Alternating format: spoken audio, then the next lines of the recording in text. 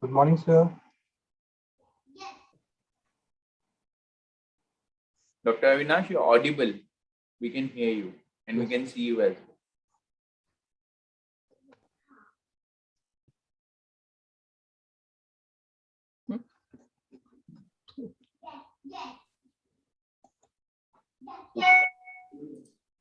Okay, so we are live. Yes, sir. Actually, I'm trying to share my slide. Hello, good morning, everyone.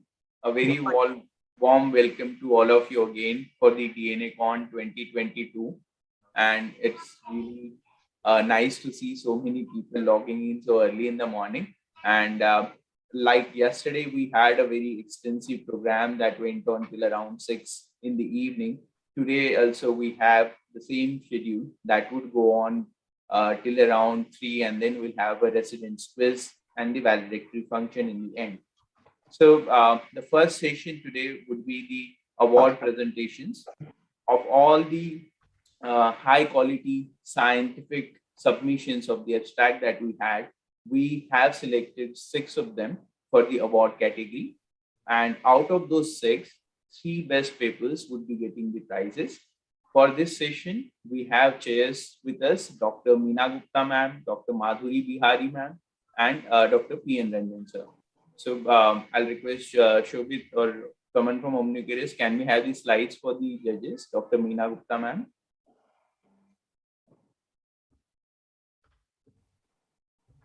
I'll start with Dr. Madhuri Bihari ma'am. I'll introduce her. She has done her MD, DM. She is an FIAN and FNAMS. She is Director of Neurology at the Fortis Hospital, Vasant Kunj, New Delhi. And her area of special interest is CNS infection, myasthenia gravis, and movement disorders. I welcome you, ma'am, for chairing the session. Thank you very much. Dr. Meena Gupta ma'am, she is the former director and professor and head of neurology department at Jd Hospital, and she was also at former director Institute of Human Behavior and Allied Sciences, Delhi, and she's senior consultant Paras Hospital, Gurgaon. She has a lot of academic accolades, and she has vast experience of more than 40 years. She has WHO fellowship. She's been awarded with Radha Raman Award and 4 Lifetime Achievement Awards.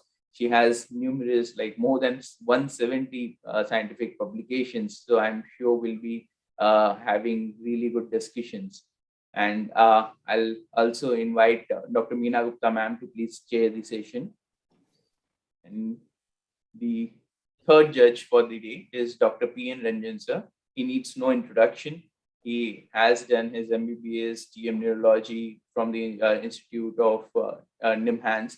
He is the senior consultant neurologist and the academic head at the Intra Apollo Hospital. Currently, he is the organizing secretary for the DNA conference, and he's been the fellow of all the Royal College of Physicians, and he's been actively involved in the research. He has more than 120 international publications. He has special area of interest in the stroke, Botox, and post-stroke spasticity, neurorehabilitation. So I request Ranjan sir to please carry forward and take it further. Good morning, everybody. Thanks, Professor Meena Gupta ma'am. Thanks, Madhuri Bihari ma'am, for accepting our offer to be here today. We have 6 good papers. So may I now request Professor Meena Gupta ma'am to please start off the proceedings from the first paper. Thank you, Dr. Ranjan. And it's a pleasure to be participating in this DNACon 2022. Coming to the first speaker, that is Dr. Avinash Goswami. And the topic is low-dose alteplase, a viable option for acute ischemic stroke in developing countries. So we can start the proceeding by inviting Avinash Goswami. And I think they know the norms that they have to speak for 8 minutes and keep 2 minutes for discussion. Thank you. Good morning, ma'am. Good morning, sir. Can you see my slide? No. No.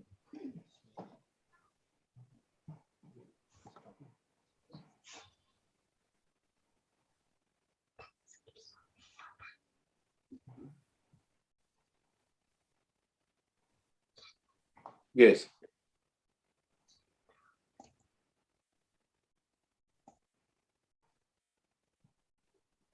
Good morning, sir. Good morning, ma'am. I'm going to speak about our study. Is low dose altiplase a viable option for acute ischemic stroke in developing countries? Stroke is a significant global health problem and a major cause of mortality and morbidity in developed countries and increasingly in low middle income countries. It was the NINS trial in 1995 with number needed to treat of a favorable outcome of 7. After that, FDA approved altiplase for the acute management of ischemic stroke in 1996. Since then, the treatment of acute ischemic stroke has revolutionized. Although Europeans don't agree with the concept of low-dose thrombolysis, it was the Taiwan thrombolytic therapy for acute ischemic stroke study. One of the first studies showed that complications like symptomatic ICH, death, and dependence at 3 months were higher in elderly patients receiving a dose of 0.9 milligram per kg of altiplase. A second larger study in China, which tested a range of doses from 0.6 to 0.9 milligram per kg of altiplase, suggested that lower doses were associated with better outcome in older patients. These observations led Japan to approving a lower dose than standard dose of thrombolysis based on trial data. Finally, a larger international study, Enchanted, which recruited patients from 13 countries, including populations from Europe, Asia, South America, and Australia, demonstrated that low-dose RTP is not inferior to standard dose. The aim of our study was to investigate the functional outcome at 3 months post-thrombolysis with standard dose and low-dose altiplase and the complication of symptomatic ICH and death in standard as well as in low-dose groups. The aim and objective was to study the outcome of thrombolysis in acute ischemic stroke with standard and low-dose altiplase.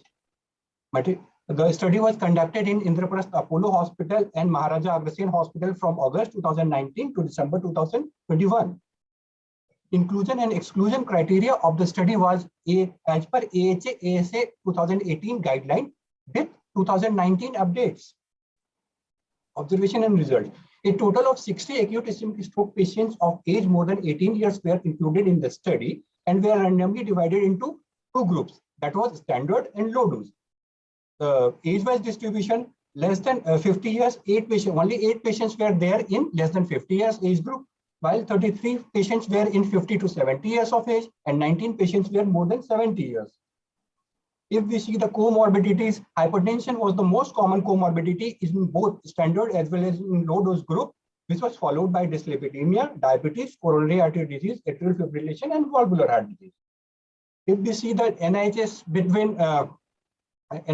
between standard and low dose group, pre-thrombolysis NIHS mean NIHS in standard dose group was 11.89 in a standard dose group, and it was 13.96 in low dose group, while at 3 months mean NIHS in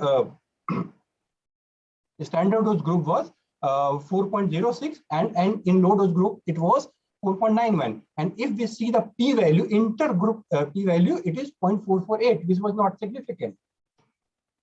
Modified Rankling scale, we all know about modified Rankling scale. Minimum is 0 with best, which is with no symptoms, and 6 is the worst. We in our study we considered 0 to 2 MRS as independent and 3 to 5 as dependent. MRS pre-thrombolysis and at 3 months of our study. MRS pre-thrombolysis in standard dose group was 4.19 and in low dose group it was 4.50, while at 3 months NIHS in standard dose group was 1.75 and in low dose group it was 2.14. If we see the intra-group p-value, it is very much significant in both standard and low dose group, which is 0.0001, while we see if we see intergroup p-value, it is 0.233, which is not significant. If we see MRS at 3 months, that is what we achieved in both the groups, At 3 months, MRS 0 was achieved by 25% patient in standard dose group, while 4.55% patient achieved MRS of 0 in low dose group. MRS 1 was achieved by 31% patient in standard and 22% patient in low dose group. MRS 2 was achieved by 9% patient in standard dose group and 36% patient in low dose group. MRS 3 was achieved by 18% patient in standard and 27% patient in low dose group. MRS 4 was achieved by 12.5% patient in standard and 9% patient in low dose group, while MRS 5 was achieved by 3% patient in standard and none in low dose group. If we see the complications like symptomatic ICH, out of 36 patients in standard dose group, 25% patient, 9 patients had symptomatic ICH, and in low dose group, out of 24 patients, only 1 patient, 4.17% patient had symptomatic ICH with p-value of 0.040, which is significant. If we see the outcome on MRS scale 0 to 2, that is independent, was achieved by 58.33% patient in standard dose group and 54.17% patient in low dose group. If we see the death, out of 36 patients in standard dose group, 4 patients died and all died due to IC bleed. While in low dose group, out of 24 patients, only 2 patients died. 1 died due to IC bleed, while 1 due to cardiac arrest. Summary and conclusion. Majority of the patients in this study were males. Maximum number of patients were in 6th and 2nd decades of life, with mean age being 63.33 years. According to TOS classification, most patients were large artery stroke, which was followed by small vessel disease, cardioembolic, undetermined etiology, and other determined etiology. Mean MRS of study patient was 1.72 and 2.14 in standard and low dose group respectively, post thrombolysis, p-value being 0.233, which is not significant. In our study, most common comorbidity was hypertension, which was followed by dyslipidemia, diabetes mellitus, coronary artery disease, atrial fibrillation, and valvular heart disease. MCA territory stroke was the most common, while the ACA was least. Symptomatic ICH was found in 25% patient of standard dose group, while it was 4.17% in low dose group. And if we see the p-value, it was 0.040, which is significant.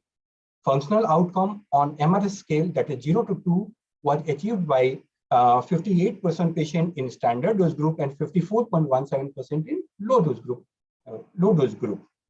And p-value is not significant. Conclusion: thrombolysis with alteplase is effective in treatment of acute ischemic stroke up to 4.5 hours of onset of symptoms.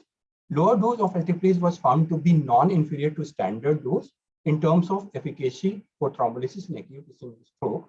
Symptomatic ICH is more common in thrombolysis with standard and significantly less with low dose alteplase.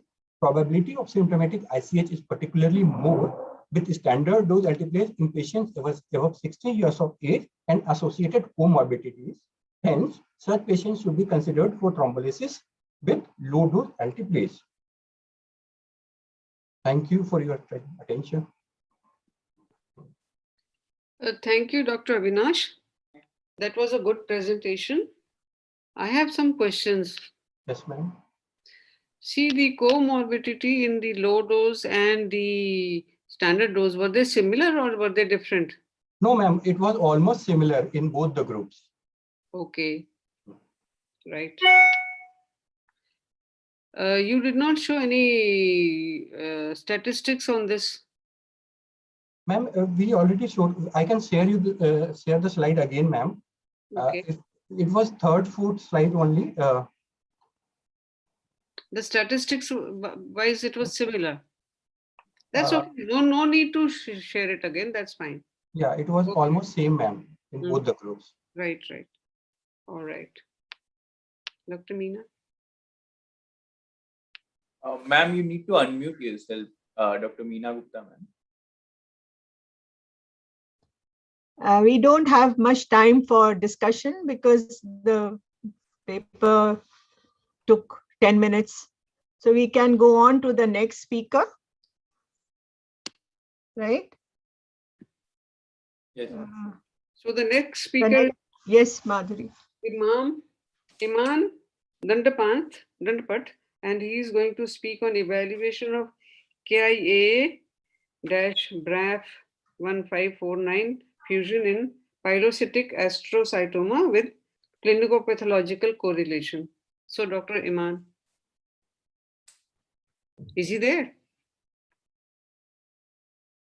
Ma'am, Dr. Imam not joining today. Okay. So the he- next yes, person is Dr. Prerna. Dr. Prerna Rana, she's going to speak on simultaneous PET MRI for imaging of neurodegeneration, what to expect. Dr. Prerna, is she there? No, ma'am. Prerna is also not here. Panda is there. Prerna is there. Panda is there. I think they'll- So let's have it.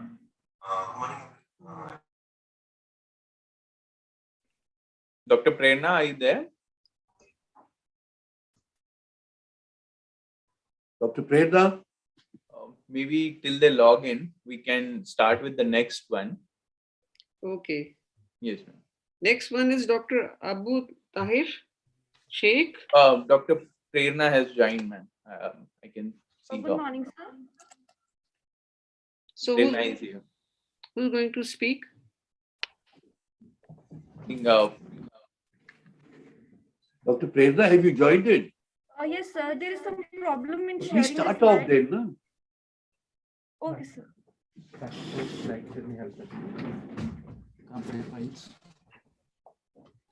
text will be here. This one. Dr. Prerna, can you remove the background, virtual background? We are unable to see you.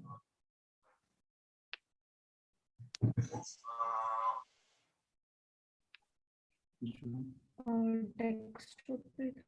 I think she's just setting up. Meanwhile, if Dr. Abu Tahir is ready, can we go with your presentation? Oh, can I? Dr. Yes, Abu sir. Tahir? Yes. Okay. So, ma'am, if you allow, we Yes, can sure. start. Yeah. So, Dr. Abu Tahir, please go ahead with your presentation. Okay.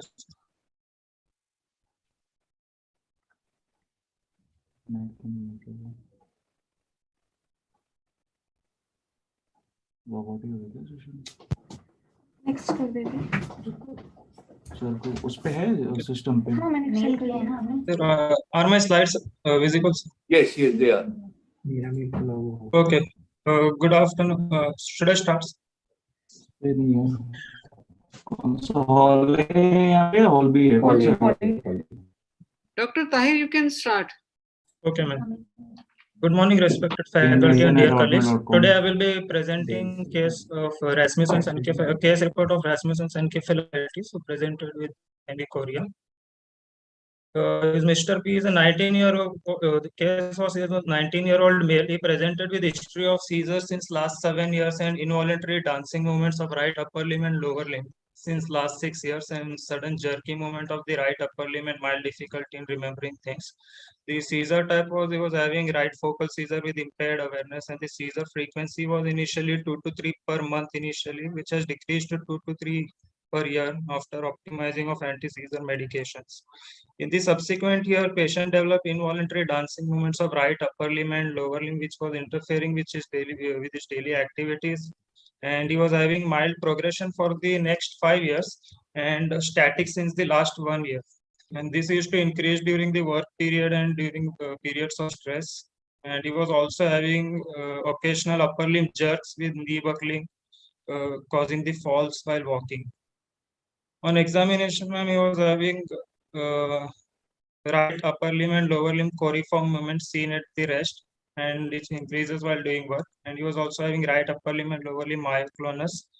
MMSE was 27/30, lost 2 points in writing and drawing, intersecting pentagon, and 1 point in recall. And his higher mental function revealed mild impairment in recent and semantic memory. His cranial nerve examination, motor examination was normal. Bulk and tone was normal. Power was normal on both the sides. Deep tendon reflexes was 2+. And sensory cerebellar examination was normal. Gait examination showed that he is keeping his right foot irregularly on the ground due to significant coriform movement. This is the video of the patient. We can see the coriform movement of the right upper limb and lower limb, and while walking, he's placing his foot irregularly due to chorea. This is the CCT brain at the onset of the illness, which is showing atrophy of caudate and widening of perisylvian fissure. The MRI was repeated 1 year later, which is showing hyperintensity, T2 flare hyperintensity of the caudate, lentiform, and insular nucleus with the atrophy and widened perisylvian fissure. And after 5 years, the MRI was repeated, which is showing resolution of the hyperintensities but persistent atrophy. This is the PET-CT, which is showing again hypometabolism of the caudate and lentiform nucleus, and also we can see hypometabolism on the left cerebral area. Other relevant investigations were done, like EEG, which showed left hemispheric slowing with occasional temporal spikes on the left side. And CSF examination, there was cells where nil, glucose was 61, protein was 64, CSF autoimmune panel was negative. Serum paraneoplastic panel was negative, ultrasound testis and thyroid revealed no malignancy. Anti-basal ganglia body was sent, which was negative. Brain biopsy could not be done as the patient denied consent. So this is the European consensus criteria for RE, and the patient was diagnosed to have RE, which is having partial criteria has two parts, part A and part B, which is partial seizures and unilateral neurological deficits. Then MRI features of unilateral focal cortical atrophy and T2 flare hyperintense signals or atrophy of the ipsilateral head of the caudate nucleus, which this patient was having, and unilateral slowing with or without epileptic activity. We treated the patient using IV MPS for 5 days, 500 mg, followed by IVIG given at 2 gram per kg body weight. The patient had mild improvement in chorea at discharge. At 1 month, he had improvement in gait 2. So patient was started on steroids, prednisolone 1 mg per kg per day. And at 2nd month, his chorea had improved slightly, while the myoclonus part affecting his gait had completely resolved. And at 3rd month, he did not have any further improvement. This is the video post-treatment. You can see some decrease in the chorea. So discussion, ma'am, RE is presumed autoimmune disorder characterized by EPCs and unilateral cortical defect. Hyperkinetic movement disorder, myoclonus is seen commonly, but other hyperkinetic movement is not generally seen. This might be predominantly due to the seizures overshadowing the subtle movement disorders. The importance of knowing this is sometimes patient may present with movement disorder alone. There are previous case reports. Previous case reports like Fruits et al. They showed that a 19-year female presented with 4-year history of left focal seizure and 1-year history of left hand athetosis and left foot dystonia. And a 10-year Matthews and colleagues showed reported a patient with a 10-year-old girl with Rasmussen syndrome and episodes of chorea associated with EPCs of the same limb. Then other case reports like Bhadjiwala et al. They have reported a 4-year male with hemidystonia, 2 patients with hemidystonia. Then Anderman F had reported a 14-year child with hemiparesis and focal epilepsy. And at the age of 20, she had athetosis. And 1 more patient with hemidystonia. And in 2016, Cheng et al. Has also reported a 15-year child with left hemiparesis and faciobrachial dystonia. A biopsy was also done in this case, which showed chronic inflammation involving CD3 T cells. The pathophysiology is due to the contralateral caudate and the lentiform atrophy, as is seen in our case. And some authors have also reported it may be due to some epileptic focus in the contralateral atrophied hemisphere. So as our case summarized, our patient developed hemichorea 1 year into the illness after subsidence of seizures with anti-epileptic drugs. The MRI features at the end 1 year was at stage 3 of BN MRI staging, that is hyperintensity and atrophy was there. And at the 5 year of illness, stage 4 of the same staging. The clinical presentation in our patient was of progressive chorea and focal seizures, which fitted into the acute phase of onset. The only odd point was that the prodrome generally lasts for 8 to 12. Acute phase generally lasts for 8 to 12 months, but it was progressive in our patient.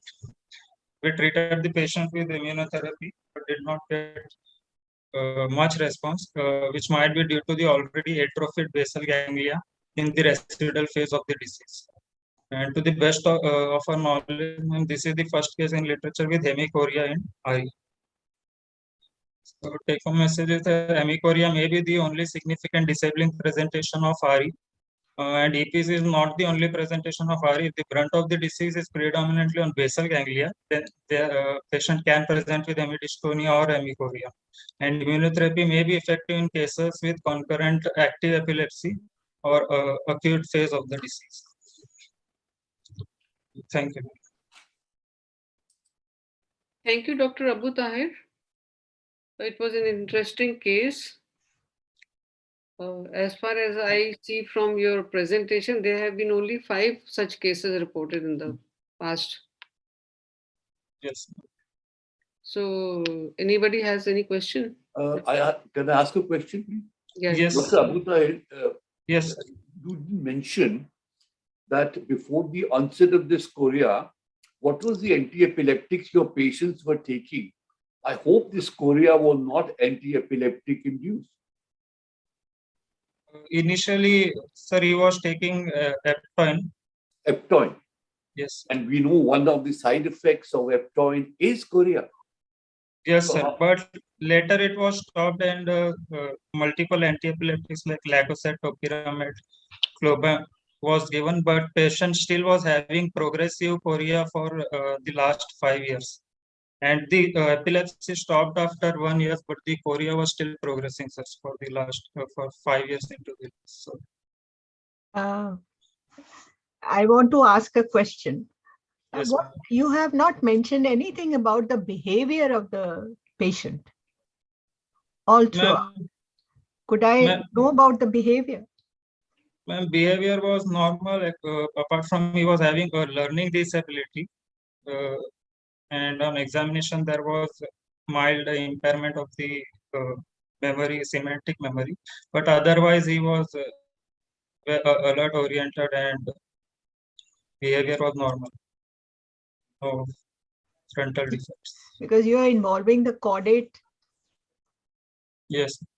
Right? Yes. So apparently, commonly, there are changes in behavior of such patients which come to the forefront. Anyway, it was a nice case. Thank you. Can we go on to the next? Thank you. Sure. Thank you.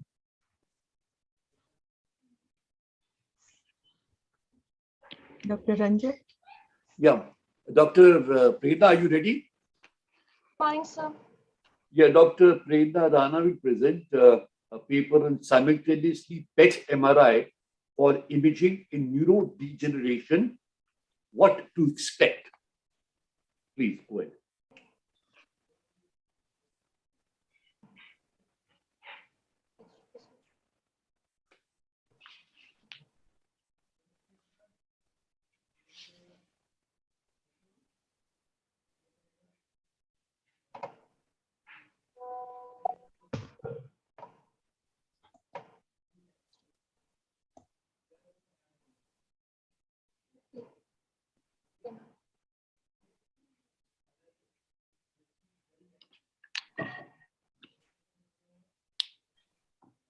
Dr. Prerna, what is the problem?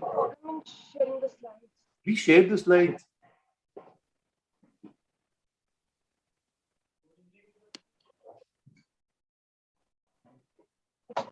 Good morning to all. Today's presentation topic is simultaneous PET MRI for imaging neurodegeneration, what to expect.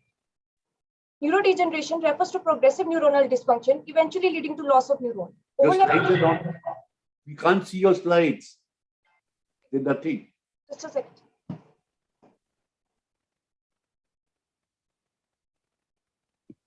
Speak slightly slowly. Okay, ma'am.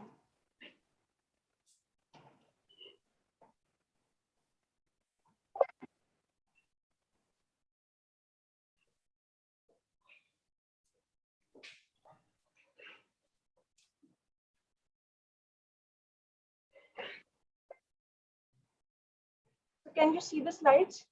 No.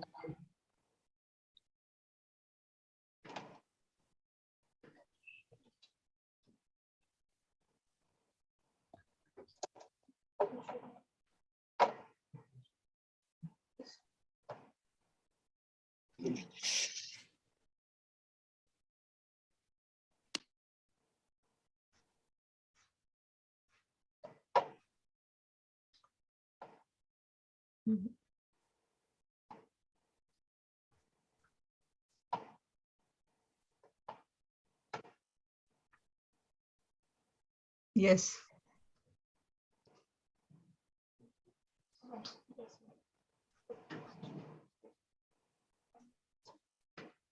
Yes.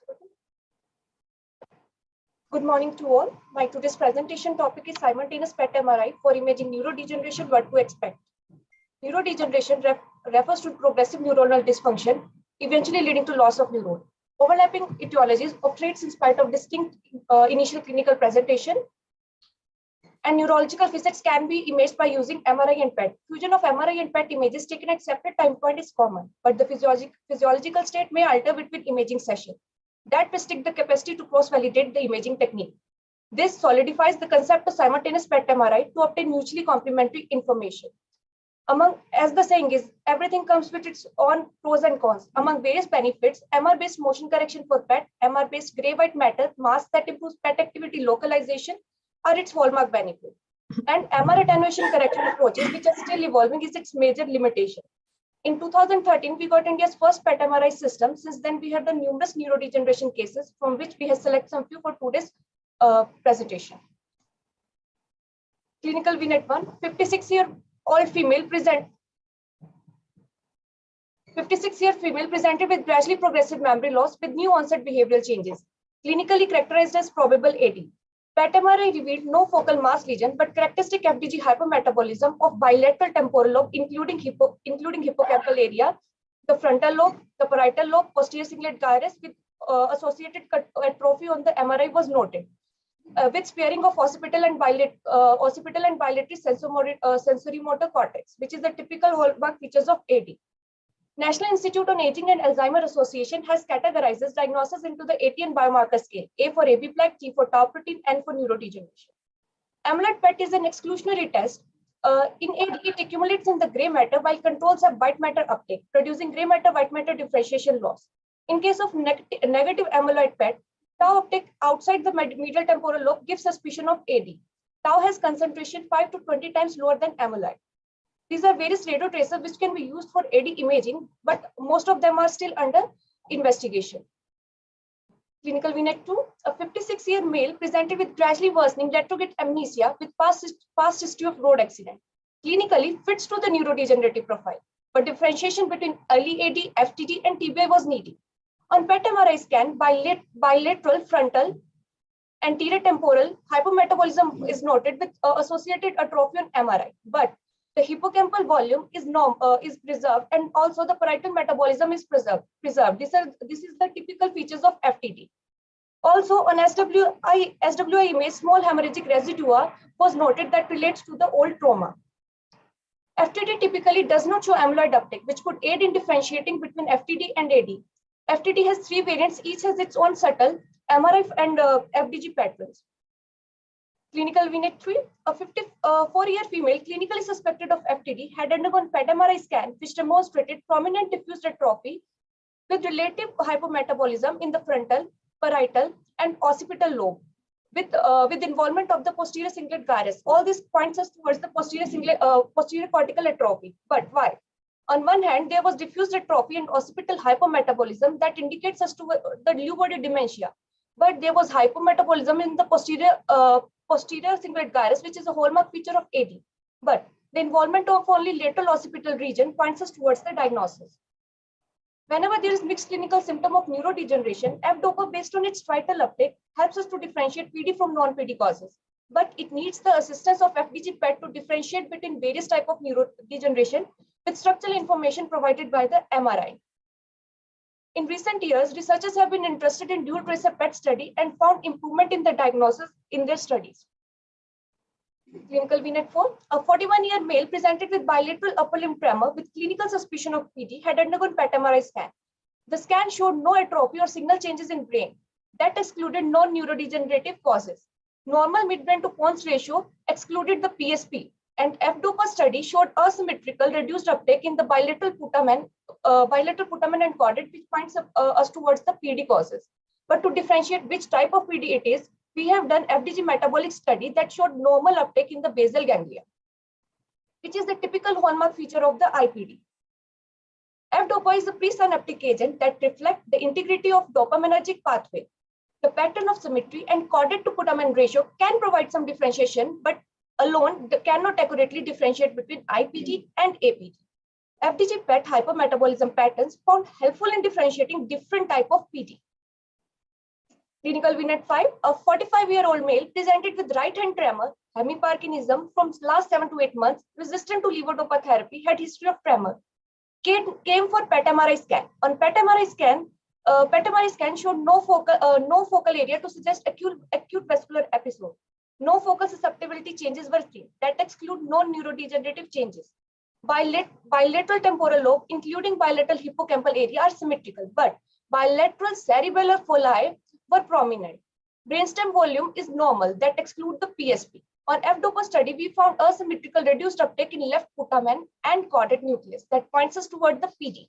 But to differentiate, when we have done FDG metabolic study, we noted reduced uptake in the basal ganglia. That excludes the IPD with relative hypometabolism in the cerebellum, with sparing of bilateral occipital, posterior cingulate gyrus, precuneus, and anterior and central region. When all of these features were put together, it helps us to come to the diagnosis of possible MSAC. These are various different advanced functional MR imaging sequences which are under investigation for their inclusion into normal clinical neurodegenerative imaging. What we have discussed today is not a limit. We have ventured into the AD research under the stewardship of pioneers of these fields, Dr. P.N. Ranjan and Dr. Amana Jaina. It is an FDG project in which AHERF is collaborating with various national agencies as a national program. We aim to construct normal Indian database for both PET and MRI with H-meshed MRI template, and to construct PET and CT from PET-CT data in the second phase of this study. This study is right now in the feasibility phase. We have provided with the beta software, which is still under trial. These are various national agencies which we are in talks with for collaboration for the second phase. PET MRI is a one-stop modality that provides complementary biomarker, metabolism, functional, and morphology that enhances the diagnostic certainty. MRI excludes underlying brain lesions in one session and supplements site-specific tracer uptake. It holds great potential for comprehensive research. Towards this, the forthcoming Indian database is going to play a major role in AD research in India. Thank you so much, sir.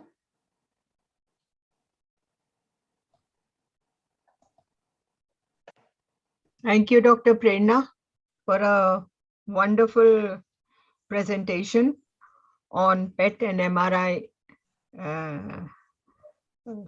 process for distinguishing neurodegenerative diseases, where there is a hard time to distinguish the subtle changes and the subtle clinical signs.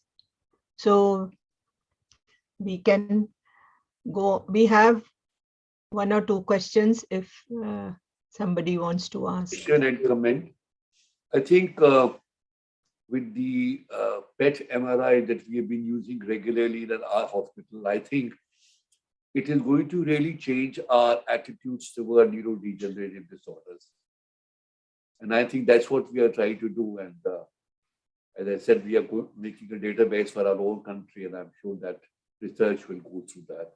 And I think we really get a lot of valuable information on simultaneously PET MR. And if you do FDG and the DOPA uptake, will definitely takes you more closer to the diagnosis of a specific degenerative disorder.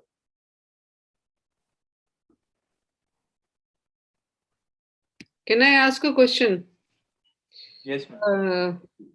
Prerna, do you, apart from FDG and DOPA scans, do you have other amyloid or tau scans also? We are planning to include amyloid and tau scan in our second phase of study, but right now we are not doing amyloid and tau. Right now we only have DOPA and FDG scans. Right. Okay, good. Ma'am, we are going to start. We are going to acquire both. That is on the thing that tau and the amyloid both are going to be taken up. Thanks. Okay. So, How much is the cost going to be? Prerna?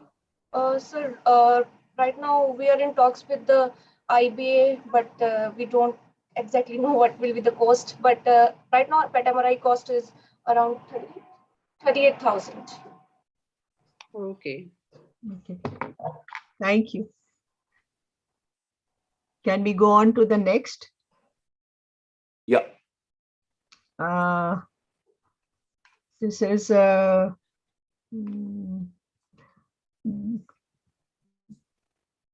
hemicoria. No, this ma'am, is Dr. We have done that. that Yes. is- We go on to Dr. Priyanka, Yes, ma'am. who's going to speak on correlation of FDG PET brain with different phenotypic variants of PSP. So Dr. Priyanka, please. Yes, ma'am. Are my slides visible now? Yes. Yeah. Yes, sir. A very good morning to everybody, respected judges, faculty members, and dear colleagues. First of all, I would like to thank the organizing committee and the seniors to give me this opportunity to present my study on correlation of FDG PET brain findings with different phenotypic variants of progressive supranuclear palsy. So as we all know that progressive supranuclear palsy is a neurodegenerative disease with a wide spectrum of clinical features. In 1996, the National Institute of Neurological Disorders and Stroke, Society of PSP, tried to classify PSP, but had a very good specificity with a low sensitivity. So to outcome this pitfall, the Movement Disorder Society in 2017 convened and tried.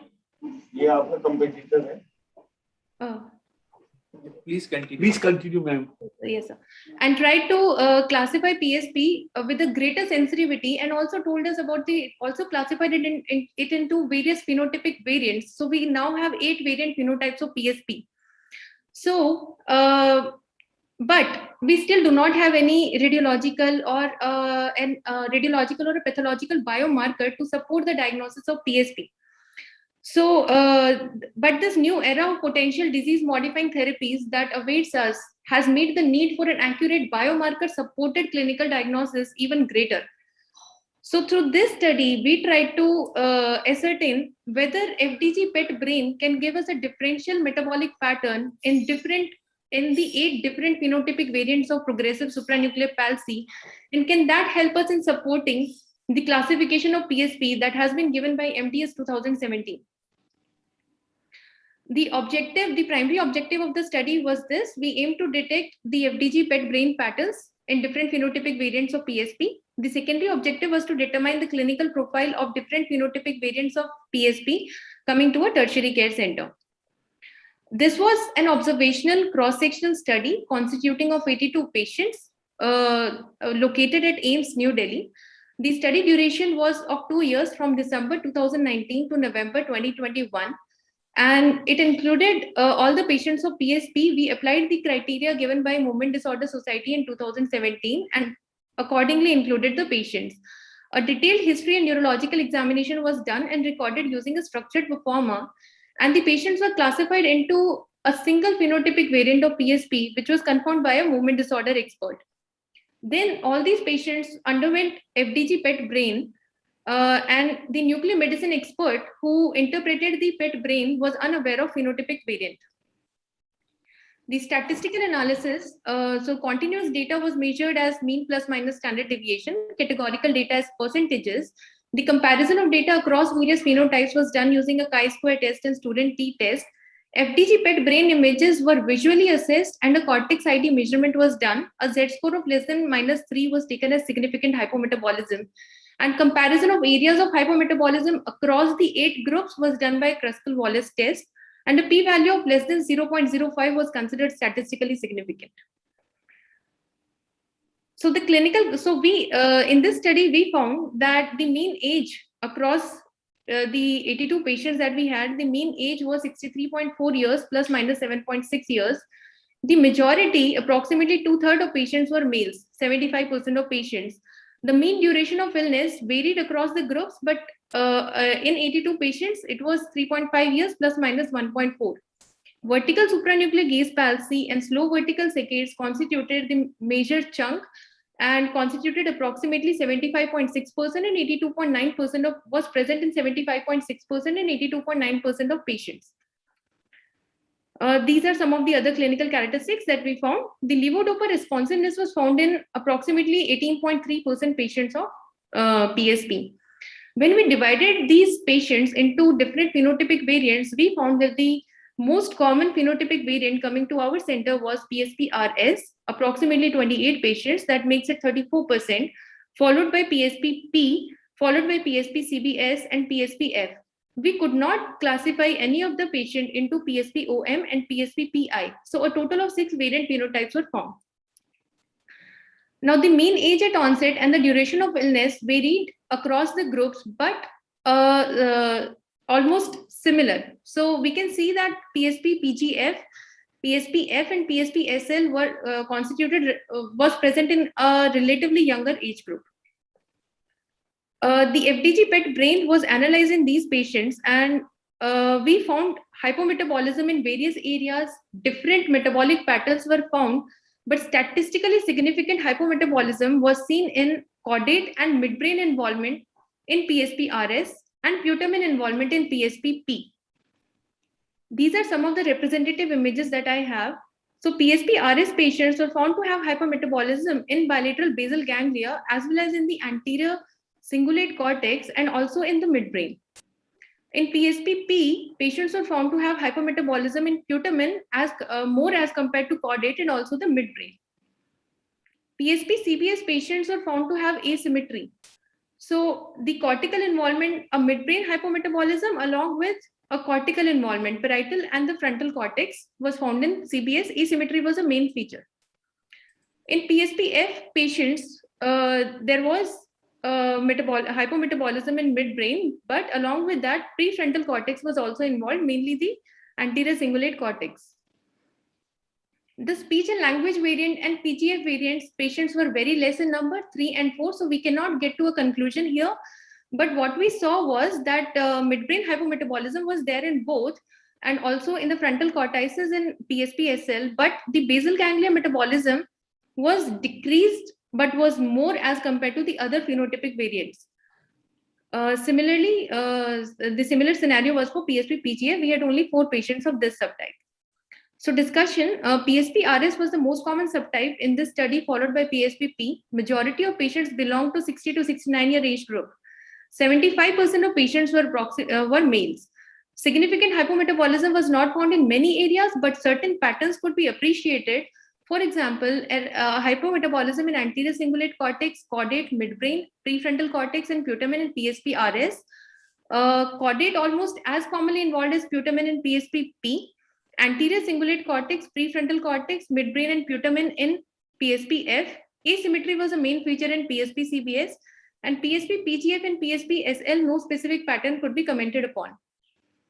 The limitations of this study, it was only a one-time observation. So if we need to follow up these patients, because these patients may turn out to be something else.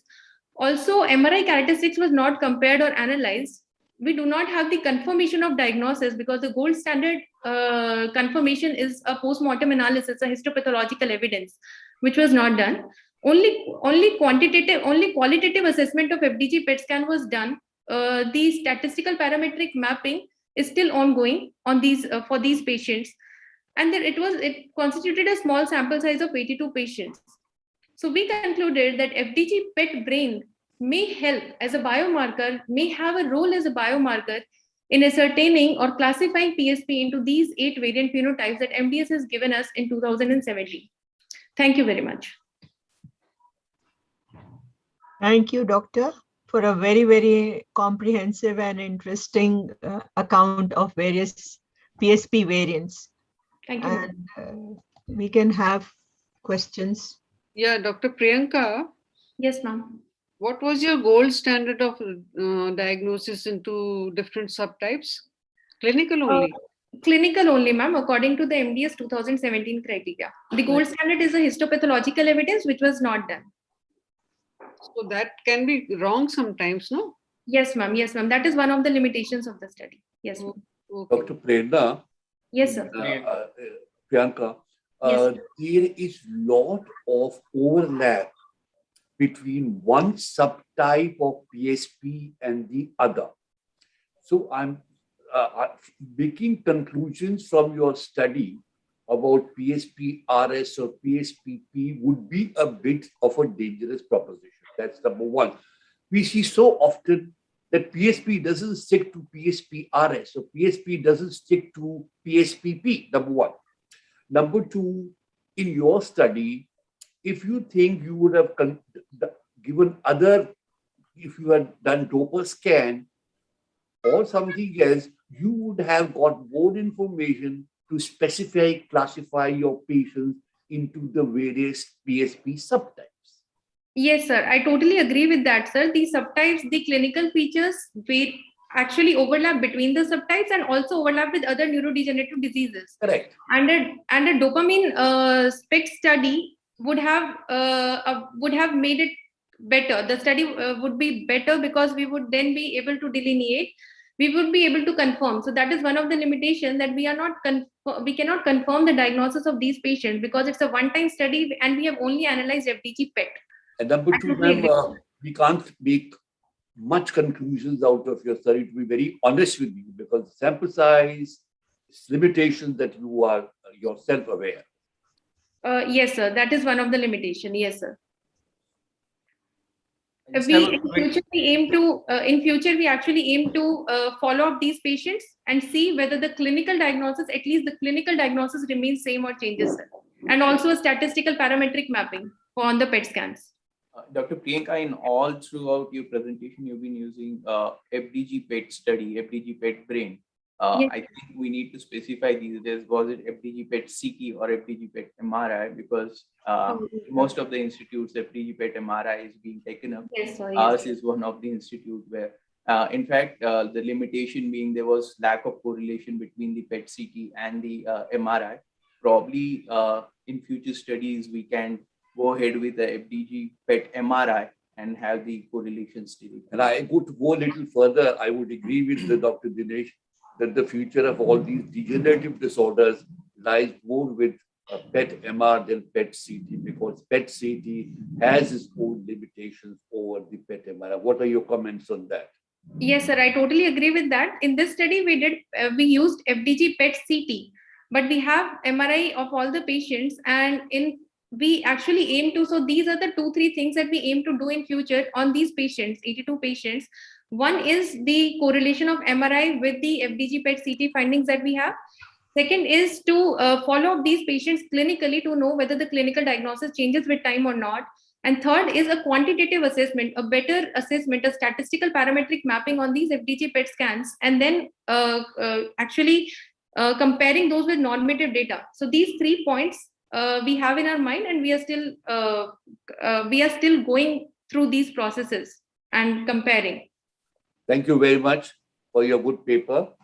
Thank you. Dr. Gupta, Meena Gupta, can we go on to the next paper, please? Please go on. This is the paper by Dr. Neelam Sahu, Pandas, a rare case of amalgamation of infective and neuropsychiatric illness. Dr. Neelam Sahu, please.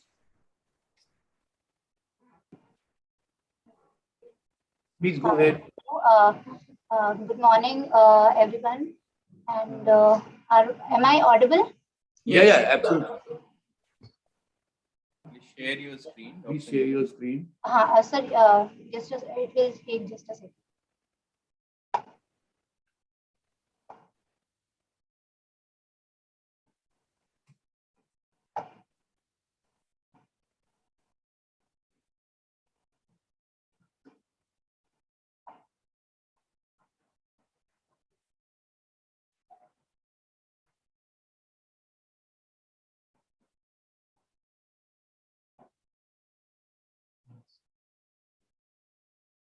Are my slides visible? No. Uh,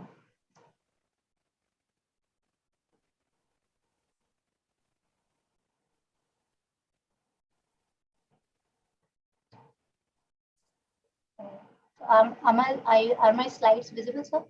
No, not yet. You have shared your screen, but the PPT has not opened yet. Okay.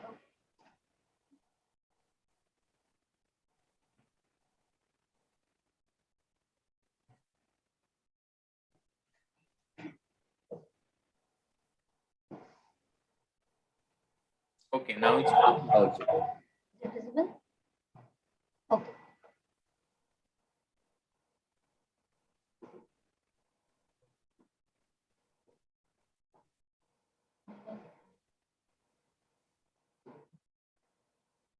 put it on a slide mode. Yes, sir. Slide.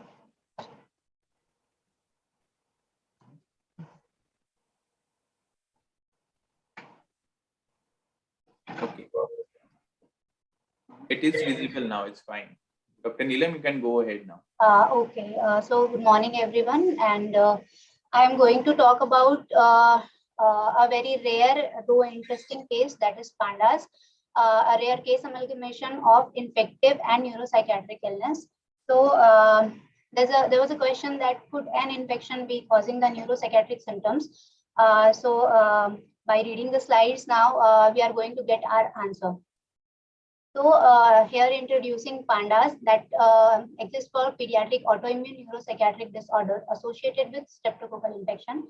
It is a clinical condition that is characterized by sudden onset of OCD with or without tics associated with behavioral symptoms in children with streptococcal infection.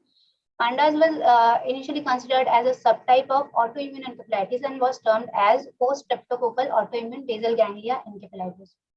Whereas PANS, the term was coined by Swido et al. In 2012 that stands for Pediatric Acute Onset Neuropsychiatric Symptoms.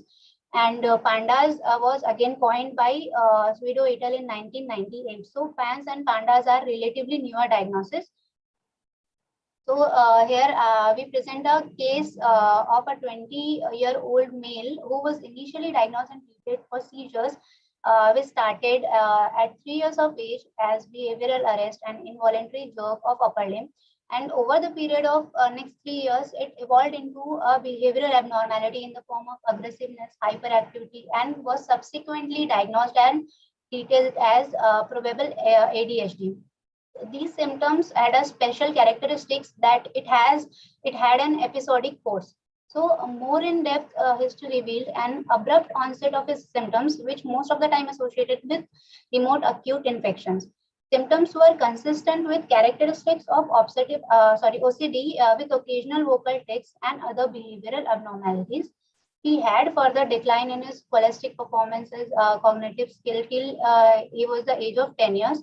And parents were quite concerned about the disease as the neuropsychiatric symptoms were not getting relieved and they need to visit multiple hospitals, and patient was being treated symptomatically for his neuropsychiatric symptoms. So even they have visited multiple hospitals in India and they had gone to USA also. So workup for the underlying infectious immunodeficiency and autoimmune causes revealed positive Cunningham panel that included anti-dopamine receptor D1 antibody and anti-tubulin antibody, along with high ASO titer. FDG MRI PET whole body revealed hypermetabolism in bilateral strial nuclei consistent with limbic encephalitis. So a diagnosis of pediatric autoimmune neuropsychiatric disorder associated with streptococcal infection was made on the basis of clinical manifestation, positive Cunningham panel, and high ASO titer. Patient was managed with IVIG, rituximab, and steroid on the basis of previous case reports, as no consensus guideline exists due to rarity of the case disease. So this patient, however, responded to treatment and gained symptomatic relief in the form of decreased aggression, better cognition, and substantial improvement in OCD symptoms. Rituximab was gradually tapered off, and the patient had been on the regular follow-up for monthly IVIG. And also, we have performed tonsillectomy to prevent recurrent streptococcal infection. So now, describing PANS and Panda syndrome. Pandas being a subset of PANS, that is most caused by streptococcal infection. And other form of PANS includes other infection, including mycoplasma, EBV infection, and other non-infectious triggered. Those are environmental, metabolic, or endocrine factor. The mechanism of PANS-Panda syndrome is basically the molecular mimicry that is same with either syndrome scoria or rheumatoid heart disease, rheumatic fever, sorry.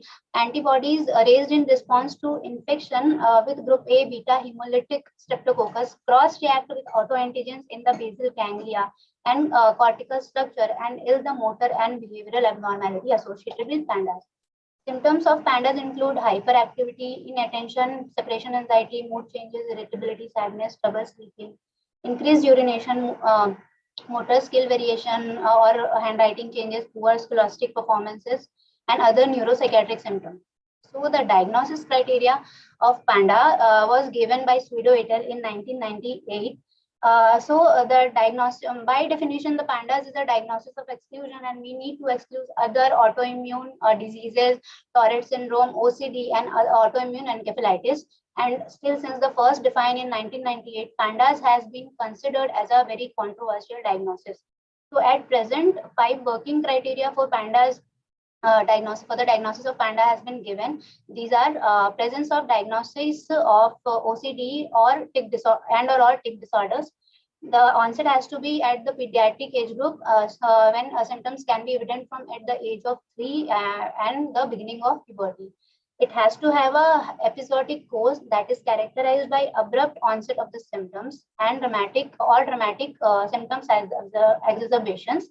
It has to be associated with a group A beta hemolytic streptococcus infection and association with other neurological abnormalities.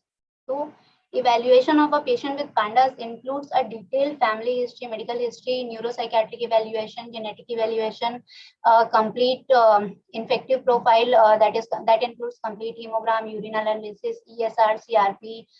For streptococcus, we need to go for anti-streptolysin O, anti-DNA B. Immunodeficiency panel also we need to see by the subclasses of different immunoglobulins. And for cultures, for streptococcal A culture and for PANS, mycoplasma serology, EBV, for Lyme serology, we have to look for. So the most interesting thing about this is that evaluation part is this panel that is Cunningham Panels, which is a commercially available set of blood tests for anti-neuronal antibodies utilized for measuring immune dysfunctions related to neuropsychiatric conditions associated with an infection trigger. So this is a very specific, till now, it is very specific for the diagnosis of PANS and Pandas. And it includes anti-dopamine D1 antibody, anti-dopamine D2, anti-lysoganglioside GM1, anti-tubulin, and CAM-K2 activity. So this test is not available in India till now, and it is available in USA. And also a study by Chen et al. In 2020, that is very recent. The result of the study revealed an increase in the anti-neuronal auto-antibody titer and activity of CAM-K2 pathway in human neuronal cell in the acute phase of Pandas, as well as auto-antibody titer decreased during the improvement phase. So the treatment of Pandas includes not the typical antipsychotic medications for the neuropsychiatric symptoms. Rather, it includes the antibiotic and tonsillectomy to treat or prevent the GABHS infection. And for the evidence of neuroinflammation, we need to support it. We need to supplement it with IVIG, therapeutic plasma exchange, or steroids. We also can provide immunomodulatory drugs, that is anti-CD20 monoclonal antibody rituximab, have been shown to improve clinical symptoms. We can go for NSAIDs for neuroinflammation, and for the primary evidence-based therapies for OCD, we can go for cognitive behavioral therapy and SSRIs inhibitors. And basically, the most important thing is the symptoms of Pandas are to be treated on the case-by-case basis. So the question which was initially which I asked initially, that could an infection be the causative factor for neuropsychiatric symptoms? So the answer we found is yes. And here I conclude that a detailed history emphasizes the importance of exploring non-traditional diagnosis and treatment for such severe treatment-resistant neuropsychiatric disorder associated with infection, and thus it can help in reducing the morbidity for the same. Although there are over 20 years of research of the Panda syndrome, there is still a stringent need to better definition for its clinical manifestation, precise biological markers, and neuroimaging tests in order to establish a therapeutic protocol. So for future research is needed to improve our knowledge for the molecular targets, and high index of suspicion and timely intervention is the key management right now. Here are just some references which helped me to guide, which guided me to make the presentation. Thank you so much. Thank you, Dr. Thank you, Dr. Neelam, Thank you for this presentation. It was quite illuminating. Thanks a lot. Any questions? Dr. Ranjan, you have questions? No, I have. It was my unit slide. Okay, Dr. Meena Gupta, you have questions? No, I think it was Very clear, huh? clear. Right. Thank you so much for the presentation. So with this, we conclude this session, or is there any more? No, ma'am. We had 6 out of that one person has not come. 5. We have done 5. Yeah. So we conclude this session, ma'am. Okay, thank you. I'd like to thank all the participants and the judges for conducting the session. I'll request both the judges to please share their marks out of 10 for all the 5 presentations with us. With the either you can share it with Dr. Ranjan as well, ma'am, or with me, or Dr. You can share it with Shobit, who is the organizer through a meeting. So I have given marks out of 10. Yeah, ma'am. You give marks out of 10. What we'll do is 3 of us, you, Professor Meena Gupta, and me, we'll put 10, 10, 10, and put each one marks and total it up. The person who gets the highest gets the first one. Sorry? Ma'am, we'll each of the judges give 10 out of 10 marks, then we'll total it up. Right. And whoever is the highest gets it. So, yeah, that's what I've done. Yeah. So we mail it, or we ma'am, you can mail WhatsApp it, or you can WhatsApp it to me, ma'am, whichever way. So the name of the doctor and the marks, right? Yes, ma'am. The name of the doctor and the. Okay. Okay. Thank you. Thank you, ma'am. Thank you. Thank you. Thank you.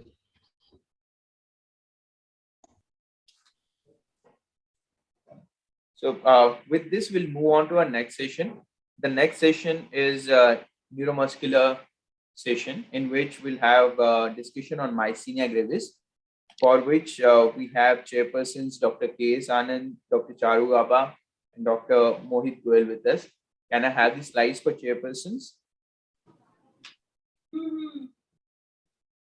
Yeah, so Dr. K.S. Anand, he's the professor of neurology at ABVMS and RML Hospital, New Delhi.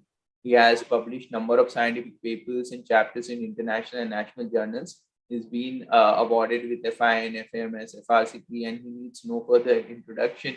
He's one of the leading figure in the DNA. So I'll request him to chair the session. And Dr. Charu Gaba, ma'am, she is the MD, MRCP, DNB Neurology, and she is currently the senior consultant neurologist at Intra Apollo Hospital. She carries management challenges and headache. So I request Charu Gaba ma'am to please chair the session. And if we can have Dr. Mohit Goel with us, I think he unfortunately had confirmed that he couldn't join us. So I'll ask Dr. K.S. Anand and Dr. Charu Gaba ma'am to please go ahead with the session. Yeah. Good morning to everybody. I'm Dr. Anand. So this session is dedicated to neuromuscular disorders. And I just want to remind the presenters that please stick to the time. We have 4 presentations. I hope all are there. So we have 4 presentations. It's 12 minutes of talk followed by 3 minutes for question answer session. May I request Dr. Dipti Vibha, who is a professor of neurology at AIIMS, to give her first talk, that is management challenges in Musk myasthenia gravis. Dr. Dipti. Dr. Dipti, as I told already, she is additional professor of neurology at AIIMS. Her primary interest is stroke, neuroinfections, and neuroimmunology, headache. And she has many publications and chapters to her credit. Dr. Dipti, you may start your presentation. Thank you, sir. I think Sunday morning we need to carry our own audience almost. So I see a thin audience, but anyways, sorry, actually the audience, this is only for faculty, this link. Okay. The audience is I hope I'm able to communicate with the larger audience yes. Also. So thank you so much. Yes, but I can understand Sunday mornings not the best time to, talk about serious stuff like Musk myasthenia gravis. Anyways, I'll talk about the challenges.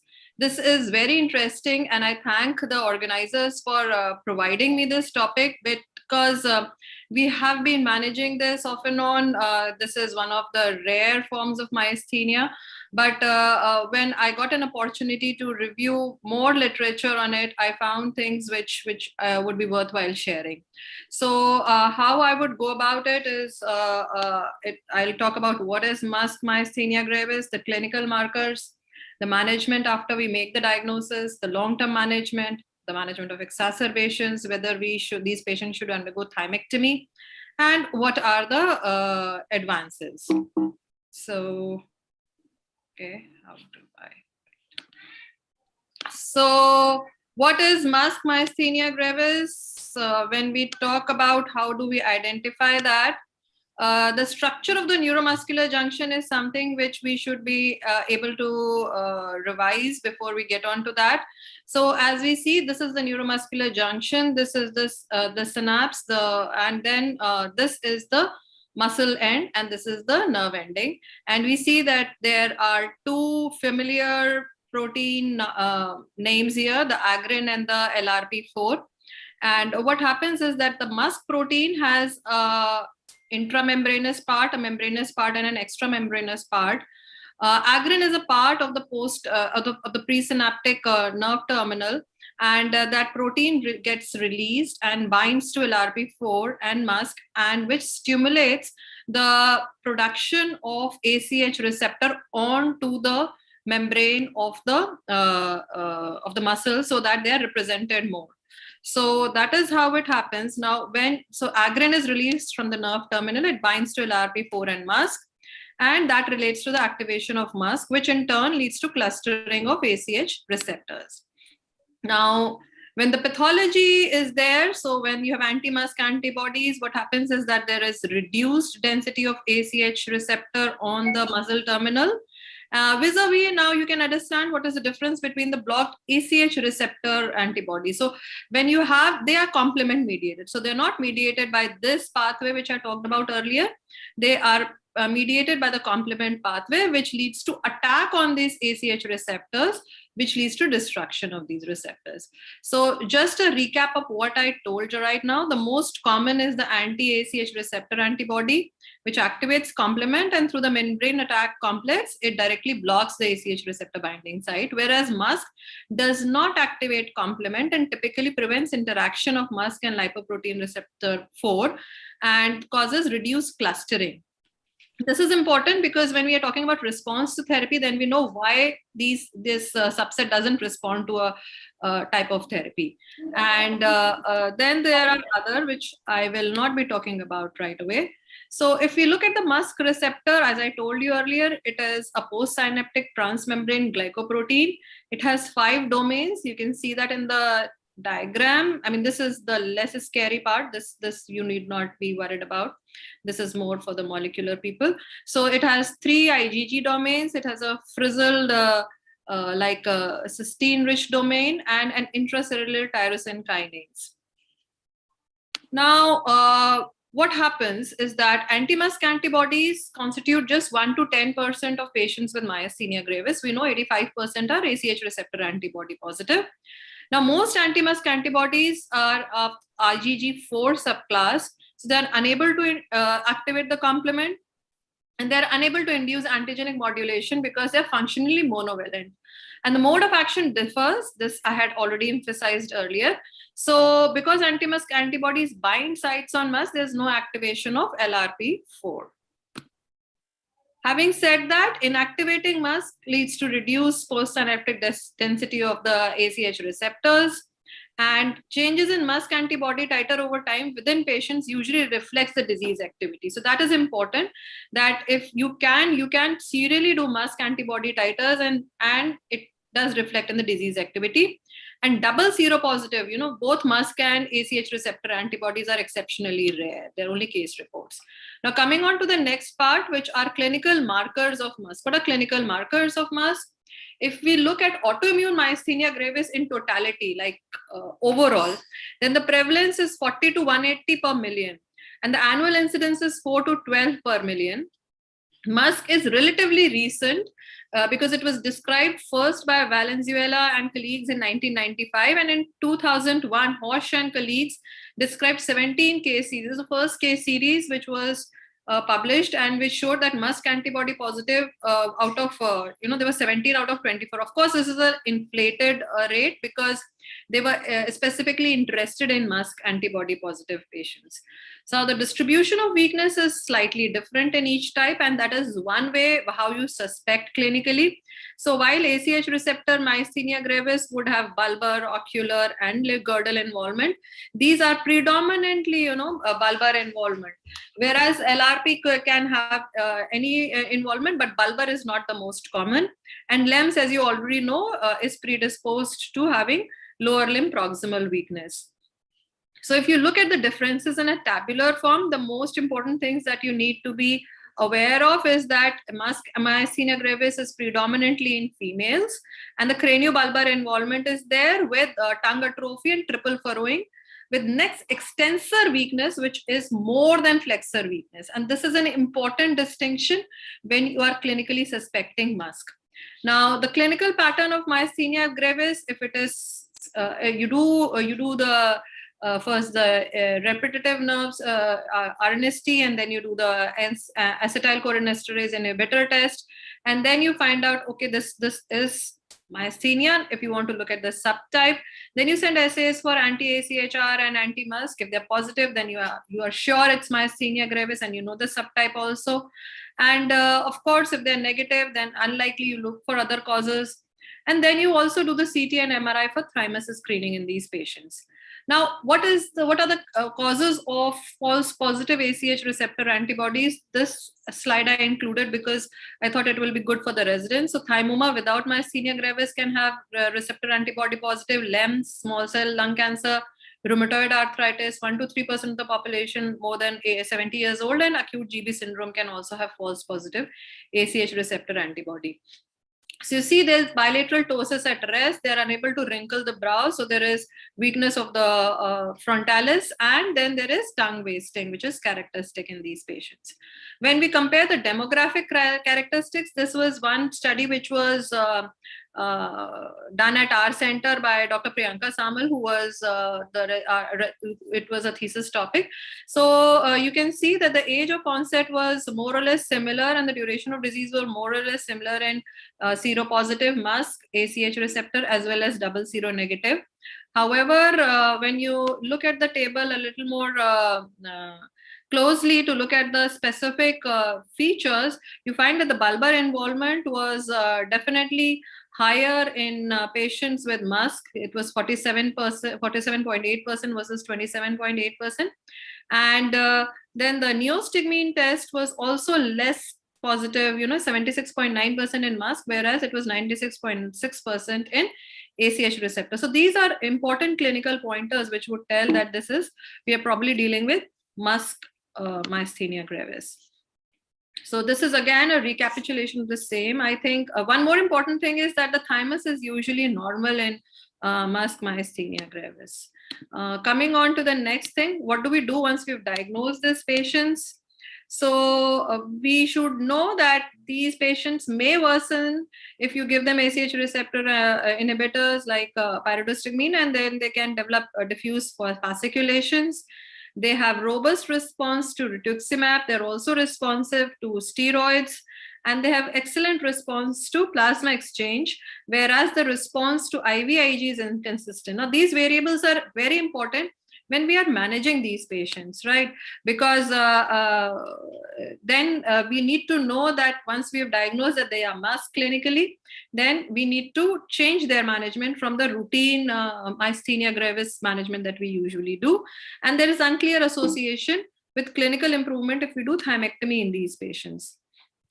So the first line treatment usually in these patients is ACH receptor antibodies and steroids. This is again from the paper. So they're less responsive, but anyways, most of the patients undergo a trial of pyridostigmine, and if there is some response, then it is difficult to withdraw that medication. And there are lesser number of patients who would undergo thymectomy.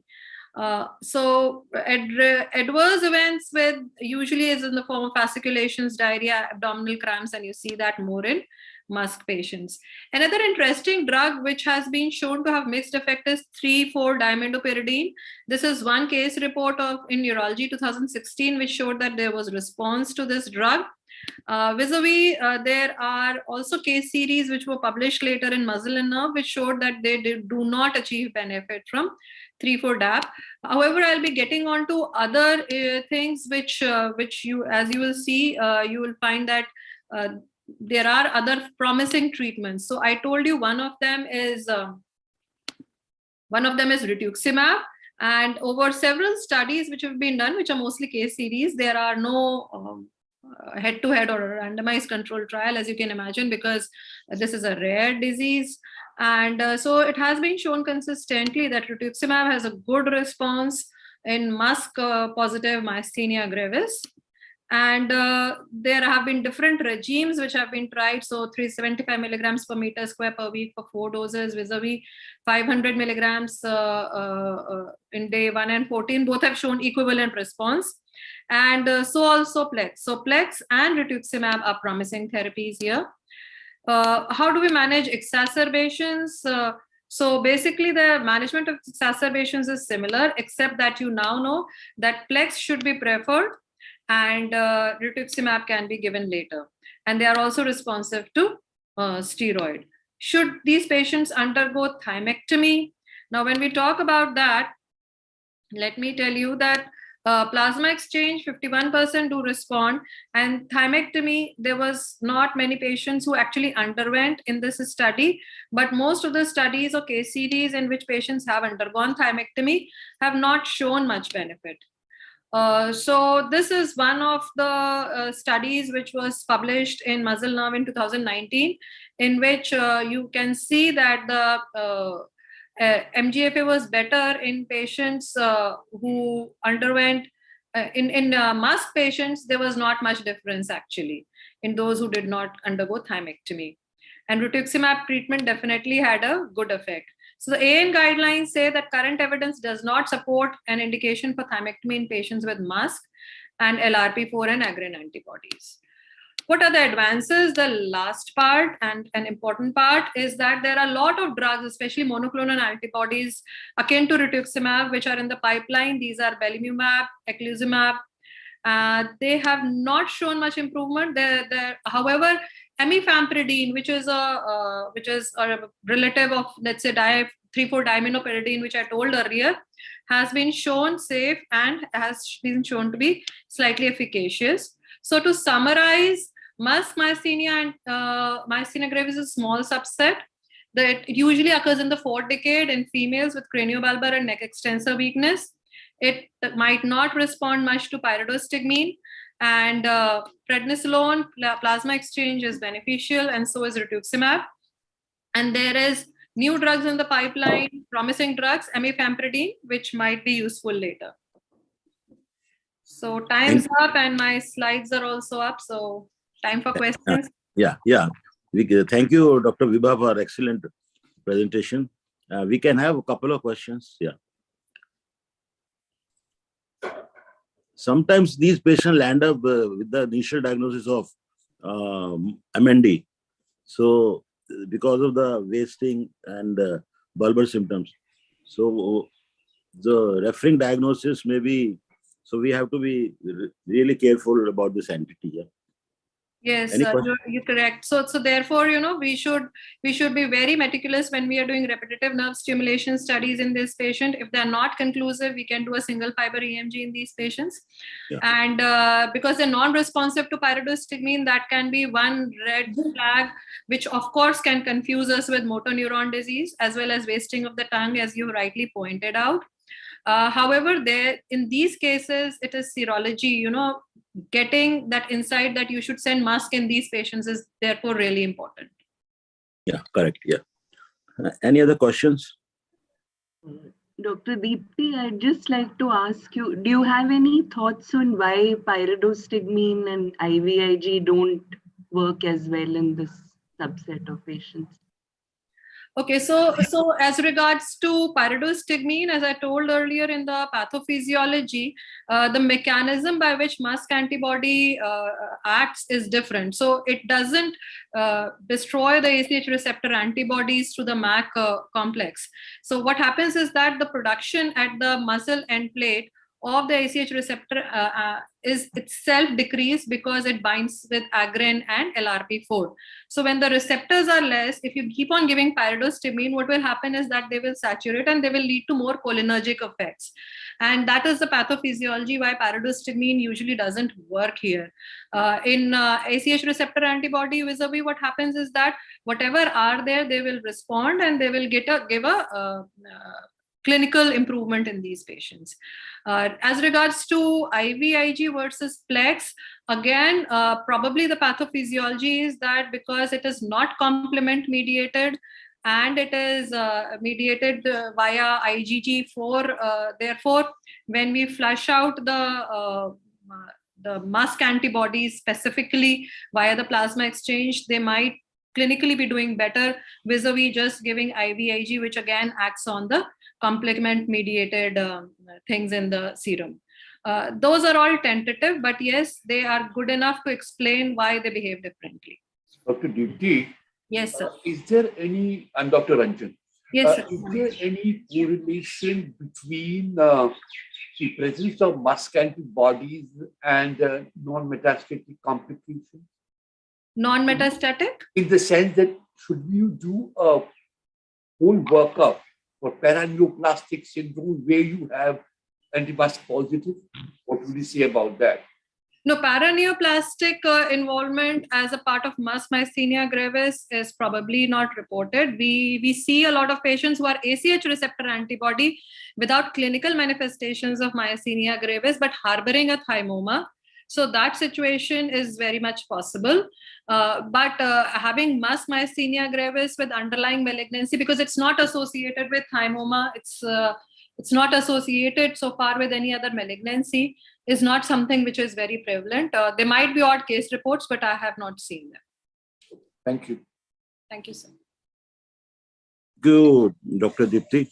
Yes, now, sir. Good morning, sir. Dr. Charu, you may introduce the next speaker. Thank you, Dr. Deepti. I'd now like to invite Dr. Achal Srivastav for the next talk.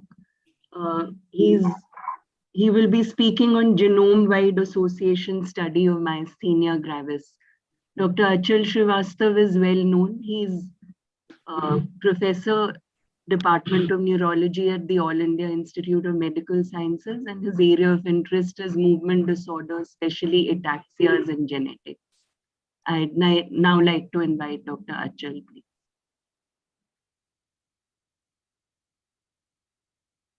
Thank you, Dr. Charu.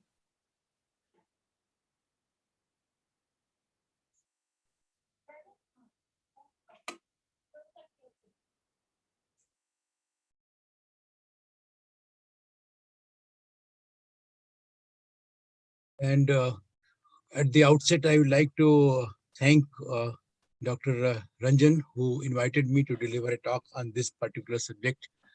And also would like to congratulate him on organizing such a nice conference where we have an array of lectures which are from different domains, and also selection of speakers as well. And also would like to salute Professor Bihari and Professor Meena Gupta, who are there in the audience. And I did see Dr. Kaul as well.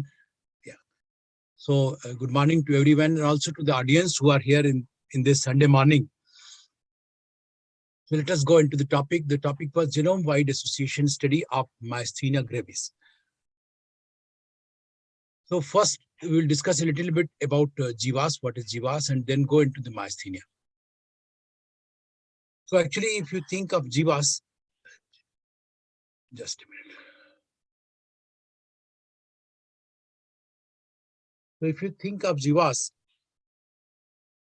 so it is a very big advancement, if I take it like that, in the field of genetics after this Human Genome Project came out.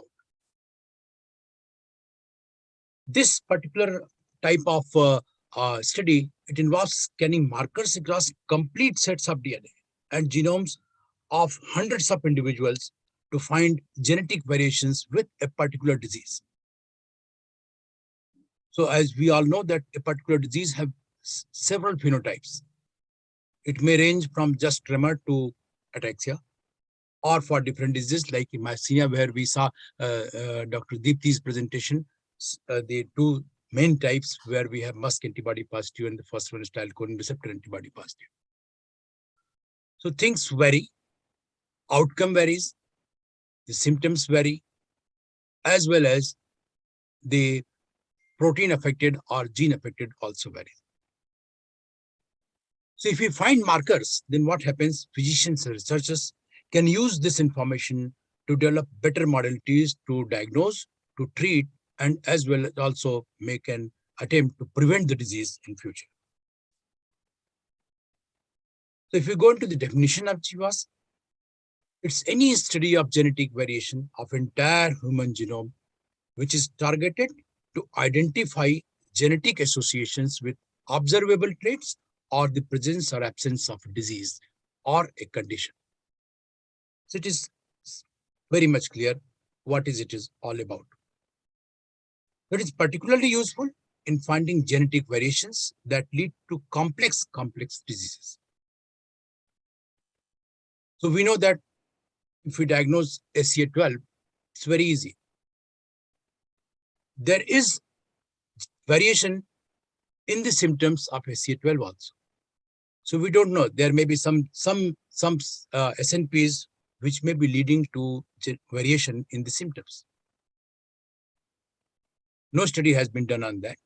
However, myasthenia people have tried to do this study to look into the variation and also the outcome. GWAS works to associate genes with traits or diseases throughout the genome using various SNPs to determine the location of these genes.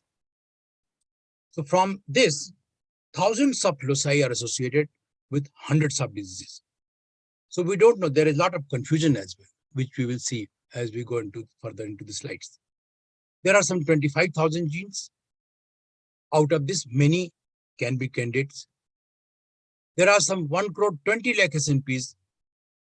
There is a restricted ability to predict functional SNPs. So we don't know which one is responsible for what. There are various methods to select SNPs. We'll not go into the details of that. However, people who are dealing with genetics, they all know how to look for, how to select various SNPs into a different disease. So why do we need GWAS?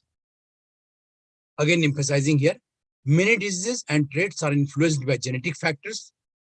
Even like Parkinson's disease, we say that it's an interplay between genetics and environmental factors. Current understanding of various diseases is limited. We are always looking for some more factors. We say that these factors which have been found may be responsible for 70 to 80% occurrence of disease or variation in the disease. We don't have a 100% answer. So there are some of the genetic things which may be responsible for all that, and GWAS is something which helps there. Current understanding of functional variants is limited. Results of linkage studies are often inconsistent and so broad that it's difficult to come out with a clear-cut answer. GWAS studies offer an effective and objective approach. Better chance to identify disease-associated variants. It improves understanding of the disease etiology. It improves ability to test gene-gene interaction and predict disease risk as well.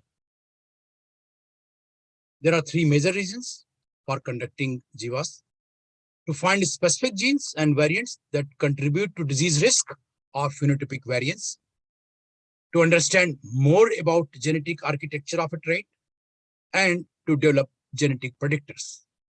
So all this can help in the management of various diseases, not only myasthenia, which we will be talking today.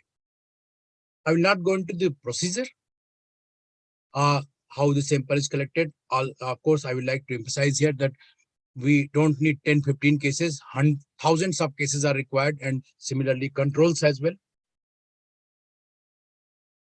I'll skip the procedural part because it may not attract the audience present here. So this slide, we can see here how important GWAS studies are. You come to know about susceptibility variants, which gives rise to some newer biological insight and leading to clinical advancement. You find new therapeutic targets, you find biomarkers, you may attempt prevention of the disease as well. In the etiology front, there are the measures which are improved. And if improved measures are there, you may think of specific medications, as we saw in the previous lecture, that treatment varies a little bit when you are dealing with Musk antibody positive than AChR antibody positive myasthenia. It leads to improvement in the diagnostics, prognostics, and as well as therapeutic optimization. Personal care of Musk antibody positive, personal care of acetylcholine receptor antibody positive, and with GWAS, we may come out this particular SNP is there, then we have a different kind of treatment, and this SNP is there, then we have different kind of treatment. But there are various problems. Problem of population stratification, multiple testing, false positives, gene environmental interaction, which we do not know which one is acting how much, high cost involved with GWAS studies. Now coming to myasthenia, what has been done in terms of myasthenia? It's an autoimmune disorder, as Dr. Deepti has pointed out in her very nice lecture, affecting neuromuscular junction. And this disorder is mediated by antibody targeting postsynaptic proteins.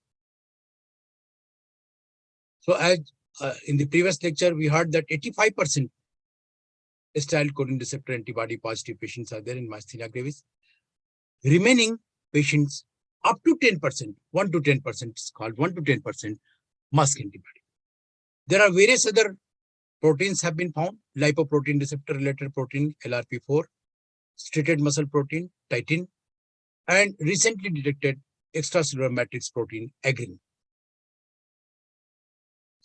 So it is again a complex disease caused by interaction of genetic and environmental factors that contributes to autoimmune activation. So when we talk about genetics in myasthenia, there are only 2 to 4% cases which are actually familiar. Then we come into monozygotic and dizygotic DNA studies. Here it supports it because there is some 35%, around 35% concordance in the monozygotic twins. There is polyautoimmunity. There is co-occurrence of another autoimmune disease in the single patient with myasthenia, for example, thyroiditis. There is familial autoimmunity. That means there is aggregation of different autoimmune diseases in the nuclear family member of the patients with myasthenia. There are other types of things, thyroiditis, rheumatoid arthritis, vitiligo present in the family members of that particular patient. Early onset myasthenia gravis, that means less than 50-year age. There is female preponderance, whereas in late onset group, there is male preponderance. It does show certain degree of genetic involvement. So in GWAS studies which have been done on myasthenia, the published ones so far say that there is HLA linkage and there is a tissue TNFR SF1 linkage, which have been found to be associated with the risk of myasthenia. Fine mapping of HLA points to HLA DRB1 1301, and then HLA B08 is strongly associated with early onset myasthenia. Two different classic HLA alleles, HLA DRB1 and HLA DQA1, are identified as risk factors in late onset myasthenia. Some non-HLA susceptibility genes have also emerged through various Jiva studies, including CTLA4 and TNFR SF1A. PTP-N22 and TNIP1 genes have been implicated in early onset myasthenia and ZBT-TB10 in late onset myasthenia. So this is just results of various association studies which have come out.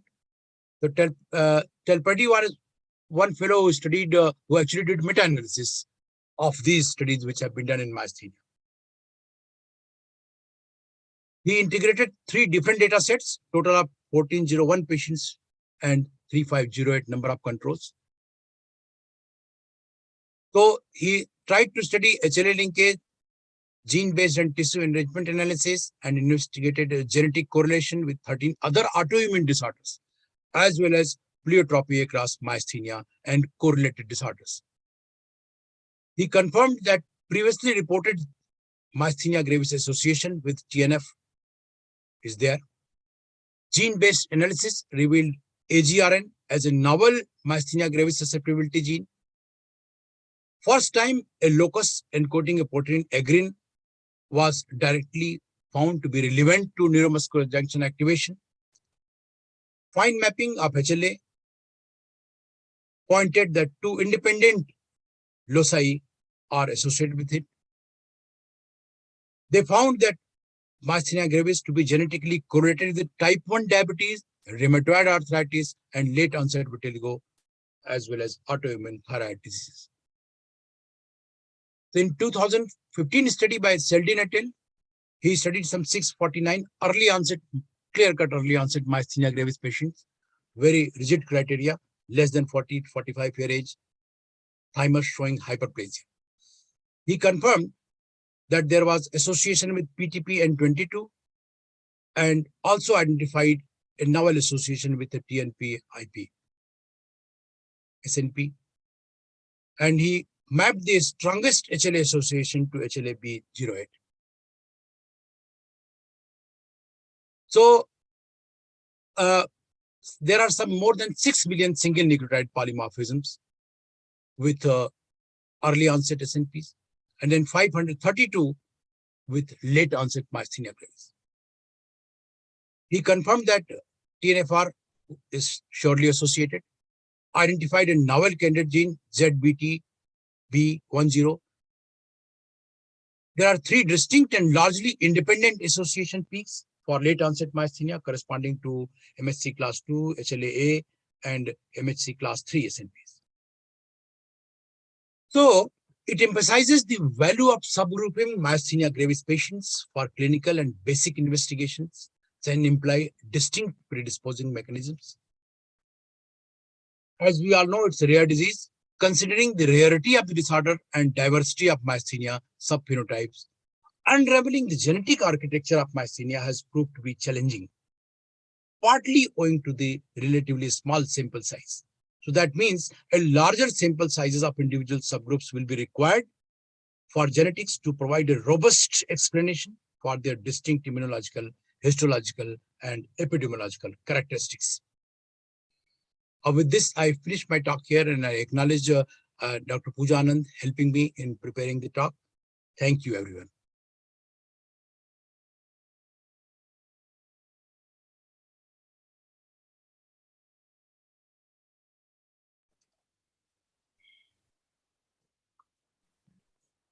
Dr. Charu. Thank you, sir, for enlightening us on a difficult topic. If there are any questions, they can be put in the chat box. I would now like to invite Dr. Jd Mukherjee for the next talk. He will be talking about IVIG versus plasma exchange for myasthenia exacerbations. Dr. Jd Mukherjee is Principal Director and Head of Neurology at Max Super Specialty Hospital, Saket.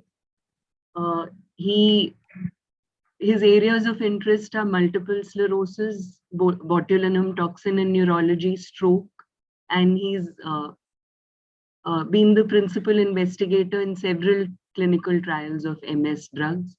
I would now request Dr. Jd Mukherjee to please take the next talk. Good morning, everybody. I hope I'm audible and my slides are viewable. Please, your slides not viewable. Right now? No, please go to the slideshow. I think I've done that. No. I'm sharing my screen. Nothing coming up as yet.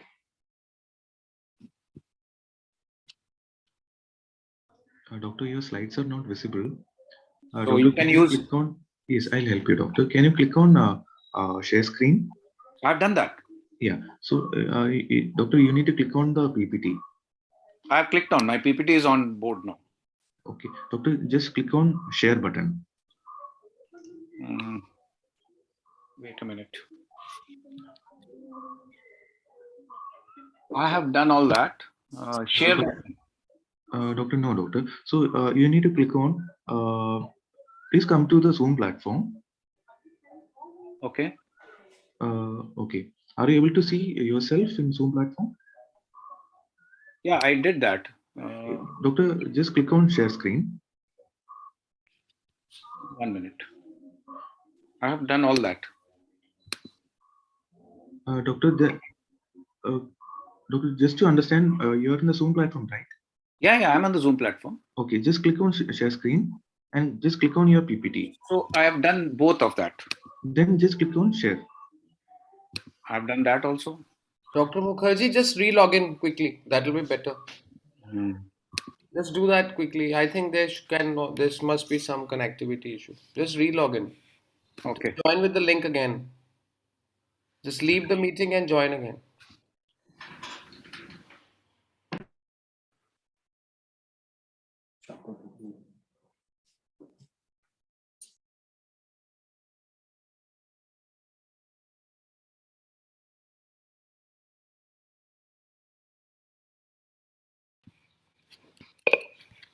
Hello. So I've done the share screen.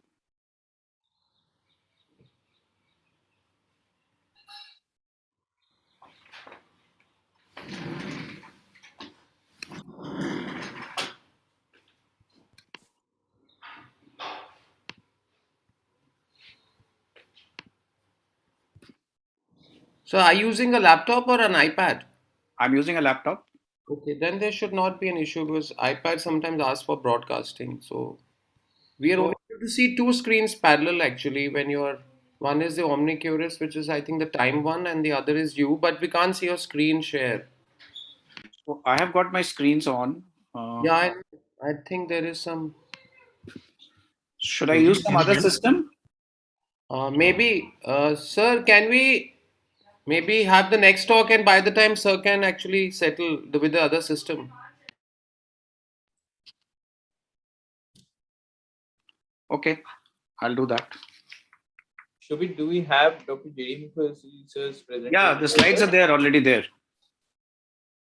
Do we have backup slides with us? Yeah, I've sent that already. Then maybe someone can just. Yogesh, can you project that? Yeah. I need to check. Let me check. No, I've sent it. So if you can hear me, then can't see me. That's what I'm wondering. So we can see you, but we can't see your share screen. That's the only problem. I'm opening it again. Must be some stupid technical issue only. Can you see me now? I'm playing the slides. No. Sir, I did not receive any slides. I've sent it. I've sent it in both email to Bhoom as well as on this thing. Can you see my screen now? No. Okay. Dr. K.S. Anand. Yeah. Can Yeah. you go to the next lecture by the time Dr. Mukherjee can say? Okay. Now, by the time Dr. Mukherjee resolves his issue, I now invite Dr. Arun Prasad. May I have his slide? Arun Prasad has many qualifications to his credit, including FRCS, FRC, Edinburgh, and FACS USA. And he has done MS from MAMC and MBBS from the FMC. He's a senior consultant in general GI and bariatric surgery at Apollo Hospital. His area of interest is laparoscope, thoracoscopy, video-assisted thymectomy, bariatric surgery, and endoscopy. He would be talking to us on the role of thymectomy in myasthenia gravis, especially the non-thymomatous one. So may I request Dr. Arun Prasad to start the talk.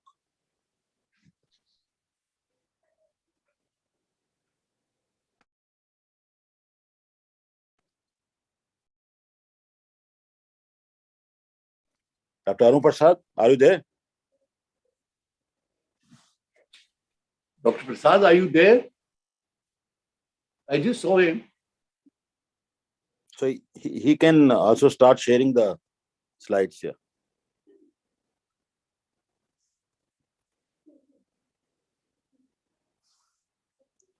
His audio is not. Yogesh, if you are there, the coordinator, can you please confirm if Dr. Prasad sir is there? Yeah, he's not here. We are calling him.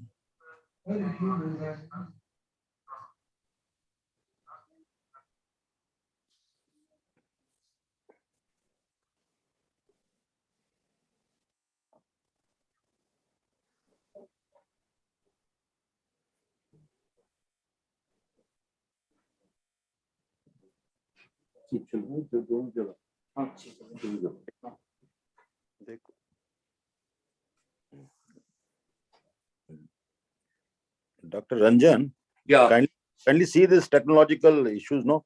Yeah, we are looking into it here. Yeah. So with Yes, because Doctor. We are looking into that. Yeah, because it happened in both the talks, no? Even with JD and also Dr. Prasad.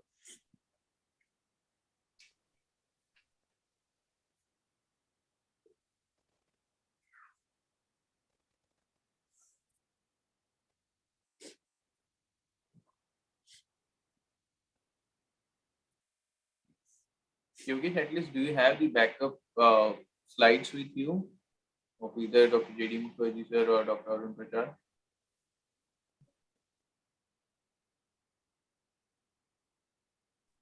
I'm ready again with my iPad. So you can maybe try sharing your screen then, Dr. Jd Mukherjee sir. Should I try? Yeah, please go ahead. Try.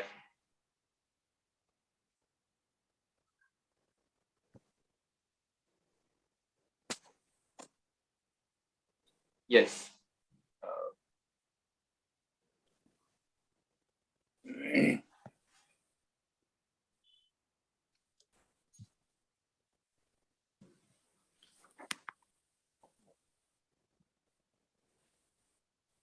At the bottom, there's that green signal of share screen. Yeah, I'm doing share content.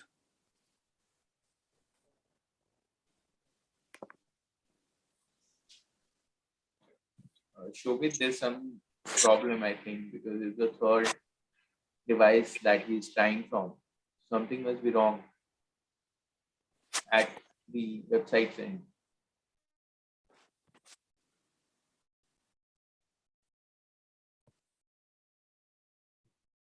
Is it visible now? Yes, a screen has come. Yes, now it's come. Yeah, it's visible. Yes, Doctor. Yeah, it is there. Now you can start. So, good morning, everybody. And thank you at the outset to Dr. Ranjan for giving me this opportunity to speak to the audience on this occasion. My salutations to the eminent faculty in the audience. So the topic given to me is IV-IgG versus plasma exchange in myasthenic crisis. So myasthenic crisis is a life, screen is visible now? Yeah. So myasthenic crisis is a life-threatening condition defined as weakness from acquired myasthenia gravis that is severe enough to necessitate intubation or delay extubation following surgery or stressful event. The annual risk of myasthenia crisis among patients of MG is approximately 2 to 3%, and it usually occurs within the first 2 years after the disease onset, at least in 74% of the patients. 10 to 20% of MG patients can have at least one episode of crisis in lifetime, and about 13 to 20% crisis can be the first presentation of MG. What happens in myasthenia exacerbation? See, when severe, patients are at risk for neuromuscular respiratory failure, bulbar weakness, which produces dysphagia, and that leads to aspiration, which complicates respiratory failure. The other thing is that sometimes, how to know it? Respiratory insufficiency is out of proportion to the limb or bulbar weakness. So two things happened simultaneously. One is bulbar weakness, the other is a ventilatory muscle weakness. Both lead to accumulation. The bulbar weakness leads to accumulation of secretion, oropharyngeal leak, decreased cough and swallowing mechanism. That leads to atelectasis, microaspiration, increased upper air resistance, and finally a pneumonia. The ventilatory muscle weakness causes decrease in the tidal volume, reduced functional residual capacity, hypoventilation, increase in the dead space, VQ alteration, hypoxemia, and respiratory failure. So ultimately you get pneumonia and respiratory failure, which are both dangerous for the patient. The common precipitating factors, the commonest is concurrent infection, pregnancy, surgical intervention, previous use of high-dose steroid or suddenly stopping the steroid, tapering of immunosuppressants, those who are in azathioprine, drugs, thymoma, idiopathic. That is quite high. It's about 30 to 40% of patients. What are the warning signs? How will a clinician know that there's an impending myasthenic crisis? Increased generalized weakness or bulbar weakness, decreased single breath count, decreased breath holding time, increased use of accessory muscles. And when should you ask for an ICU admission?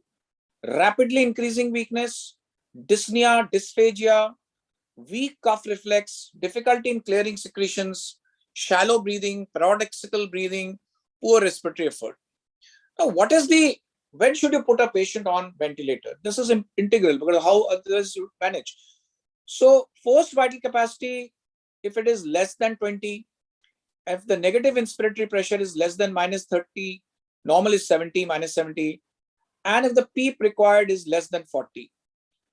Elective intubation, you will do if the ventricular capacity, the VC is less than 15 to 20 ml per kg, maximum inspiratory pressure is less than 25 centimeters of H2O, clinical signs of respiratory distress, hypercarbic respiratory acidosis, increased secretion or decretion. The point which I want to highlight is that saturation, SpO2, is not a criteria or a reliable criteria for electing intubation.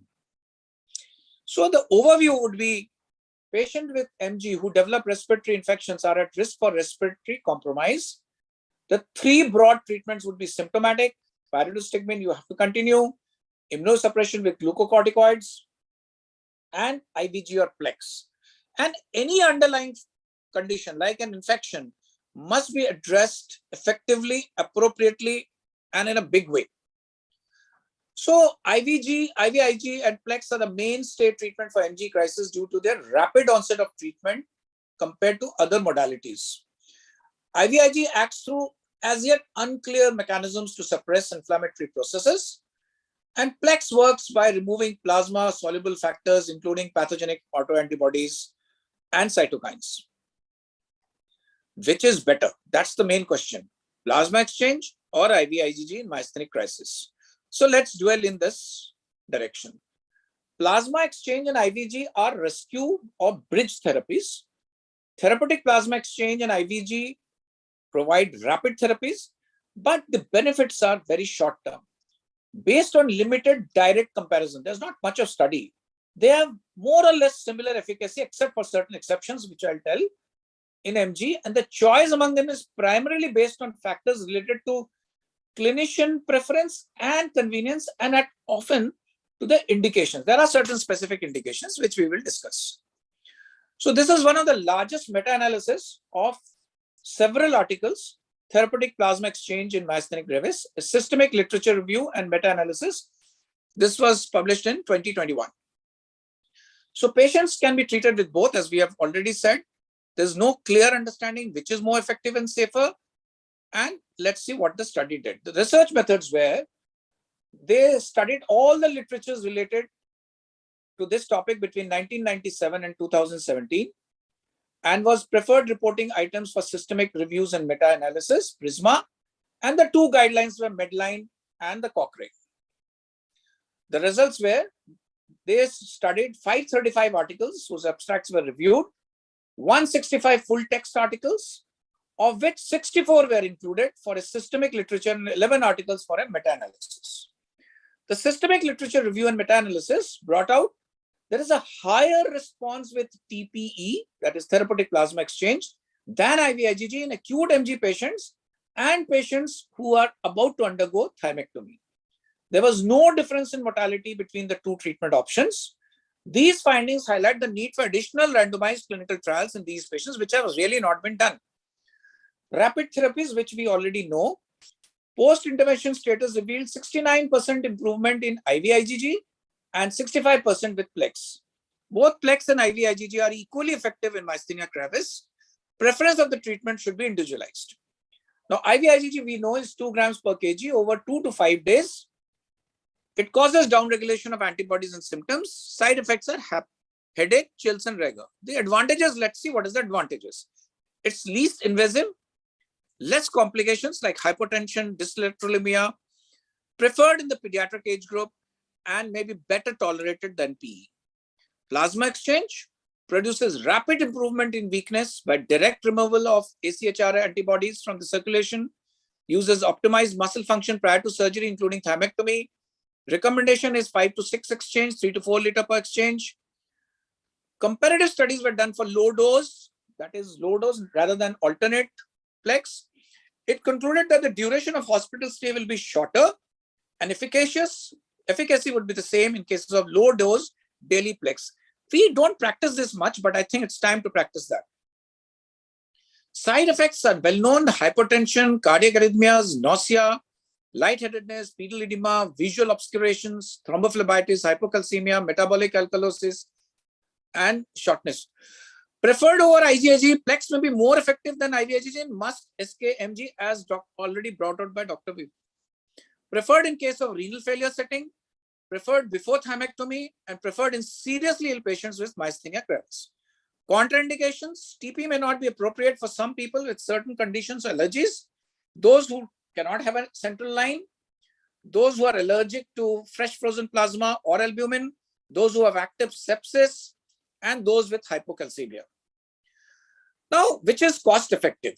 Let us see the cost effectiveness.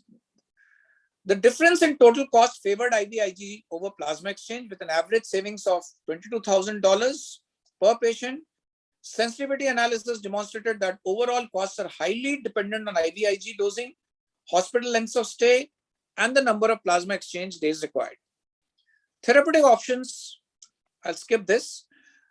In juvenile myasthenia gravis, it was found that IVIG's plasmapheresis is superior to IVIG. I'll conclude saying that both are equally effective. Treatment option will depend upon the age of the patient. Elderly patients, I don't think we can do PLEX. Temporal profile with the comorbidities. If somebody is having septic shock, you can't do. Risk-benefit ratio, you have to see. If somebody is having cardiac failure, I don't think we can go for PLEX. Severity of crisis and duration of hospital stay and cost burden. Thank you very much. Thank you, Dr. Jd Mukherjee, for highlighting this topic wonderfully. Now we can, his talk is open for questions. Any questions or comments? Dr. Mukherjee, sir, I have a question. Sir. This is quite a common scenario When the patient is in a crisis and you give IVIG, he doesn't respond to IVIG. And then subsequently you give them plasmapheresis, they do extremely well. So I would like to comment here that doing plasmapheresis after giving IVIG amounts to removing the immunoglobulin. That correct, I know that, but then what do you do? So after 3 weeks we can do it, but immediately I don't think. If it works, then I don't know if there's some other mechanism. So if the patient continues to worsen, I will think of rituximab and things like that, sir.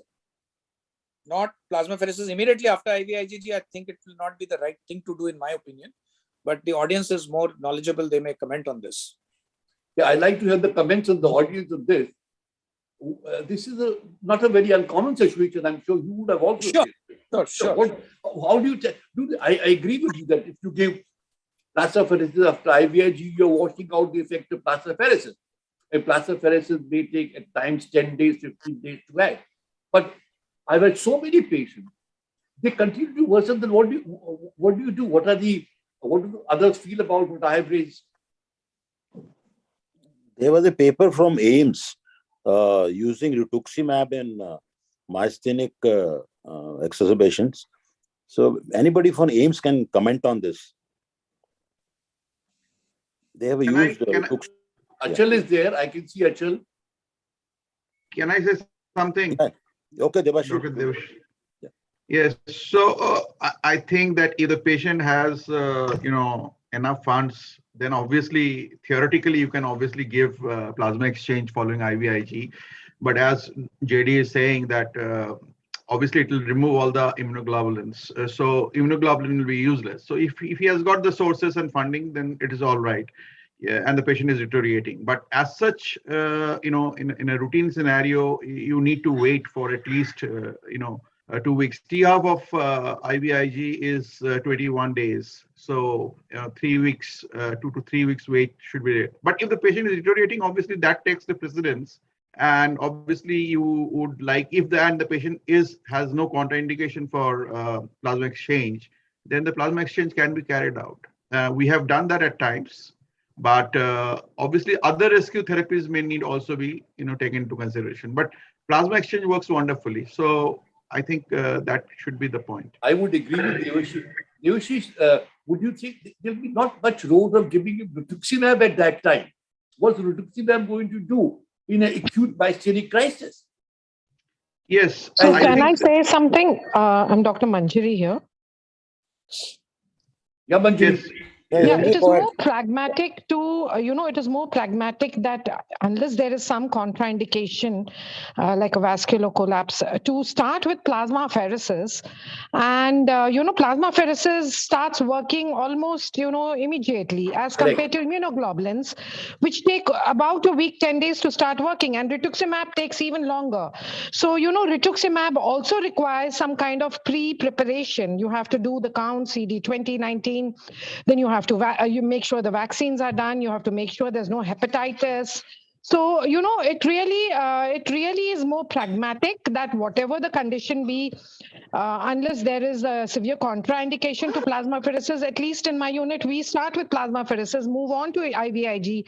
By then, if the patient is still not improving, we look into what are the red flags, why they're not improving. Could it be something else? Could it be Yeah, Manjari, but he is asking the opposite way. He is asking that if you have not started plasma exchange and you have started IVIG and the patient is not responding, then will you shift to plasma exchange at that point? Yeah, that is the question. Obviously, you have to wait. You will have to wait. Yeah. No? You can't just give that's a different. You can't. Manjari, it is a very difficult situation. That's why it's almost always good to start with plasmapheresis. It's more cost effective also. Yeah. One thing which I'm Dr. Deepti from AIMS. So one thing which I would like to add is that we've talked about cost effectiveness from the Western data standpoint. Actually, at AIMS or in the government hospitals, there is a disparity. Like in Delhi government hospitals, IVIG is free of cost. So obviously there's an availability for patients to get IVIG. Vis-a-vis in AIMS, because it is not free, we look at the cost of plasma exchange which would be about 70 to 80,000 vis-a-vis IVIG, which is about about 1.5 to 2 lakhs. So obviously then in that case, plasma pheresis becomes cheaper. So obviously we need to do our own India specific cost effective analysis as well. Okay, I think we should conclude at this level. Thank you, Dr. Jd, for this excellent presentation. Thank you. Now we move on to the role of thymectomy in non-thymomatous myasthenia by Dr. Arun Prasad. He's already been introduced. Is he around? I think we've been trying to contact Dr. Arun Prasad, but he is not reachable at present.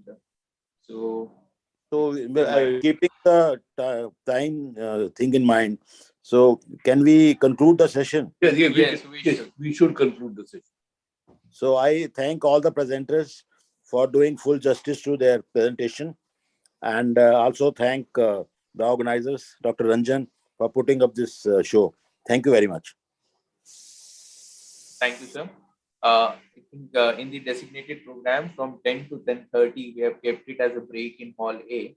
So we can have some breathers, some breakfast and all till 10:30. And we'll be back again with our next session on 10:30.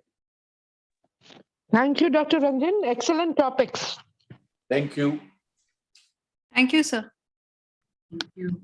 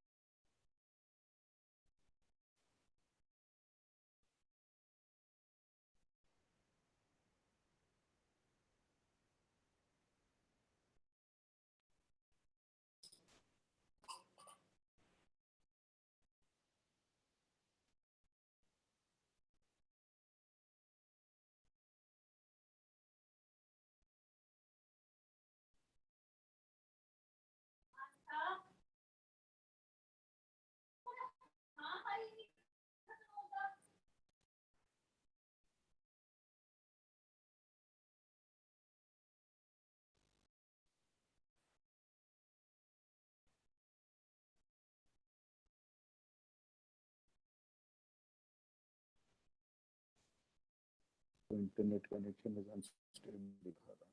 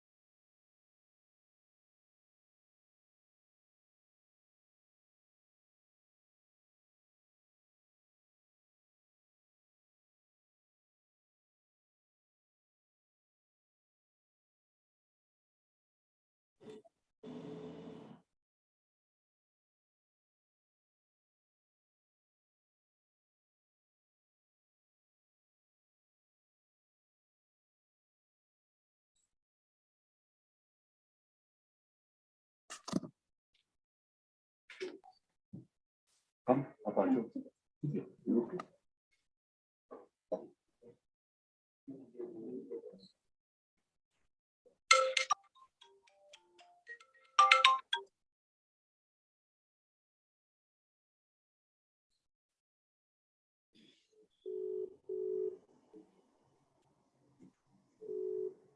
Hello. हाँ जी, good morning.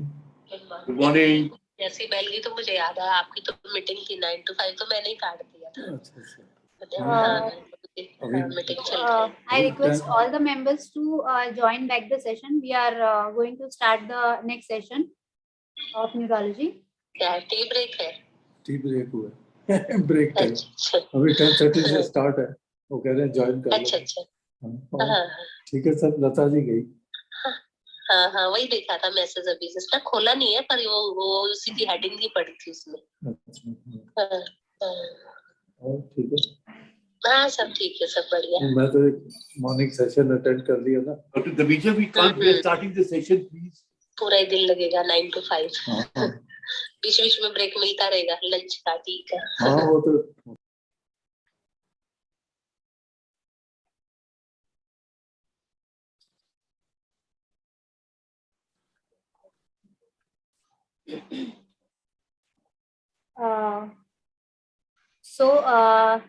Now we are going to start our split session on neurology 3, and I would request Dr. R.K. Dhamija sir, Dr. Sanjay Saxena sir, and Dr. Harsh Rastogi sir to please chair the session. Topic of which is idiopathic intracranial hypertension. May I have the chairperson slide, please?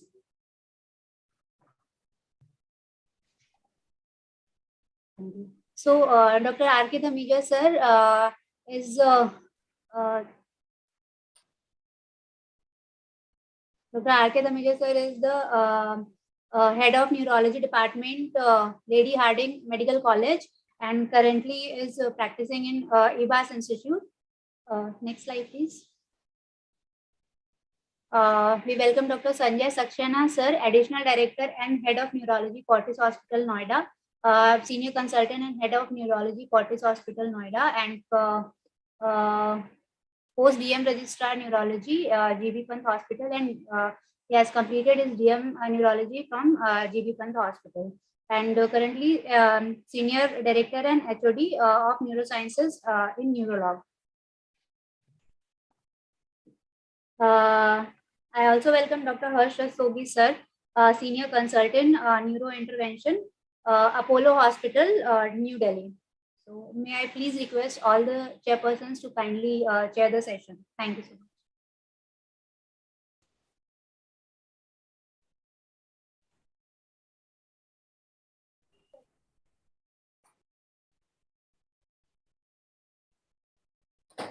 Dr. Harshatobi, we could start the session?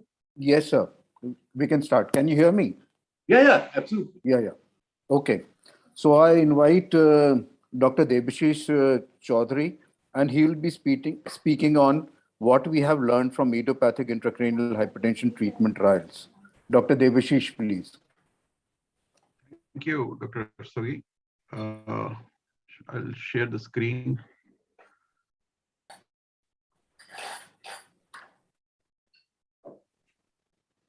Is it visible? Yes. Yes, it is visible. Yes. Make it full screen. I think it's visible full screen. No, sir. Kindly make it slide in the slideshow mode.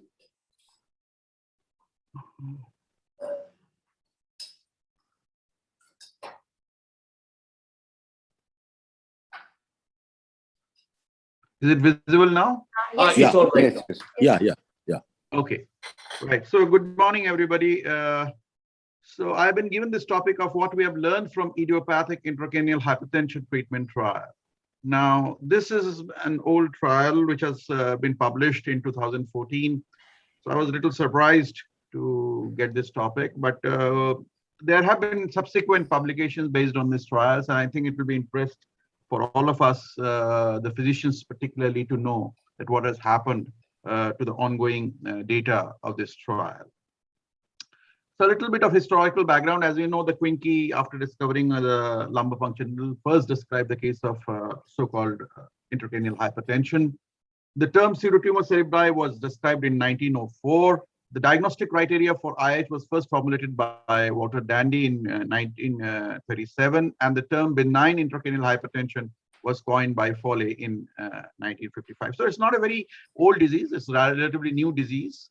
The Dandy's diagnostic criteria were later modified by Smith in 1985, and then Corbett and Thompson. By that time, there are a lot of publications and realized that it is no longer benign because there is a potential of visual loss, and also the intractable headaches can cause a loss of quality of life significantly. Therefore, the term is now idiopathic intracranial hypertension. In 2013, Friedman gave the revised diagnostic criteria, and they actually named it as a pseudotumor cerebri syndrome, the primary and secondary, and primary, within the ambit of primary, the idiopathic intracranial hypertension was defined. But this was severely criticized by none other than Michael Wall, who is the principal author of this particular ongoing intracranial hypertension trial. And he said that we don't need that because the modified Dandy's criteria was actually enough to diagnose. So it's a kind of an interesting reading between the pros and cons of having a new classification. So this is modified Dandy's criteria. The signs and symptoms of increased intracranial pressure, no localizing findings, no other associated findings, the CSF pressure more than 200, and awake and alert patient, and any of one of the following signs or symptoms: pulse, synchronous tinnitus, sixth nerve palsy, grade 2 papilledema, and drusen, etc. has been ruled out, and MRI venography showing the lateral sinus collapse or stenosis and partial empty sella. We all know about this, and I think most of the neuroscientists, neurosurgeons, as well as neurologists who are working in this field, they know about this criteria. But looking at it from the other side, because most of these patients actually present to the physicians with headache, right? So ICID in a revised format in 2018, ICID-3 defined the intracranial hypertension headache attributed to idiopathic intracranial hypertension and grouped it in group 7, 7.1.1 as a new headache or significant worsening of a pre-existing headache caused and accompanied by other symptoms of clinical neuroimaging signs of IIH or typical features sensitive of IIH. And then they have considered the CSF pressure should exceed 250 mm of CSF or 280 in children in a lateral decubitus position, and either of these two, that is either pulsatile tinnitus or papilledema, should be enough to kind of diagnose ICD given the context and given the the CSF pressure, which is a mandatory thing, raised cerebrospinal fluid pressure. So based on the data of the last 50 years or so, we know that it's a disorder of elevated intracranial pressure of unknown cause, usually affects the overweight, obese, childbearing age women but there is a wide range. Males are also affected. Rise in incidence is parallel with the obesity epidemic. Obesity may not be the factors among the Asians. And in yearly incidence is about 22.5 per 1 lakh population overweight women, but this might be an underreporting because other populations do suffer from it. There might be late presentations, there might be various symptoms resulting in delayed diagnosis, and the pressure on the optic nerve, sustained papilledema. 86% will have some degree of permanent visual loss and 10% develop severe visual loss. So this is a concern. And of course, the headache. A number of interventions have been used in clinical practice, but none have been proven to be effective till this trial was started. Now, before going to the trial, it's also important to know that there are three actually phenotypes. One is a fulminant. Within 4 weeks, there is severe decrease in vision, there's severe headache. So this is a group of fulminant IIH. Then there is a typical IIH with a BMI more than 30 kg per meter square in obese female, and then there is the atypical. So this trial actually concerned with the typical IIH patients, and the basis was because there was insufficient information to generate an evidence-based management strategy for IIH. And the various treatments, although were available, it was not known which one was actually beneficial and which one was harmful, and therefore a properly designed trial was needed.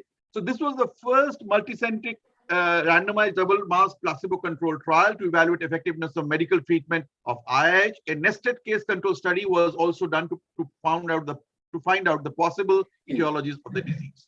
So this is the consort. You had the participants having a baseline perimetric mean deviation of -2 to -7 decibels. Then they were randomized to acetazolamide and the placebo group. Both the groups received the modified diet therapy with sodium restriction diet. And then their medication was introduced to a maximum dose of about 4 milligrams per day. And then there was an ancillary study of OCT, 24 study centers. And then there was a follow-up at 6 months, the primary outcome was measured. And there was a yearly follow-up up to 5 years. So the primary objective was to determine the efficacy of acetazolamide up to 4 grams per day compared to placebo, with everyone receiving intervention with a supervised weight reduction program in reducing or reversing visual loss after 6 months. The secondary objective was to investigate the possible etiologies of the disease and also to study optical coherence tomographic features in IIH. So there were 165 IIH patients, and among them only 4 were male, 161 were women. There were 38 sites in US and Canada. The study happened between 2010 to 2012. The mild visual field loss, the baseline perimetric mean deviation was the inclusion criteria -2 to -7. All participants met the modified Dandy criteria for IIH. Average age was 29 years. There was mostly females. BMI was around 40, the mean BMI. So these are the symptom complex. As you can see, the headache tops the list, about 85%. And then the transient visual obscurations, back pain, pulsatile tinnitus, dizziness, photophobia, neck pain, visual loss, nocturia, cognitive disturbances, radicular pain, and diplopia. Interestingly, the average headache severity was rated quite high, 6.3 on a scale of 10. And about 5% of the patients reported a severity of 10 by 10. So headaches are very, very common, and they are troublesome for patients of IIH. This is the histogram of mean deviation values, and you can see a Gaussian curve, a normal distribution curve, generally from -6 to about 0 or -0.5. This is the papilledema grading, and you can see that most of the people are having actually grade 2 or grade 3 papilledema. All the inclusion was minimum of grade 1 papilledema to up to the grade 5. So average PMD at baseline was 23.5 decibel in the worst eye and 22.3 decibel in the best eye. Glaucoma-like nerve shift, nerve fiber bundle field loss with the enlarged visual field spot along the arcuate field loss was the most common visual field abnormality. Of course, there were other field effects, but these were the most common: inferior partial arcuate, enlarged blind spot, and superior arcuate. So the baseline characteristics, again, for the headache, the HIT score, the disability score was very high, about 60, which is considered to be highly disable. Average CSF pressure was 343. There was no relationship between PMD and papilledema grade or CSF opening pressure. And 64% patient had a high risk of sleep apnea. This is an important finding. Therefore, you should always ask for sleep apnea in these patients and patients of IIH. And of course, the predominance of females actually justifies the contention that if you find it in a male, you should actually investigate all other secondary causes, right? So this is the bottom line. So the primary outcome variable, this was published in 2014 in JAMA, was the change in PMD from baseline at month 6. This was basically the range of 2 to minus 32 decibel. Large negative values indicate greater visual loss. And the secondary outcomes were papilledema grade, quality of life in terms of the visual functions, in terms of the health, short-term health survey, headache disability, and weight at 6 months. They defined also the treatment variant depending on the loss of 2 to 3 decibel from depending on the baseline variable of the mean parametric deviation. So there were 165 randomized patients, 686 received acetazolamide and 79 received the placebo. All were included in intention to treat analysis. There were treatment failure of 1 in the acetazolamide group compared to 6 in the placebo group. And there was about 19% withdrawal rate overall. So they had multiple imputations to arrange for the data of the loss that was lost on the follow-up. And they found that both the treatment and placebo groups has improvement in mean PMD in the study eye. Improvement was significantly greater in the acetazolamide group than the placebo group. Acetazolamide group had improvement of 1.43 decibel compared to placebo group of 0.71 decibel. The PMD in the fellow eye also showed greater improvements in acetazolamide group. The greatest areas of improvement were around physiologic blind spot and nasal field, similar in both the treatment groups. And benefit was greater with higher papilledema grade at the baseline, baseline 3 to 5 compared to those with the mild 1 to 2. So this is the curve. As you can see from month 1, the curves are separating out and they remain sustained at the month of 6 months in favor of acetazolamide with the diet modification compared to placebo with diet modification. The visual acuity was actually not very helpful because there was no significant difference in visual acuity, and we are not expecting it because papilledema does not cause a significant drop in visual acuity, and therefore this is relatively insensitive parameter of visual function in papilledema. As far as the secondary outcomes are concerned, all the visual functions and the SF36 were significantly positive for the acetazolamide group. They were faring better, but the HIT 6, the disability was not, there was no change between the two groups of the acetazolamide. So therefore, acetazolamide therapy, in addition to the diet and the salt restriction, did not offer a greater disability benefit from the headaches. So headache is a major contributing factor of QL in IIH. Several other symptoms were significantly associated with worse course, and improvement in headache and transient visual obscuration were not associated with acetazolamide therapy. So this is an important take-home message. So although it will decrease the edema, decrease the papilledema, but headaches might not go. The separate safety and tolerability, 44% tolerated the maximum dose of 4 grams per day. 45% tolerated the doses between 1 gram to 3.75 gram per day. 8.1% discontinued the study due to side effects, and 7% had a serious adverse events in the form of transaminitis, decreased renal function, allergic reaction. However, they all were temporary. They resolved without any persistent disability. And interestingly, the common symptoms like paresthesia, dysesthesia, they did not increase with the doses, and they were actually more likely to occur at the lower doses. There were limitations of this study. 19% had a withdrawal rate. So there's a large number, and multiple imputations were done. You know about this study. And another limitation was that when they calculated the sample size, they had this minimal effect they were looking for. Treatment effect was 1.3 decibel, but they actually found approximately half of this value in their study. And of course, the statistical methods seem to be dated now because they were useful at that time, but now more other measures of statistical methods are available. So subsequently, there are a lot of publications on this. So first is that, if you see this, that the photographic reading, they had this fundus camera specific, in which they could actually grade the papilledema in a very, very quantitative manner. So this was one thing. They did the OCT and measured various, parameters of OCT and found that at presentation, OCT measures of papilledema in patients with newly diagnosed IIH and mild vision loss do not correlate with clinical features of visual dysfunction.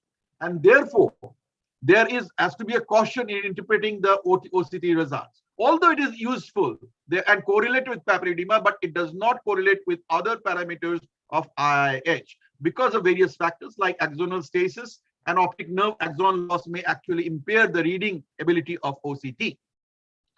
the treatment resulted in the decreased value of OCT. So therefore, OCT can be used to monitor the treatment outcome, although it might not be able to correlate with the initial symptoms of the IIH. They also found that because of this extensive study, they found various new findings like this, folds, retinal and choroidal folds in papilledema, which have been very nicely depicted in this picture, various types of folds. This can be seen in IIH patients. And the visual field outcomes also showed that the left side is the treatment group, the right side is the placebo group. And in the left side, you see that the peripheral groups, the peripheral vision improved to a larger extent compared to the central vision. They are highlighted by green and yellow compared to the placebo group. And this is an important finding because if there is a significant central vision loss, then it is unlikely to be benefited by this drug, and other measures need to be taken. Also, they also found out that the distinction has to be made between the performance failure versus treatment failures. Now, if you do the visual field charting, many patients, 21% actually fail to perform the visual field charting.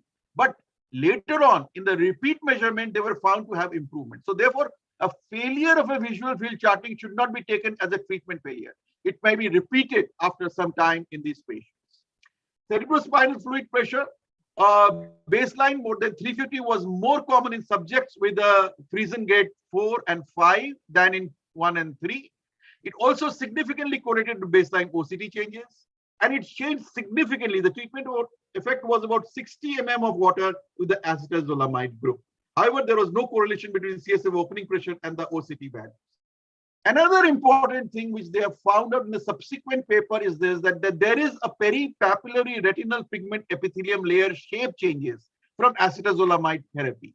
And this actually is important because this shape change actually shows that alternative mechanism of improvement in papilledema and axoplasmic flow independent of the reduction in the pressure differential. And as you can see that this happened in the acetazolamide group, but it did not happen in the placebo group. They also found that can we predict the worst outcome if we start acetazolamide? Yes, apparently. If the patient is having a hemorrhage, optic disc hemorrhage at the initial presentation in the retinal fiber layer, then these are patients who are likely to have treatment failure. So this should be a caution for the physicians. So the key points are that it is the first randomized trial to study the prospective the treatment of IIH. Acetazolamide combined with weight loss program led to improved visual outcomes as measured by perimetric mean deviation. Acetazolamide beneficial effect remained significant even when controlling for the greater weight loss experienced by subjects on active treatment. Analysis of CSF opening pressure at baseline and 6 months confirmed acetazolamide proposed mechanism in IH of lowering intracranial pressure. Quality of life is reduced in IH patients, which is separate from comorbid effects of obesity and other health issues. The subjects reported improved QOL at 6 months and a greater effect was seen in acetazolamide treatment group. Participants on acetazolamide experienced significantly more side effects, but the vast majority were mild and benign. IH demonstrated that acetazolamide is both safe and well tolerated up to 4 grams per day. It did not show benefit on headache severity. So to conclude, this trial added a large quantity of randomized prospective data to an otherwise limited body of data on IIH. Most importantly, it proved level 1B evidence for the safe use of acetazolamide up to 4 grams per day and weight loss for effective treatment of vision loss in IIH as well as for papilledema, increased intracranial pressure and quality of life. Thank you very much for your kind attention.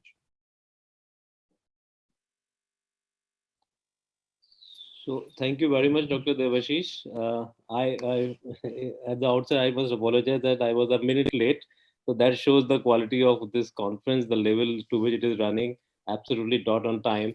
So a compliment to Dr. Ranjan and the Apollo team for organizing such a wonderful event. And Dr. Devashish did, as usual, a marvelous job. So I think many of the things which probably we were not thinking about in clinical practice have been highlighted. And the role of acetazolamide, which is very old therapy, has now some evidence that it can be used. It's an evidence now. So I think if we are not short of time, can we have a few questions? Devashish, can I ask a question? Yes, sir. Devashish, what is a group of patients where they have IIH without papilledema? That's number one.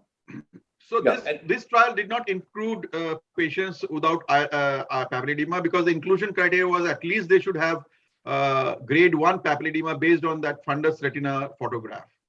So they did not include anyone without papilledema. But of course, with the latest, imaging modalities that are now available with us with advanced MR imaging modalities, we can now diagnose IIH without papilledema. And in fact, I showed you the International Headache Society classification says either papilledema or pulsatile tinnitus.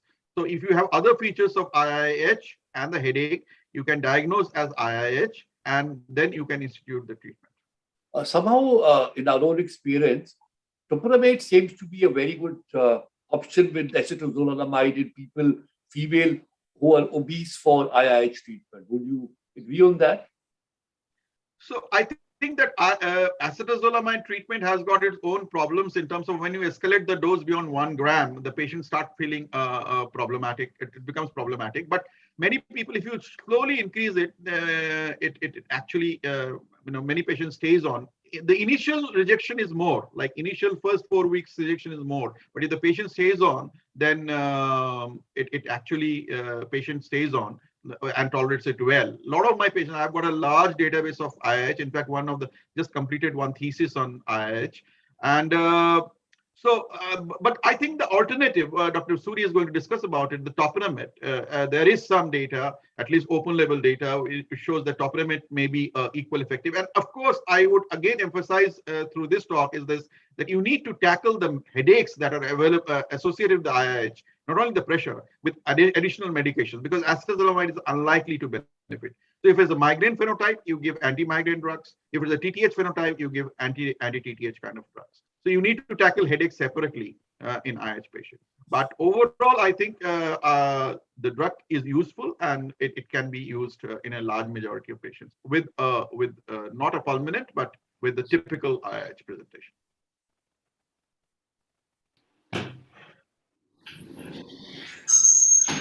Yes, thank you. Dr. Debashish, can I ask you a question? Yes, sir. I just wanted to ask, what is your take on the duration of treatment? This is always, people generally are comfortable using for at least a year to year and a half. The trials are not really very remarkable on this. So, yes. So in this trial, what they have done is this: that they have stopped the treatment when there was the grade of papilledema became less than 1. Or the dB changes became very significant, like they improved significantly. So, but I agree with you that it is a kind of a slightly hazy area that how long to continue. But I think most of them have a propensity to go back because there have been a lot of studies in which the other measures which have been instituted, like obesity management measures, whenever the patients regained their weight, they again started having the symptoms. So therefore, this is an ongoing process, and I think long-term treatment is needed, but the dose may be reduced. So if you are stable on say 1 gram or 1.5 gram of acetazolamide, you may still continue the acetazolamide but a reduced dose. So what we do actually in my follow-up is about now 4 to 5 years follow-up of IH patients. So what we have done is that we have reduced to the minimal possible dose, and if the papilledema has regressed, and if there is a significant improvement in the field, which was initially present, then we may contemplate and discuss with the patient of the need to stop the drug altogether. Any rule of Dr. Debashish, can I ask one question? Yes, ma'am. With your vast experience with IIH, I would like to know what is the role of surgery if there is visual compromise.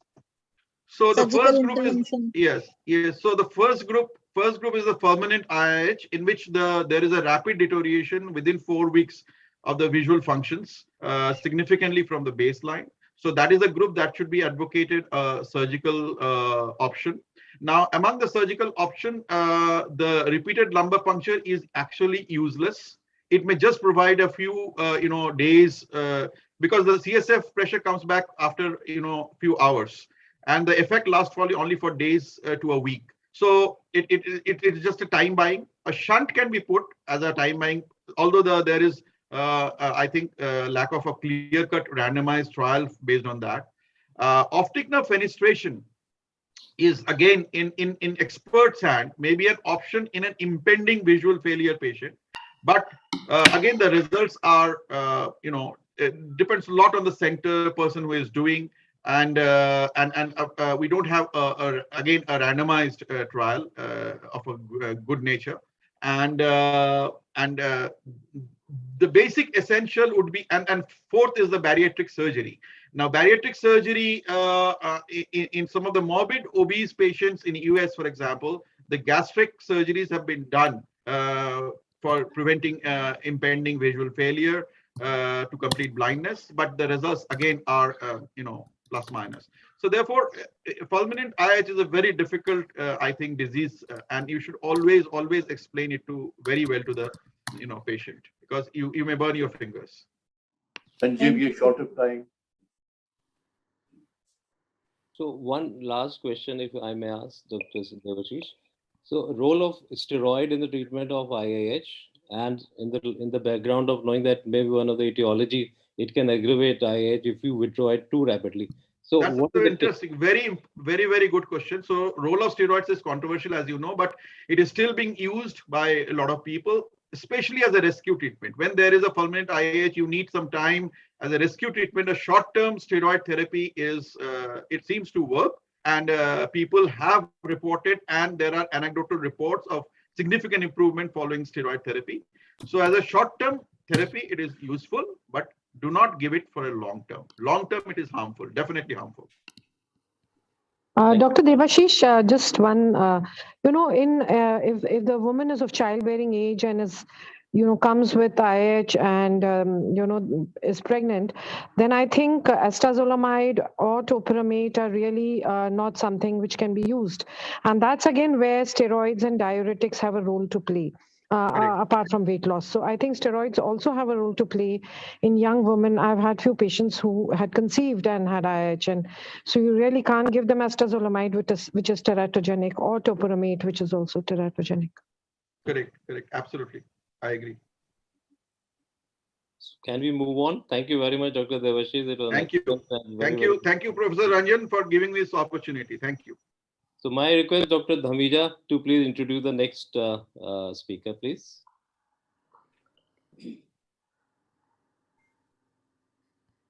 Thank you and good morning to all of you. And my special thanks to Dr. Ranjan for inviting us for this very important session on IIH. And Dr. Devashish has already elaborated regarding the role of acetazolamide and the treatment of obesity, which is cornerstone, and followed by a good discussion on steroids and other interventions.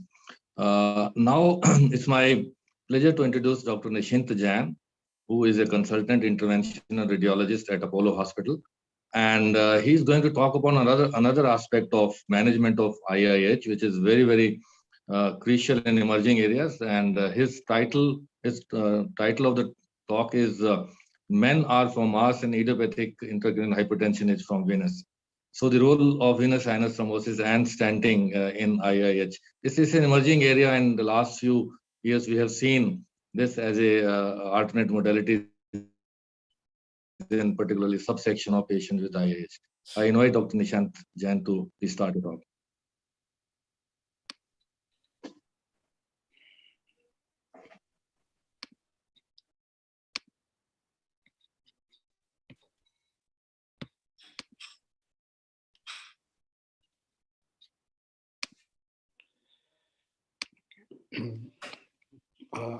Thank you, sir, for a very kind introduction.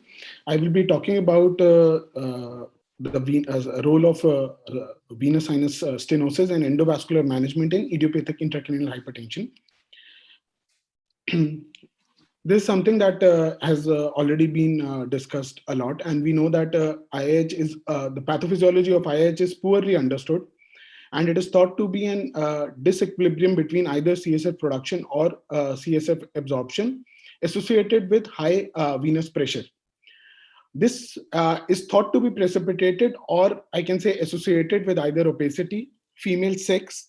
There is a release of some inflammatory factors, or impaired lymphatic or lymphatic drainage within the brain, which might precipitate increased ICP.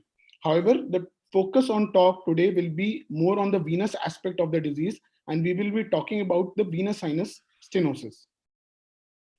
So let us look what is actually happening to the venous system within the brain. There is an unclear inciting event that we really don't know, which leads to an increased intracranial pressure, as a result of which there will be an extramural pressure on the venous sinuses. Extramural meaning that the brain will be trying to compress the sinuses, as a result of which there is a progressive outflow obstruction of the sinus. That is usually seen along the distal aspect, as a result of which there is an upstream intracranial venous congestion and an equilibrium will set between the two. So this is what is going to happen. There will be an extramural pressure.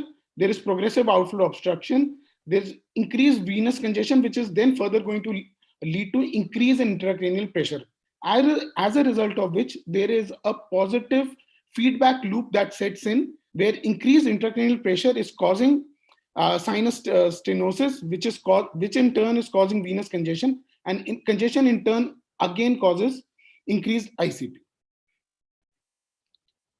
Once there is involvement of the venous sinus, we have to understand that there is differential propensity of the sinuses to be involved by the increased intracranial pressure. The transverse sinus and the sigmoid junction is the most susceptible area. That means it is most susceptible to compression by high intracranial pressure, as compared to maybe auricular or sigmoid sinuses, which are very resistant to compression. Posterior and or superior sagittal sinus is moderately susceptible to increased intracranial pressure. So even though we might be seeing focal stenosis in cases of IIH, we have to understand that the disease is much more diffuse. There is diffuse involvement of the venous system by an increased intracranial pressure, which is causing an outward compression on the sinuses.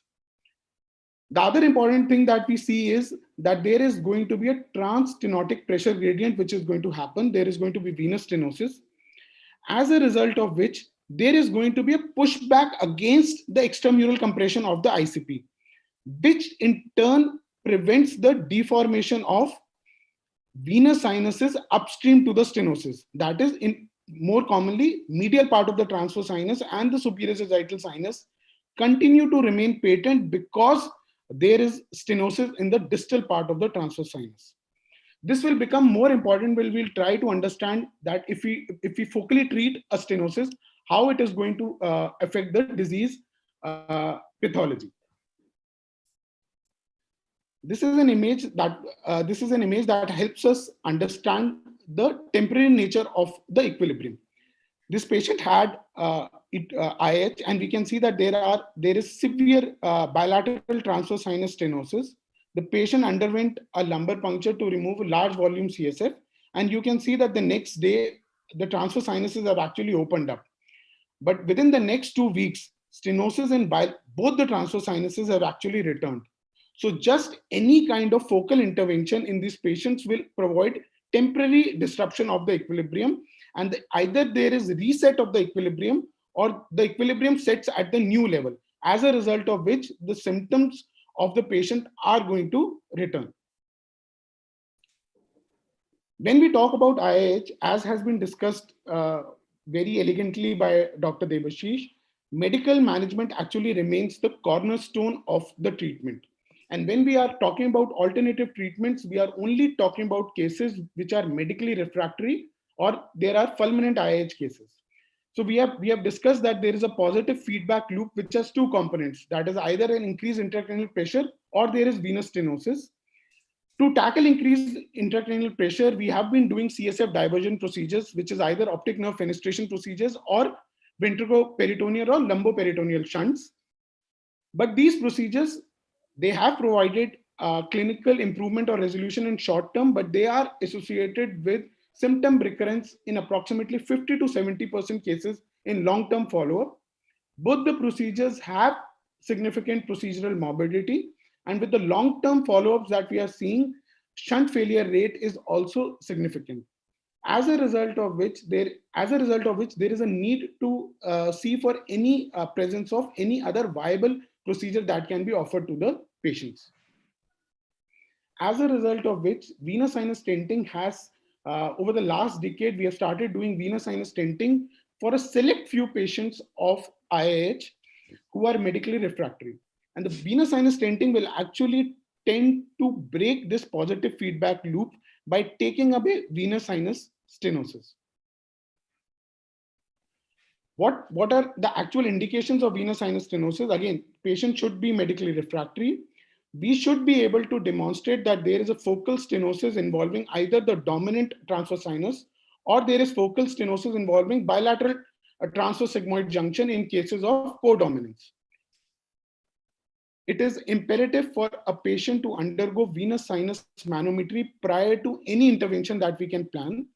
And we should be able to objectively demonstrate that there is a transverse sinus pressure gradient of at least 8 millimeters of mercury before we go ahead with stenting. All the attempts should be made to rule out chronic CVT or a partially recanalized previously thrombosed sinus, and these patients have to be excluded from the venous sinus stenting group. Another very important thing for us to understand is that all sinus manometries have to be done under local anesthesia. General anesthesia has shown to reduce the transtenotic pressure gradients, as a result of which the measurement will be fallacious. So patients should have a separate setting to just get sinus manometry done, and then we can plan procedures under general anesthesia or conscious sedation. Even though these are venous stents, they are generally done under dual antiplatelets, and we tend to continue these dual antiplatelets at least for 6 to 12 months, followed by single antiplatelets for a longer interval. We take both arterial and venous accesses. I'll just discuss an index case how this procedure is done. So this is a 35-year-old obese female with irregular menstrual history, presented with holocranial headaches and visual obscuration. Patient was refractory to acetazolamide and other treatment, as a result of which we took up the patient for further management. This is the MR, which shows typical features of IH. We can see that there is empty sella, the ventricles are slit-like, both the optic nerves are distended, and the optic head is flattened, and in fact it is bulging. A non-contrast venography was done, which shows that the right transverse sinus is dominant, and there is a significant transverse sigmoid junction stenosis on both the sides.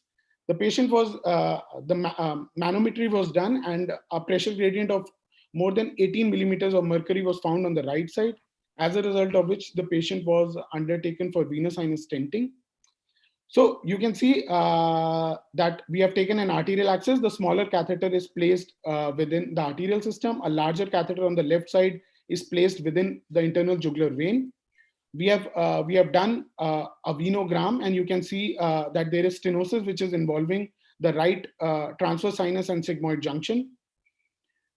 This image I've shown just to highlight where we are actually going to take the pressure measurements. So there are at least 4 points where the pressure has to be measured.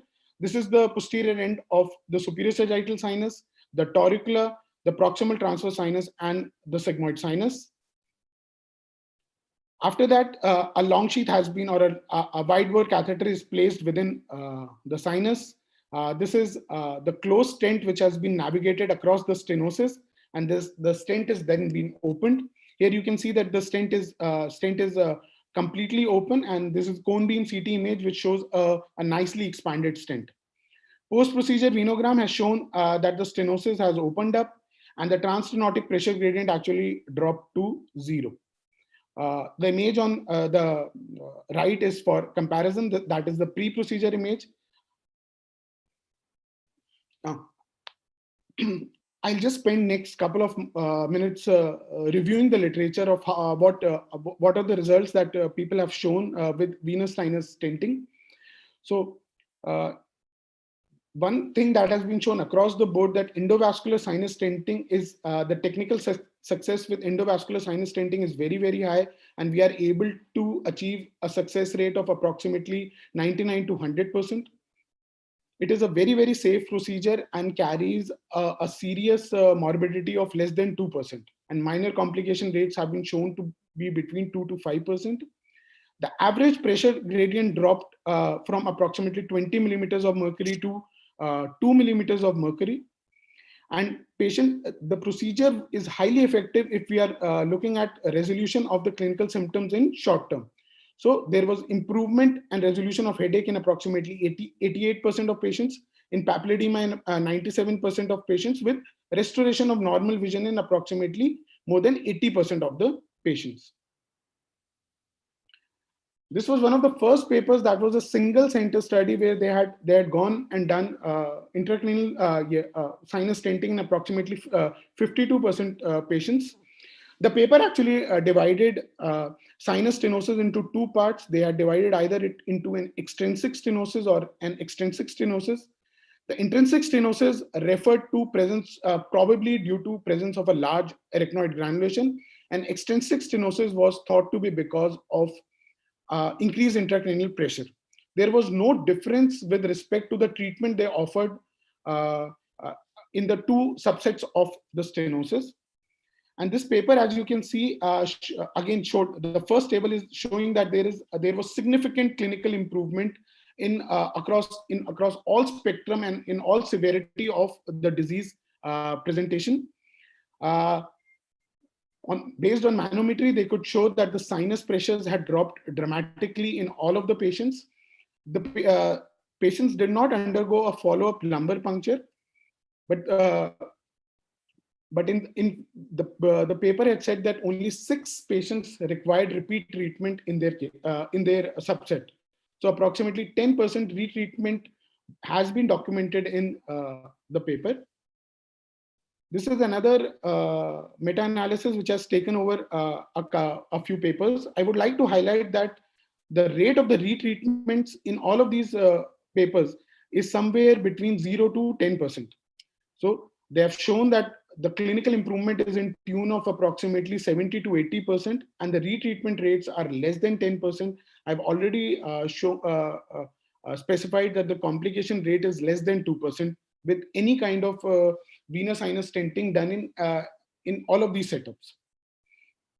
Again, the important thing for us to see in all of these papers is that the absolute requirement of repeat treatment for recurrence of symptoms was low. But one of the things that we have to highlight is that the follow-up, the mean follow-ups have been very small, generally ranging from 3 to 6 months in majority of these studies. So looking at all of this data, we can say that venous sinus stenting appears to be a very good viable option in patients with medically refractory disease. But this is not how actually the situation is. Everything is not so hunky and dowry. And a very recent paper actually tried to address the problems that are associated with venous sinus stenosis. And so the paper had about 81 patients who had been followed up for a mean of 12 months, and they were able to show that approximately 54% of patients had persistent or recurrent symptoms after venous sinus stenting. And of these 44 patients, 21 patients had to be retreated either with surgical intervention or with a repeat endovascular procedure. So let us now try to discuss about the procedural problems associated with venous sinus stenosis, with the stenting. Once we have placed any kind of stent within the sinus, there is going to be some element of dural stretching that is going to happen, as a result of which patients complain of a new frontal headache post-procedure. Generally, the headache is of mild to moderate intensity and settles down with analgesics over 4 to 6 weeks. Like with any stent, there can be an in-stent stenosis, but however, in-stent stenosis is rarely seen with the sinus stents. The two important things that we will discuss that are very important for the recurrence of the symptoms are stent adjacent stenosis and de novo stenosis distal to stent. That is new stenosis that develops in part of the venous sinus system, which is remote from the place where we have placed the stent. So this is a graphic representation which is showing you. We are short of time, please. Running out of Sir, time. I'll just finish up quickly. So we can see that there is a transtenotic pressure gradient, and as a result of which there is an upstream dilatation of upstream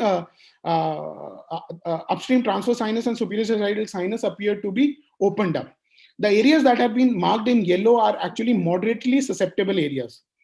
Once we have opened up the stent, what we have actually done is we have shifted the most susceptible area has been stented, as a result of which all of the sinus, all of the transtenotic pressure gradient is just shifted distal to the stent, as a result of which you can see a new stenosis appears just distal to the stent. If we tend to cover up this area, then we can see that a new area of stenosis will come up in the superior sagittal sinus, because auricular, I have already told, is resistant to compression. As a result of which a new area of pressure gradient will develop, and the whole positive feedback loop is again active. As a result, we have to, so I'll just finish up saying that elevations in ICP have a diffuse impact on the venous structures and caliber. It is just that the lateral part of the transverse sinus is most susceptible, as a result of which we are seeing focal stenosis. Venous sinus stenting is mediated through a positive feedback loop, and stenting will just break away this loop. Recurrent stenosis is responsible for recurrence of the symptoms, and it happens because we have just shifted the transmural pressure gradient from the most susceptible area to maybe a relatively less susceptible area. As a result of which, it is very important for us to understand that whatever is the primary inciting event, that has to be taken care of whenever we are providing patient with venous sinus stenting. Important implications will be that we have to control the inciting factors. We have to use longer and adequately sized stents. A follow-up post-stenting manometry is mandatory for us to detect new areas of pressure gradients that might be developing. And the patient should, even though a venous sinus stenting is done, the patient has to continue on the maximum tolerable medical management associated with lifestyle modification. So venous sinus stenting is a promising technique that can be offered in patients with medically refractory or fulminant IH. It is a diffuse disease, and a multidisciplinary approach is important. An RCT with a name Open Up is being conducted, which is trying to compare results between venous sinus stenting and the CSF diversion procedures. And maybe in a couple of years, we can have an answer of which is the better procedure to offer in these select group of patients. Thank you. Thank you, Dr. Jain, for a nice overview of venous sinus stenting in IIH. As you know, the IIH is a complex disorder with unmet challenges, and this is one of the emerging areas. But we need to demonstrate, as you rightly said, venous sinus stenosis as well as the post-stenotic gradient. Having said, just last one question I would like to ask you: is there any experience with bilateral transverse sinus from stenosis and this procedure in this scenario, in this subset of patients? Absolutely. So there will be some patients who will be having bilateral transverse sinus stenosis. In these, we'll measure the transtenotic pressure gradient, but we stent only one side of the sinus. We'll stent that part of the sinus which has a higher stenotic pressure gradient. Even if one of the transverse sinus and sigmoid sinuses are functioning normally, the feedback loop that I just described should be disrupted, and as a result of which the symptoms of the patient should repeat. There is rarely need for bilateral transverse sinus stenting. Is pre-existing sinus stenosis. Sometimes we see a patient, there is a stenosis. We do not correlate with the increased venous pressure. Sometimes patients have hypoplastic one side. So does this a risk factor for developing fulminant IIH? So, sir, a unilateral hypoplastic transverse sinus is an absolutely normal variant, and I don't, in my knowledge, it does not increase any chances of having increased chances of having IIH. As far as the stenosis that we can normally see on the venograms, that is generally a giant arachnoid granulation that is present within the transverse sinus. And once you image, we can see that there is focal stenosis. This is something which is called as intrinsic stenosis of the sinus. And again, just presence of a stenotic segment on a venogram does not correlate with development of either IIH or the symptoms. Dr. Nishant, one small question. Now, there are some patients who present with pulsatile tinnitus, and that is because of turbulence in the transverse sinuses. So is there any data that, patient selection based on this symptom, that they are the, if there is failure, they are the ones to get better response from venous stenting, because they are clearly that there is a higher transverse sinus pressure. That's why the turbulence is causing the pulsatile tinnitus. So any study that you came across that this helps in patient selection for venous sinus stenting? So there is no study that is no study in my knowledge that is limited to pulsatile tinnitus sinus, but across all the studies, it has been shown that the patients with pulsatile tinnitus actually respond best to venous sinus stenting, and recurrence of pulsatile tinnitus after venous sinus stenting is very, very rare. So whenever we say that the patient is having recurrence of symptoms, these are generally either headaches or maybe visual disturbance. Patients with pulsatile tinnitus, according to the whatever literature we have, venous sinus stenting actually tends to provide a complete cure in this subset of patients. The only problem with these patients is sometimes they develop a new headache that can be debilitating in a minority of patients. But pulsatile tinnitus responds best to sinus stenting. Can I make a small comment, Dr. Dhamija? Yes, Dr. Chaudhary. So this is an important fact that has been brought out by Dr. Jain. There's a new headache entity has been now described and classified in ICSD-3. It is 6.6.2, which is known as the headache following a venous stenting for IIH. And this headache is unilateral. It can be severe. It should start within 1 week of the procedure, and it may last as long as 3 months.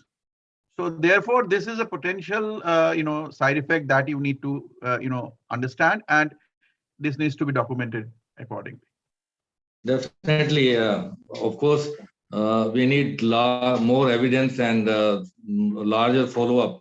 And most of the studies are limited to 150 patients as of now.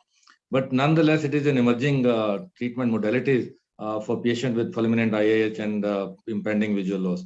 Now we move on to the next topic in the interest of the time. And I would request Dr. Harsh to introduce Dr. Suri. Well, it's my pleasure to introduce Dr. Vineet Suri. He is a dear colleague of mine who's working at Intra Apollo Hospital as a senior consultant and is the president-elect. I invite him to give his talk on idiopathic intracranial stenosis and its management. Dr. Vineet Suri. He's a senior consultant neurologist, clinical coordinator of neurology at Intra Apollo Hospital with the area of interest in stroke and demyelination. He's the past president of Indian Stroke Association, president-elect of Delhi Neurological Association, and an associate editor of Journal of Stroke Medicine. Dr. Suri, please, your talk, please. Thank you, Dr. Harsh. Is my slide, can you see my slides now? Yeah. Okay. Yes, we can see. Yeah. Okay, so I think my task has been made easy by very two elegant talks by Dr. Debashish and Dr. Nishant. And what I'm going to do is, I'm going to give an overview of how to manage these patients. So like we know that idiopathic intracranial hypertension is characterized by elevation of intracranial pressure with no identifiable cause. There is no identifiable cause. And like Dr. Debashish also mentioned that Foley was the first one in 1955 to call it as benign intracranial hypertension. There are certain terminologies that I think are important to be understood. What is idiopathic hypertension in intracranial hypertension? When there is ICP with raised ICP with no structural lesion, no hydrocephalus, and normal CSF composition. Fulminant idiopathic intracranial hypertension is described when there are more than 30 visual obscurations in a month, or there is a rapid decline in visual function within 4 weeks. Typical IH is when you have a patient who is a female, who is in the childbearing age group, and the BMI, she's obese, so the BMI is more than 30. If the atypical IH are patients who are not female, they are males, or they are females, but they are not in the childbearing age group, and the BMI is less than 30. So this is the group where atypical, where you need more investigation. They are less likely to be benign intracranial hypertension, and they may be having some other causes, so they need more tedious investigations. Idiopathic intracranial hypertension without papilledema is an entity where patients may present with a unilateral or bilateral sixth nerve, and they have other criteria, which I will just mention. And IH in ocular remission is when the papilledema has remitted, but these patients present with some residual visual loss or with headaches. So the clinical features usually are related to headache, and the headache usually in the initial phase is pressing and explosive with a frontal dominance. But headache can present even after the ICP has settled, and this is very important. And one has to look at the headache type, phenotype, whether it's migraine type or whether it is analgesic overusage or shunt over drainage. So one has to keep in mind that even after the papilledema has settled, patients may complain of headache. Visual symptoms because of papilledema, and one should very clearly try to rule out pseudopapilledema. Transient visual obscurations are where for less than 1 minute, there is sudden blurring of vision in one eye. And these transient visual obscurations, if they are more than 30 a month, one calls it as fulminant IH. And one may also present with features of diplopia because of sixth nerve palsy. Pulsatile tinnitus, again, because of turbulence in the transverse sinuses, is one other feature that is an important feature. And some patients may have cognitive impairment or neck pain. The criteria for diagnosis, the later criteria are Friedman's diagnostic criteria. And like Dr. Debashish discussed, that the modified anti-criteria were the previous criteria. One mnemonic to remember the Friedman's is NICE. N stands for normal neurological evaluation. I stands for normal imaging. C stands for normal CSF constitution. E stands for elevated CSF pressure. Any pressure between 25 to 30 is a gray zone, but more than 30 centimeters is clearly an indicator of benign intracranial hypertension. The investigations, as we investigate, we have to do an ophthalmic evaluation, then MRI imaging, a lumbar puncture is done, and then certain investigations are required to exclude any associated disorders that may be mimicking an IAH. So ophthalmic evaluation usually involves visual acuity testing, fundus after dilatation, field charting, and OCT. The aim is, number one, to confirm papilledema. First step, confirm the papilledema, then exclude pseudopapilledema, and then quantify the papilledema and assess for any visual loss or visual acuity loss or field loss. The grading of the papilledema can be done by Frison's grading from 0 to 5, depending on the severity. It does not involve it. Usually the grading is given here. Frison's grading is what is commonly used. The OCT can also give us an idea, and the retinal neural fiber thickness is measured, and it is measured in all sectors. So one could have actually some papilledema more in one sector rather than other sectors. So OCT is very helpful in also assessing patients and following them and monitoring them. Imaging is important. MRI should not show any hydrocephalus, evidence of meningitis or sinus venous thrombosis. We should establish a normal venogram. Only features of raised ICP should be seen in terms of a distended perioptic subarachnoid space, ectatic optic nerve, an empty sella, and there can be flattening of the posterior sclera and intraocular protrusion of the optic nerve head. A lumbar puncture is done in a lateral position with relaxed legs, and manometry is done, and any pressure between 25 to 30 is a gray zone, but 30 and above is clear indicator of IAH.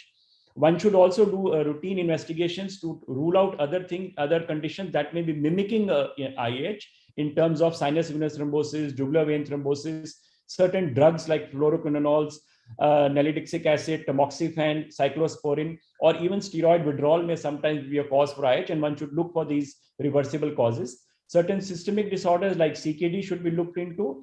Endocrinal disorders like hypoparathyroid, hyperthyroid, and hypothyroidism, and craniostenosis, Turner syndrome should also be excluded. And if these causes are seen, then it is not IAH. It is a secondary cause which is actually causing the intracranial hypertension. So one should, before treating these patients, one should be excluding these conditions. Now, there are some guidelines from the British Association, the British Society of Neurologists, Surgeons, as well as ophthalmologists. In 2018, they came out with this guideline, and I will use some of this data from the guidelines to suggest, what are the accepted modalities of management. So the algorithm for management is that papilledema, once a patient presents with headache and papilledema, an ophthalmological evaluation is done and check the blood pressure to exclude any malignant hypertension. Do a imaging, MRI, MR venogram or CT venogram to exclude sinus venous thrombosis. Lumbar puncture is done to establish that the opening pressure is elevated. Exclude secondary causes of raised ICP. That would then constitute idiopathic intracranial hypertension. If the patient has typical IH, is a female, is obese and is in the childbearing age group, then medical treatment and monitoring is done. If the patient has atypical IH, further investigations are required. But if the patient has fulminant IH, then one needs to go into a non-medical surgical management, which we will also discuss. The management algorithm, again, is that for patients who have no threat to vision, should be offered medical treatment with acetazolamide, furosemide, topiramate, or steroids, and regular monitoring is done. And if they have a good response, then the treatment may continue for such time. I will discuss what is the duration. And if patients have a poor response, immediately then they are diverted to the right hand of the arm, where CSF diversion by VP shunt or lumboperitoneal shunting or optic nerve sheath fenestration or venous stenting is done. The medical management constitutes withholding any potential agents that may be causing or worsening the IH, like any drugs that may be causing the IH. For assess for any obstructive sleep apnea, and that should be taken care of because that can also elevate the pressures. Weight loss is a very important aspect, and a low sodium diet and even up to bariatric, one could do diet restriction and even suggest for morbidly obese patients, even bariatric surgery, because weight loss actually helps. And then the drugs we will see. So weight loss is one of the very established disease modifying therapy. A weight loss, how much is important? About 5 to 15% weight loss has been shown to benefit. And a lot of studies have shown that a 6% weight loss has shown definite benefit on IH patients. And there have been a meta-analysis in 2017 which showed that almost 100% resolution of papilledema occurred by offering patients weight loss. The drugs that can be used are acetazolamide, topiramate, furosemide, and prednisolone. Unfortunately, the data is very limited, and the only RCT data is available for acetazolamide. The mechanism of action is that it inhibits carbonic anhydrase and therefore reduces CSF production. One starts with a low dose of 500 to 1000 milligram per day, and one can go up to 4 grams. The usual requirement is from 12 to 14 months. Most studies have suggested that one needs treatment for at least about 12 to 14 months. The time of onset of action is very fast. Within 1 to 2 hours, the pressure can be decreased by within 1 to 2 hours of the first dosage. And one should monitor for hypokalemia, hyponatremia, and metabolic acidosis that can also result. A lot of patients have features of tingling, perioral numbness, metallic taste. One should be careful in using this in patients with CKD and in patients with pregnancy. So the evidence for acetazolamide was from a pilot study in 2011 by Ball et al., which had only 50 patients, and that showed benefit. And the idiopathic hypertension trial, intracranial hypertension trial, which was just discussed by Dr. Debashish, also was a positive trial, which was the only RCT trial. And Dr. Debashish has already discussed this, that there were 165 females, 161 females, 4 males in a cohort of 165 patients. And this provided level 1 evidence on safety and efficacy of acetazolamide. So there is only one drug, acetazolamide, which actually has level 1 evidence. And this evidence was for mild visual loss. However, the secondary outcome where papilledema, the secondary outcome was papilledema reduction. That suggests that their treatment benefit may continue also in patients with severe visual disturbance. So there was a Cochrane review as well, which also then suggested that yes, acetazolamide therapy is effective and there is evidence for use. So the popular starting dose is around 250 to 500 milligram twice a day, and one can go up to 1 to 4 gram per day. And one has to monitor serum electrolytes regularly for these patients. And there is a warning in patients who are pregnant, because I will discuss that in pregnancy. The other drugs that can be used is furosemide. There is very limited data. There is only one small pediatric study involving 8 patients, which showed that furosemide, when added to acetazolamide, it increased the benefit of acetazolamide. So there is evidence to suggest that furosemide can be used along with acetazolamide for patients who do not do well only on acetazolamide. Topiramate has gained popularity not only because it is a carbonic anhydrase inhibitor, but it also suppresses appetite and causes weight loss, and therefore weight loss is also beneficial for treating patients with IAH. And it also has, it is also an anti-migraine drug, and a lot of patients may have post-IAH headaches which are of the migraine phenotype, and topiramate may be helpful there. There is one uncontrolled open label trial involving 40 patients, which showed that there was treatment equivalence between acetazolamide and topiramate. Both drugs were tried and there was treatment equivalence there. And there may be a role for topiramate, but cannot be used in pregnant patients. And combining acetazolamide and topiramate is a warning because of the risk of metabolic acidosis. Steroids, there was a question asked to Dr. Debashish, and the steroids are not suggested because they cause increased weight gain, and that can be counterproductive. However, there are studies for short-term steroid usage, like you can use solimedrol. There has been a study where solimedrol has been given for 5 days followed by a gradual taper, but this can only be done as a temporary measure for buying time. Then patients need to be monitored. So you have to monitor for side effects and you have to monitor serum electrolytes. Regular ophthalmology follow-up is to be done, usually initially once a month. And one should test for best visual acuity, check for field charting to look for any field loss that may be happening. Dilated fundus evaluation should be done, and periodically OCT measurement should also be done.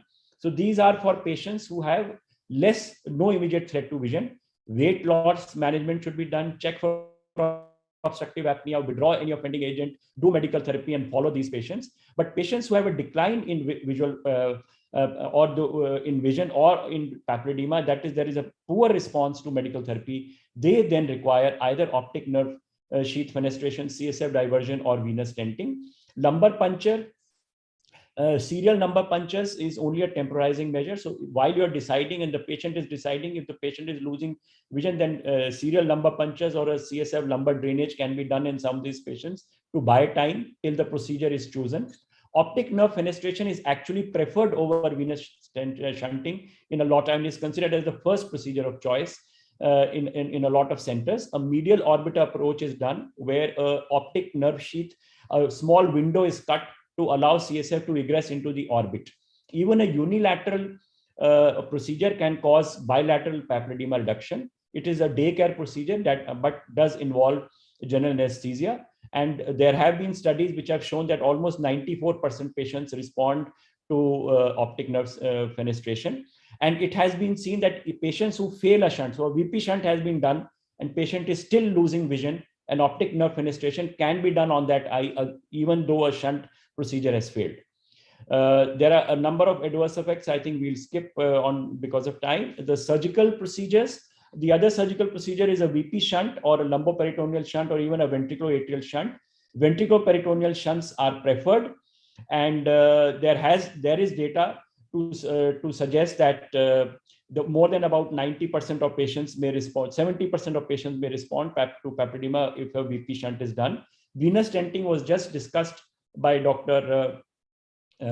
Nischint, and the question here is that one does not know whether the apparent stenosis of the transverse venous sinuses is an effect or the cause, because it may just be because of the raised ICP. There are a number of studies which have shown that after a shunting procedure, the venous stent, the venous pressures go down. So just by reducing the pressure by other measures, the transverse sinus pressures may go down and the venous stenting may not be required. So if we look at the guidelines, the British guidelines suggest that the role of neurovascular stenting as of yet is still not established.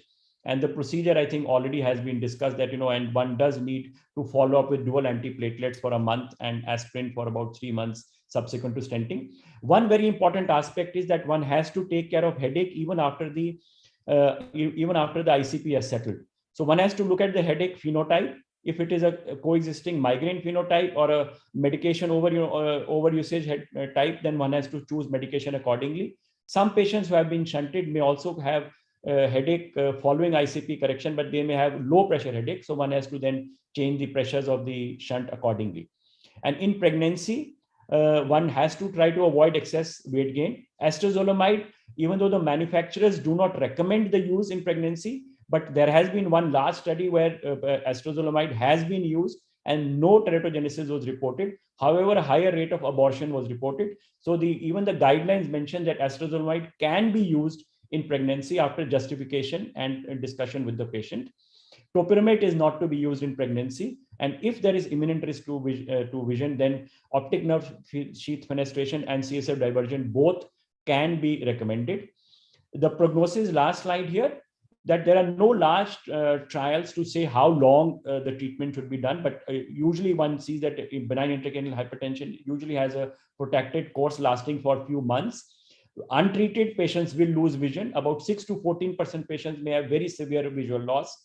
A recurrence of symptoms may occur in 8 to 38% of patients after stopping treatment.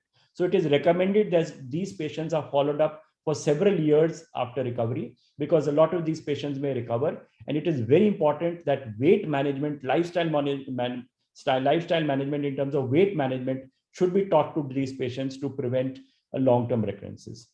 Thank you so much for a patient hearing.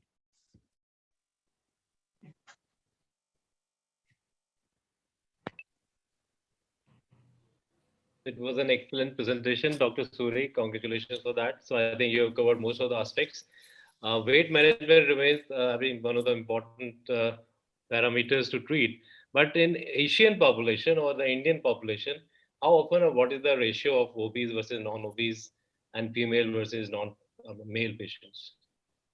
We haven't conducted a study, but I think if we look at that, most of these patients will have a high BMI at least above 25, if not above 30. So if they are not, at least they will have pre-obesity, above 25, if not above 30. A lot of them, if you look at the ladies that if you recall your patients, I think most of them are overweight patients.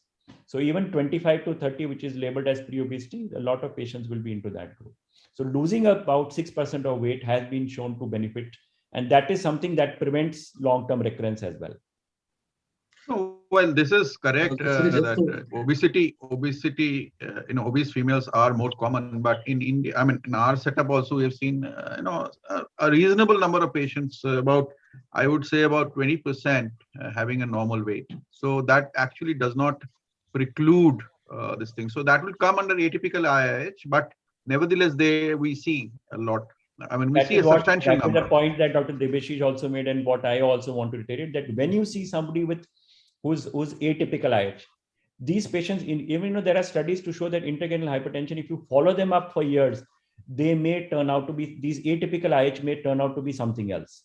They are not pure IH. They may have a dural AV fistula, they may have some chronic sinus venous thrombosis which has been missed.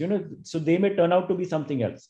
So if you have a typical patient, female, childbearing age group, BMI more than 30, these patients are typical IH. But if you have atypical IH, you need longer follow-up because they may turn out to be something else. They are presenting with IH presentation of some other disease.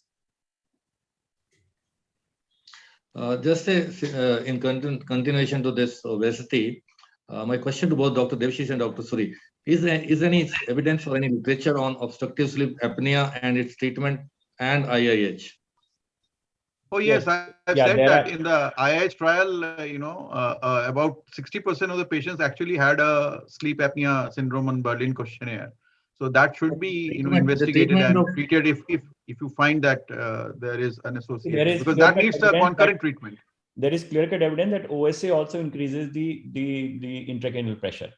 So there is evidence. There are some small non-randomized trials, case series, which have shown that CPAP management also helps in reducing the papilledema and the visual. Only small case series. One of the comments from one of the guest or delegate, Dr. Atmaram Bansal, he wanted to have a query about CSF protein, which is, he says, usually low in IIH. Any comment or any importance it has in the diagnosis and management? CSF constituent, the CSF should be completely normal. So the diagnostic criteria, you have to have that CSF should be normal.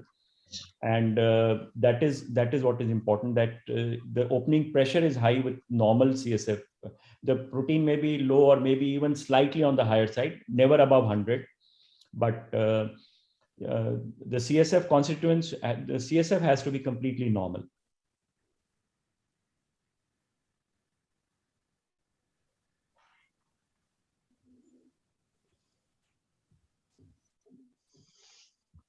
All right. I think then we should move to the next topic now, to Dr. Sumit Singh. Dr. Sumit Singh is waiting for the lecture. Can you start the lecture? Yes, we can. Can we have a slide of Dr. Sumit Singh's introduction?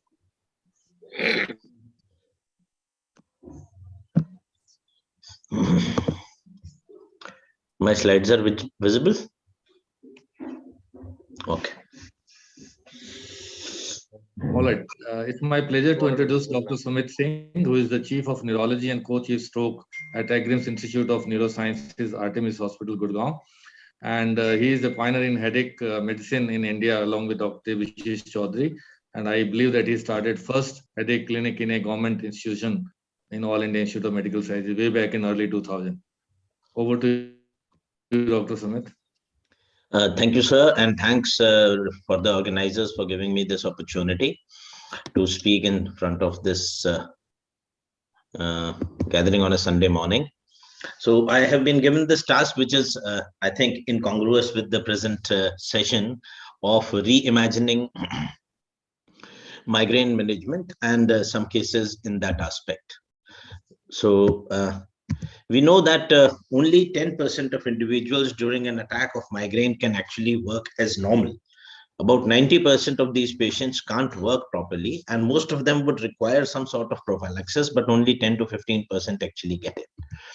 The integrated treatment approach to the management of migraine includes treatment of an acute attack, non-pharmacological interventions, education, counseling about the type of the disease and its management, and most important, preventive aspects of migraine treatment, which is prophylaxis, which most of these patients might actually need. So the preventive therapies which we can look for work very well, provided they are taken, and therefore compliance is a key issue in continuing with migraine prophylaxis, where efficacy, frequency of administration, side effects, and cost play a major role in continuation of treatment. The armamentarium for migraine prophylaxis would be several. We are very familiar with most of them: beta blockers, tricyclic antidepressants, SSRIs, SNRIs, calcium channel blockers, botulinum toxin, the nutraceuticals like riboflavin, magnesium, angiotensin receptor blockers, coenzyme Q, several anti-epileptics like sodium valproate, divalproex sodium, topiramate, gabapentin, and the new kids on the block, which are the CGRP antagonists. So the CGRP mechanism can be antagonized by targeting either the peptide or its receptor with either a small molecule antagonist or a monoclonal antibody. The role of anti-CGRP molecules came in vogue when it was found that the CSF of patients and the jugular venous samples of the patients during an attack of migraine was found to be very high in CGRP. And that is what led into the development of these molecules, of which the drug which acts against the CGRP receptor is erinumab, and the one which acts on the CGRP molecules are eptinezumab, freminezumab, and galcanezumab. We are all very familiar with the other molecules for migraine prophylaxis. Therefore, I would be focusing on the anti-CGRP molecules, which are the new developments in the migraine prophylaxis currently. So there have been several studies in which patients who have frequent migraines or high frequency episodic migraine have been evaluated. Topiramate is one drug which has been found to be very valuable in such patients, and it has been recommended as a level 1 evidence. Now, if we look at the efficacy of topiramate in the trial, it offers improvement of 2.6 versus 1.3 as compared to placebo in terms of reduction in migraine headache days. And if we compare these in different trials with anti-CGRP molecules, then the 50% responder rate of various anti-CGRP molecules appears to be similar to topiramate. However, till now, there was no head-to-head comparison between these two molecules. And this is where a new trial which has been very recently published, which is the Hermes trial, in which anti-CGRP molecules have been found to be, have been compared with the standard of care, which is topiramate, in several patients in a randomized fashion. Now, commonly used prophylactics show some efficacy. However, most of these people who are put on prophylactics don't continue them because of either lack of efficacy or lack of the safety or the side effect profile of these drugs. And most of the Indian neurologists feel that there would obviously be need for new drugs which would be useful for migraine prophylaxis. So this is the trial which I was adhering to. So it was a head-to-head study of erenumab against topiramate migraine study to assess the tolerability and efficacy of a patient-centered setting. So this was the first head-to-head study comparing a CGRP molecule with topiramate. It was designed to assess treatment benefit of erenumab in its entirety in terms of its tolerability and efficacy. 777 patients with episodic migraine and chronic migraine from 82 sites in Germany were evaluated in this trial, and a 24-week treatment phase conducted between February 2019 to July 2020. Now, the primary objective, unlike most trials, in this was the treatment discontinuation due to adverse events of the drug. So this was the primary objective, which according to me is not a very robust way of evaluating the efficacy or the importance of a drug. And the secondary endpoints was at least 50% reductions of monthly migraine days over the last 3 months. And then there were some exploratory objectives like reduction of MMDs over the last 3 months, impact on the functional impairment measured by HIT6, and the impairment or impact on the quality of life. So this was the trial design. Patients were randomized to receive 70 or 140 milligrams of subcutaneous erenumab versus topiramate over a 24-week period. And then there was a safety follow-up, and the study ended 4 weeks later. The patient characteristics were such that 86% of the patients were females, and it was a very well-matched study in which the patient characteristics and the disease characteristics in terms of monthly migraine days, severity of migraine in both the groups was quite well matched. So these are the patient characteristics in those patients who were randomized in this study, and these are the clinical characteristics where we can see that monthly migraine days in all these patients were strikingly similar. So these patients over a period of time was found that patients who were on the topiramate arm had much more discontinuation from their treatment over a period of time. And it was almost 4 times more as compared to the study molecule, which was erenumab. And this is diagrammatically represented. The secondary endpoints were also effective in achieving a very significant improvement in those patients who were randomized to receive erenumab as compared to topiramate. And if a post hoc sensitivity analysis was done in a hypothetical scenario, then all the patients continued their treatment, then also topiramate would have been inferior as compared to erenumab. So in terms of its safety, it was an extremely safe drug, and the most common side effect which was reported was gastrointestinal upset in most patients with erenumab as compared to very significant side effects in topiramate arm. So summarize the study, it was basically showing that there was a good adherence to erenumab as compared to topiramate, and the drug was also effective in terms of its secondary endpoint. So in order to discuss the type of patients, I am presenting 2 cases. First is that of a very accomplished photographer, and this was my first case which I started on erenumab even before erenumab was introduced in India in the month of March. So this was a lady who was a black and white photographer, and I have some interest in photography myself. So I know that black and white photography is best done in sunlight. So this lady has had a headache for 9 years. It was episodic, severe, disabling, and the frequency was 8 to 9 per month. Photo and phonophobia was very significant, and because of her job, she had to be in the sun for a long time. The routine blood work, MRI, was normal. She did it on her own. There were no neurological examination points which were of relevance. All the blood work was normal. Her monthly migraine days were 8 to 9 per month, and the duration of each attack was 6 to 8 hours. So I made a diagnosis of episodic migraine without aura. She had prior taken topiramate. She developed acute angle closure glaucoma due to it, which is a rare side effect. Flunarizine was effective but caused weight gain and depression. Amitriptyline caused sedation, dry mouth, weight gain, but it was not effective. So in the treatment stratification, here there was a drug non-responder or a patient who could not find an adequate drug to be used as prophylaxis. Her migraine was causing a very significant impact on her work productivity, and she lost about 4 to 5 days of work per month because of the headache, and the HIT score was 56. So I've already discussed this. So she was started on 70 milligrams subcutaneous. So she procured this injection from Dubai at that time, and she purchased 3 injections. The first injection, it was my first injection. So actually, I gave this injection myself to look for any adverse events in the OPD, and I observed for about half an hour for any anaphylactic reactions or drug allergies. There were none.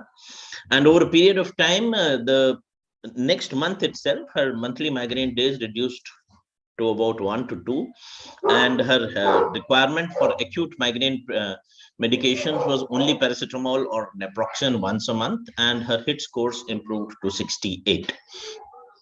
And she did not have to lose any work. And this is the second case. Again, this was a builder. Again, his main trigger was sun, and his job also included moving around in the sun, showing his clients about different properties. So he had headache for 6 years, 1 to 2 attacks per month. And it increased to almost every alternate day for last 6 months and almost daily for last 3 months. Initially, they were associated with nausea and or vomiting. And for the last 3 months, there was minimal nausea, but the headache was present almost daily. He was overweight, but there were no deficits on neurological examinations. The monthly migraine days were 15 to 18. His HIT score was 64, and there was a major impact of his headaches on his daily functioning. He had tried amitriptyline up to 50 milligrams, moderate improvement, but did not comply because of weight gain and drowsiness. Desvenlafaxine, no response, caused erectile dysfunction. Divalproex caused weight gain, could not take it. Flunarizine caused weight gain. There was a moderate response. Beta blockers were very effective, but he had significant erectile dysfunction, and therefore non-compliance was the main reason here. We gave him erenumab in doses of 70 milligrams per day, and he's been on that for last 6 months. He administered it himself, and his monthly migraine days have reduced to 2 to 3 per day, and his HIT score has improved to 42. So in terms of the role of these anti-CGRP molecules would be probably in areas where there is a compliance problem, where there is an efficacy loss of other drugs, where 2 or 3 drugs have been tried and they're not effective, or there are patients who report significant side effects to these patients, to these other migraine prophylaxis. So conclude, migraine treatment has been understood better now on the basis of its pathophysiology. There are new medications on the horizon, but these new medications need to pass the test of time. New always does not mean a better option. Therefore, we have to be innovative. And the most important part is spend some time with your patient, explaining to him about his disease. Thank you very much for your kind attention.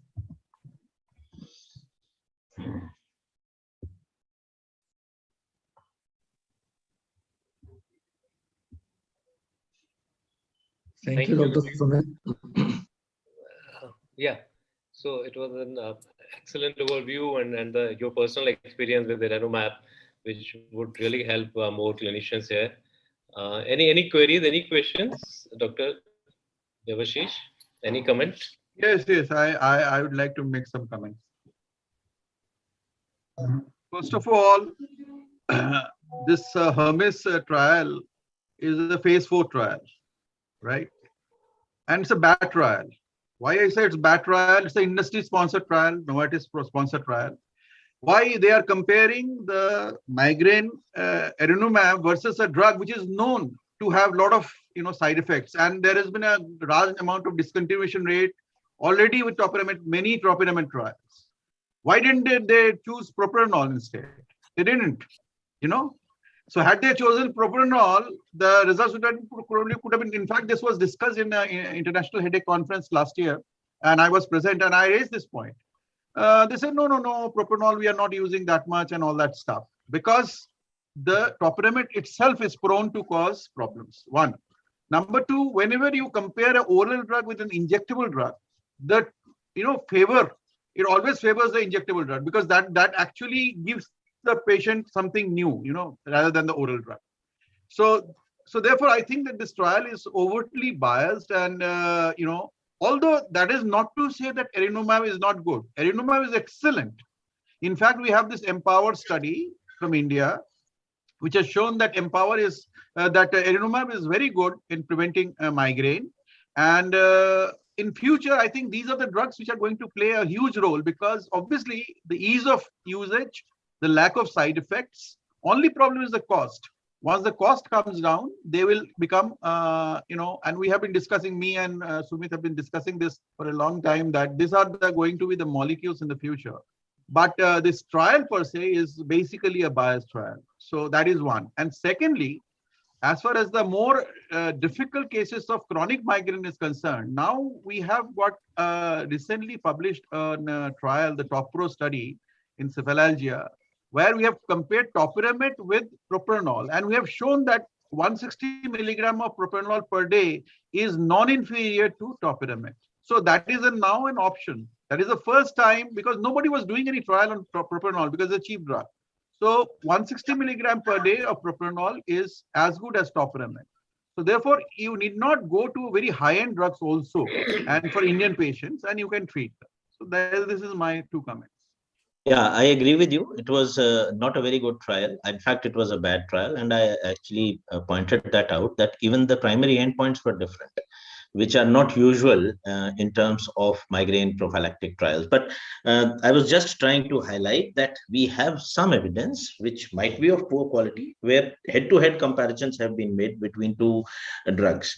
I personally don't agree that injectables are always better as in terms of their outcomes. And botulinum toxin trials have proven that, where they have been compared with topiramate, where topiramate has been found to be more effective, though discontinuation rates were more. So yes, I agree that because of its design, this was not a very good trial. And of course, yes, I also agree with you completely that the anti-CGRP molecules will probably be a disease-modifying medications for the future. So given the cost as the factor, how do you compare Botox or botulinum toxin with the Erinumab? It all depends upon where you are giving Botox. If you are giving in GB Pant or AIMS, it is cheaper. If you're giving it at Artemis, it is costlier. Because one cost of Botox costs about 61 to 62,000 in a corporate hospital, whereas the injection cost of Erinumab is, I think, 19,300. So it's about 1,000 rupees cheaper. But in places like government institutions, Botox is not marketed at MRP. It is not sold at MRP, and there are no procedure charges involved. So it might be cheaper. There are no trials which have compared the two, so we can't say which one is better. But cost-wise, Botox might be cheaper in government institutions, but costlier in corporate hospitals. If I may add, there are some recent studies which have shown that even in cases of chronic migraine or so-called refractory migraine, Erinumab plus Botox has yielded results which are additive than either of the treatment given alone. So there is a very small subsection of persons who are very refractory. They do not get cured by anything. So in that, even the combination therapy, of course, that escalates the cost.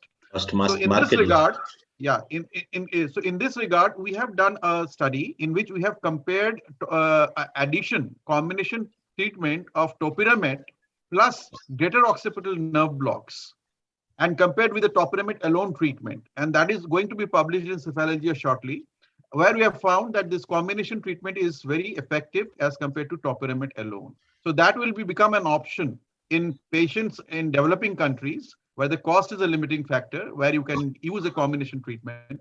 to give Yes. relief to these patients. Retrooccipital nerve block is an excellent option, and we should resort Much to it cheaper. more Much often for chronic migraine, and very cheap.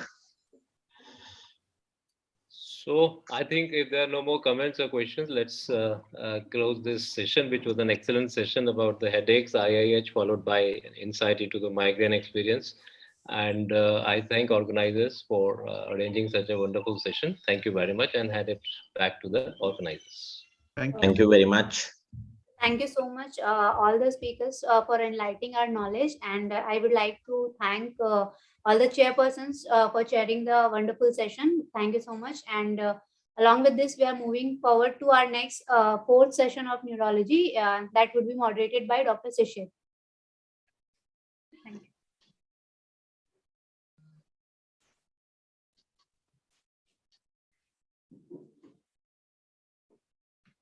Good morning, everyone. For the next session, that was a session of genetics in the neurology. I would like to welcome Dr. I.C. Verma as a chairperson, who was senior consultant and advisor in the Institute of Genetics and Genomics, Sir Gangaram Hospital. Dr. Atmaram Bansal, who was associate professor and Institute of Neurosciences, Medanta Hospital, Gurgaon, and Dr. Meena Gupta, who was an assistant professor, Division of Genetics, Department of Pediatrics in AIIMS, New Delhi. Over to you, the chairperson. So I may start, and friends and colleagues, there are more genes expressed in the brain than in any other part of the body. We have about 20,000 genes, but 1/3 of these genes are expressed in the brain, more than any other organ. So there's a lot of genetics in neurology, but we were handicapped earlier because there were very few therapies. And recently, there have been an explosion of really very exciting therapy. And we have a very dynamic speaker today, Dr. Devinder Kumar from Cardiff. So he will be speaking and covering these advances. And are they going to introduce him? Is somebody going to introduce him, or? Sir, you have to do it. Okay. So Devinder Kumar, he's one of those who went to UK very early, qualified from KGM Medical College, and did his PhD and spent a lot. And he has become, I think, a unique quality that he played more role than anybody else in educating the geneticists in India by bringing the experts from UK under the Indo-UK Education Foundation. He has written a large number of books, and which are very popular, and some of them with very stalwarts of genetics. So I think we have already short our time. So I would request him to continue, start his talk. Thank you very much. I'm grateful to organizers of Delhi Neurological Association Conference, Dr. Ranjan from the Apollo Delhi Hospital. It's good to see the most senior person in the country, Professor I.C. Verma. I always regard him as the father of medical genetics in India. I think he deserves full all praise and accolades. He's a person who started this field in early 1980s. At the same time, I joined this field with a pediatric background. So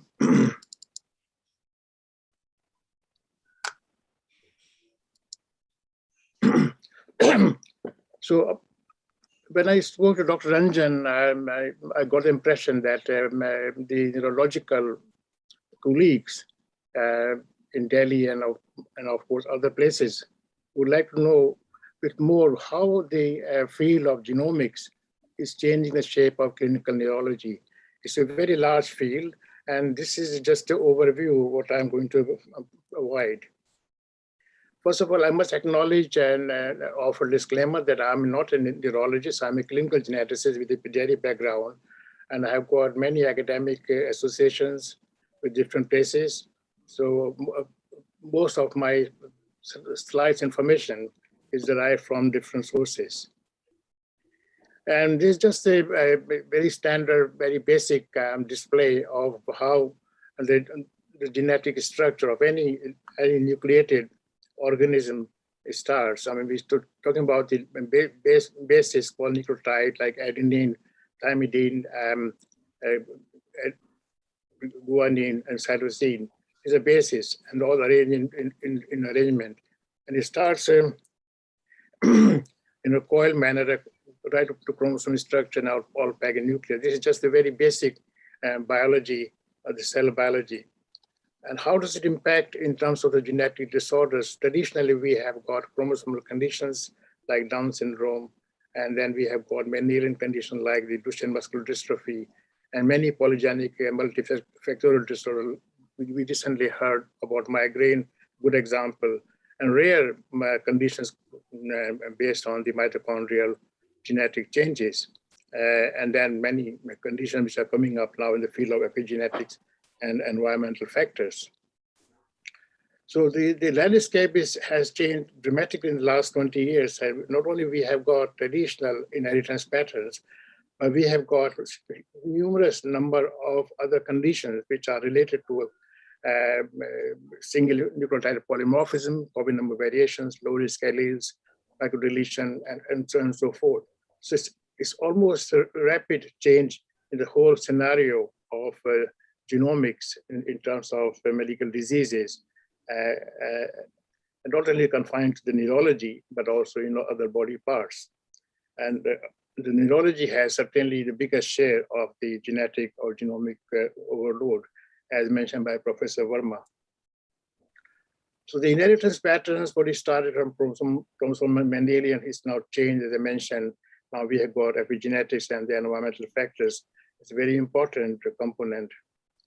And most of the neurological conditions, they manifest in the adulthood, and they have a combination of many genes and environmental factors. However, single gene, such as the muscular dystrophies, the spinocerebellar ataxias, Mendelian chorias, all these also go into and play. They are more or less continuous. Although there's a peak in the childhood, but they continue into the adulthood. The technology has changed. When I started, we had G banding. Now we're talking about DNA sequencing, and I'll highlight how the DNA sequencing has become a very important component of clinical neurology.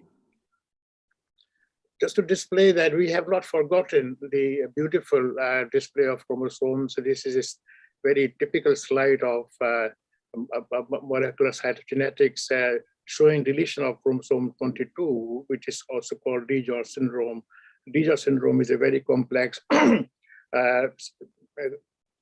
multi-system syndrome which affects not only children, but also may have the adult manifestations.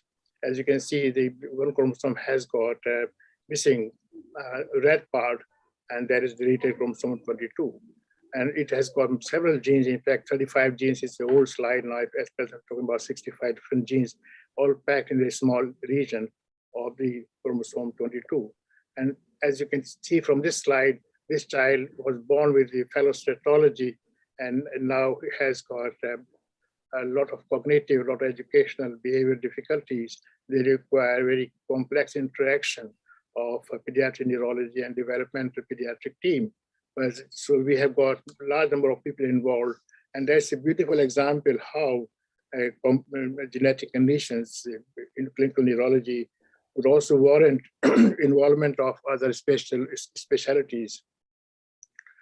So this is a very interesting technology which we have not only moved on from here, but it's changed the whole scenario of the cytogenetic called the microarray chromosome analysis or the array comparative genomic hybridization. I've included that as an example how technology has changed. When this technology came along, we were very excited.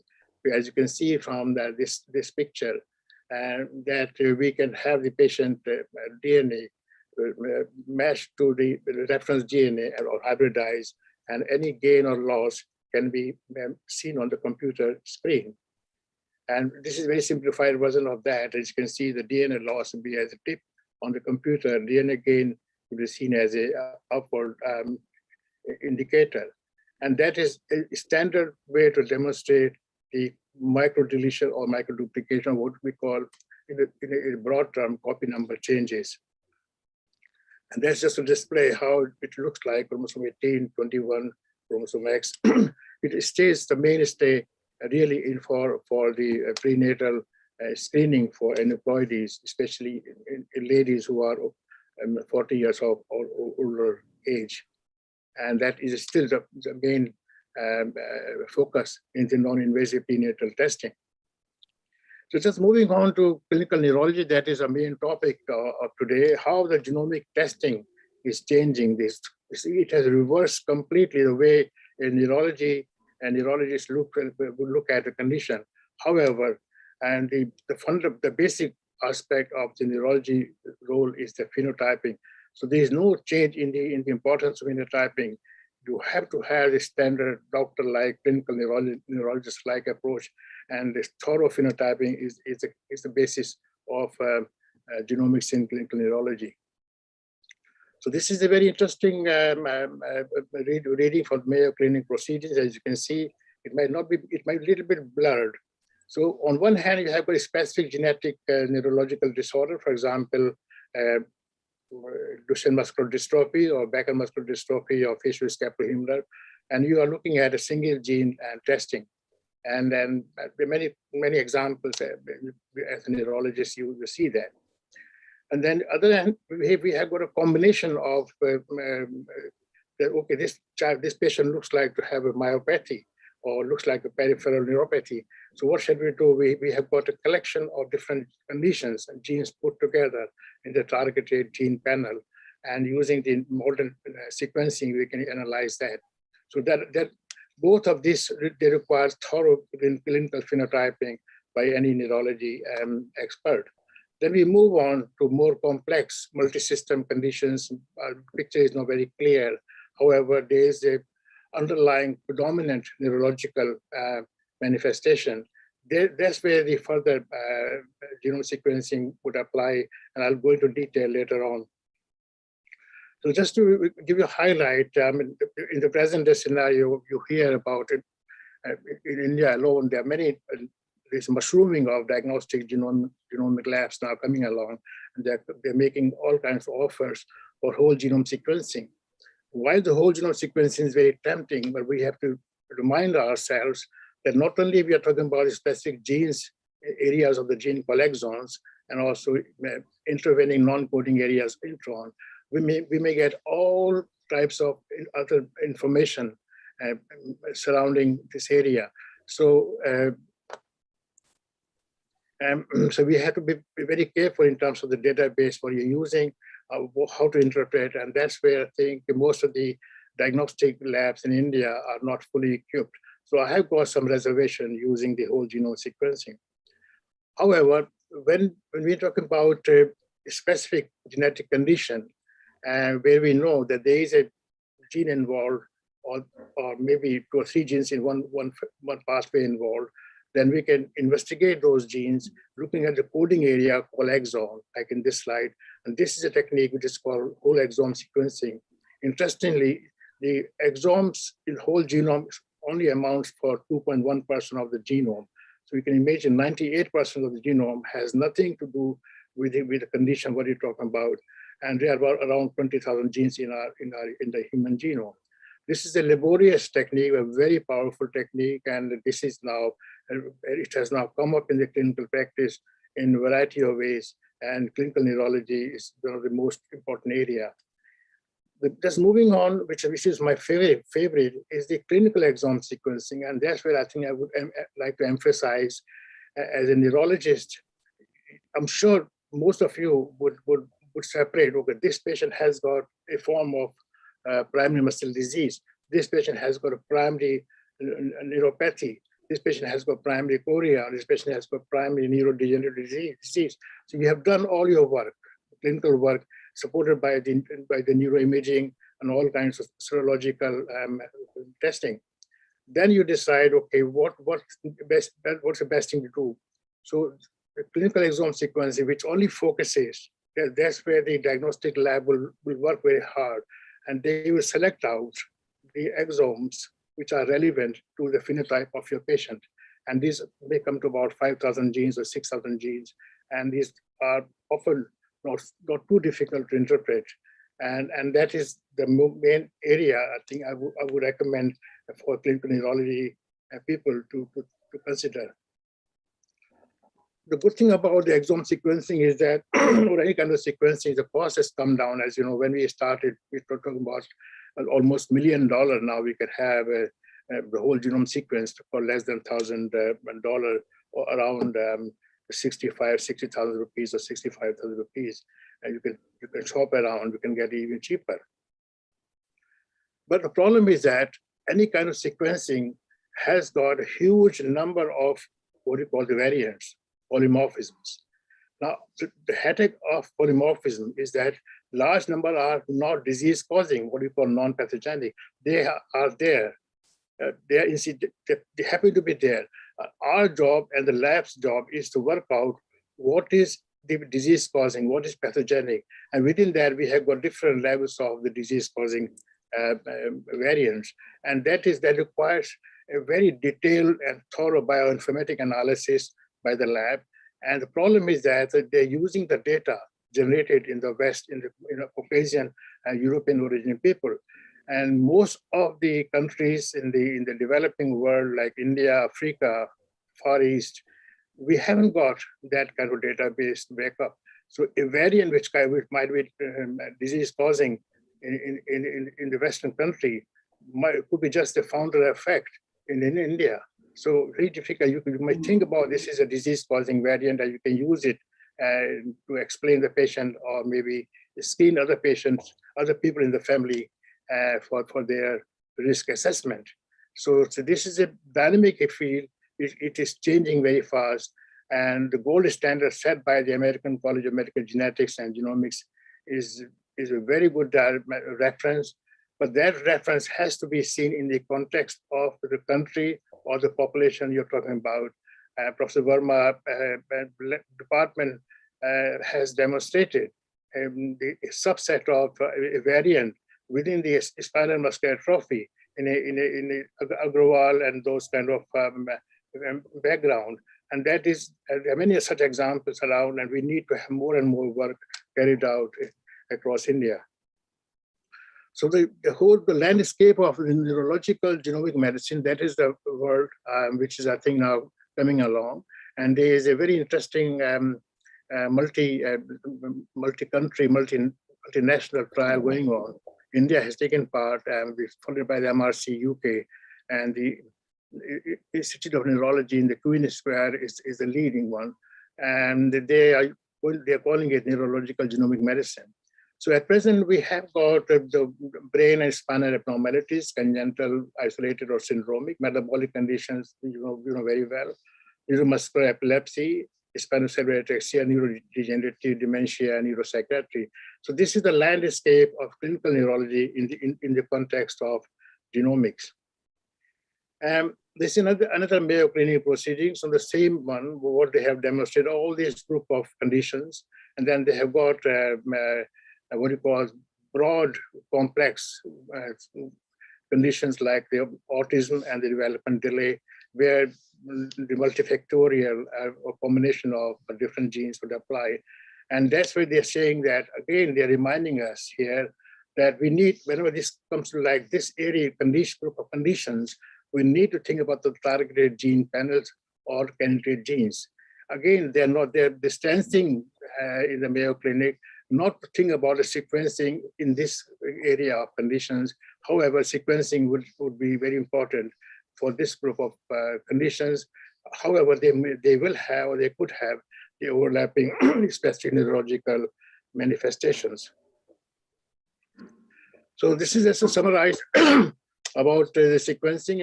We got whole genome sequencing, we got whole exome sequencing, we got targeted panel sequencing, and it doesn't require any capture. It's broad, everything is included. That's why it is technically easy for the lab to perform, and that's why they can reduce the cost. But the problem comes here in the bioinformatic analysis, and this is the main area where the clinician and the lab person has to put together how to analyze, how to report, and how to act clinically, and how to use that information, genetic counseling, and any further clinical actioning. So just moving on but to the broad area of the clinical neurology, which many people in the audience would be practicing almost daily, that is epilepsy. And this is a very interesting flow chart. I would recommend to read this paper. And then this is a good algorithm and going around and then about the genetic testing. I'll share one of my example, which is, this is my patient, a 10-year-old boy had an intractable epilepsy. They tried many things, only family and history was the sister also had febrile seizures. And we had difficulty, and pediatric neurologists and epilepsy people were very confused how to manage this boy and had all kinds of global developmental delay. And had some soft clinical features.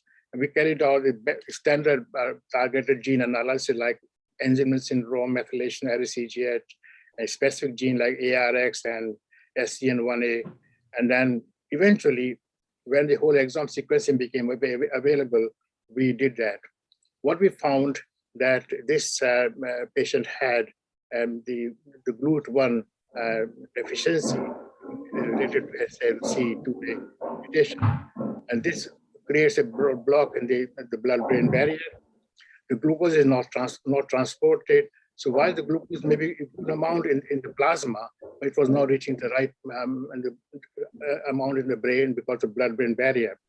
When we moved that to use ketones, and ketones bypass the glucose, and there was a dramatic improvement in the child, and the epilepsy and all those manifestations stopped within a few days of changing to the ketogenic diet. It goes back many years ago when we were students. The ketogenic diet was promoted but lost because of the lack of evidence. Now it has come back again. Now GLUT1 deficiency syndrome is a well-known example. This became possible by clinical exome sequencing. So the many other areas in the clinical neurology, I have included here the dementia. Dementia remains by far most challenging condition, although we talk about Alzheimer's disease, but we have to remember other types of dementia as well, prion disease, dementia with motor symptoms, frontotemporal. And we can have a panel testing for dementia, which are available commercially. If you're not sure, you can go for targeted genome sequencing or targeted exome sequencing, for dementia. As you can imagine, that the treatment and management and genetic information to the family would depend on precision diagnosis. So in terms of the neuromuscular disorders, as you can see from this slide, conventional you people always focus on the phenotype, and we carry out many different investigations, and including muscle MRI. Muscle biopsy is no longer done, and more, as you can imagine, it's an invasive technique. But we have moved on very rapidly into the targeted genetic testing or the gene panel testing, mainly the exome sequencing. Dr. Divya Agrawal will follow this area later on after my presentation, so I'm not going to spend on time on this. One of the interesting area of in clinical neurology is the spinocerebellar ataxia. It was part of my thesis many years ago. At that time, we had nothing like sequencing. I used HLA linkage and divided the dominant spinocerebellar ataxia into two groups, the HLA linked and the non-HLA linked. And now the whole field has changed. We have got numerous number of repeats within the SCA genes. And in India, 3 important spinocerebellar ataxia syndromes are encountered: SCAR1, SCAR2, and SCAR12 in the Friedreich's ataxia. So these are all repeats within the gene or within the intron, or sometime the beginning of the reading frame or the end of the reading frame. So this is a field, and the spinocerebellar ataxia clinical go for the targeted gene panel for SCAR testing, and mention to the lab, please describe the repeats and that requires a copy number analysis. And so moving on to in terms of the therapeutic aspects, so we talked about the traditional medicine. So we are at this stage now, the stage-defined medicine, we're using the clinical phenotype and deciding what genomic testing is best for the patient. Then we come to the diagnosis, precision diagnosis, and accordingly, we design the therapy and then move on to advise the other family members in the family who might be asymptomatic or less symptomatic and would benefit from precision diagnosis and maybe prevention of as the condition would demand. So there's another area which I have included here is dystonia. In clinical genetics, you see many families with myotonic dystrophy, and that is a huge challenge. But as clinical neurologists, I'm sure you would know many other examples of dystonias or dystonic conditions, and that requires a thorough analysis. And we have got huge number of genes which are associated with dystonia, as you can see from this slide here. And again, the targeted genetic gene panel testing or going for the clinical exome sequencing. And again, it is important to discuss with the lab so that lab can focus, can filter out the genes and also the gene variants associated with dystonia. So maybe I think you'll have to wind up, Ravinder, because they're saying the time is up. Okay, finishing on. Yes. So there are many neurodegenerative conditions, as you can see from this slide, and they also require a good clinical workup. This is a beautiful paper published in Nature, and this is one of the, it overlaps including the dementia as well, what I mentioned earlier on. In terms of the treatment, there's a huge number of progress amount in work carried out with stem cell. As you can see, practically most of the conditions, especially the neurodegenerative conditions, and there's work going on multipotent stem cells, which is focused on different conditions. And each patient could have the individual pluripotent stem cells extracted and then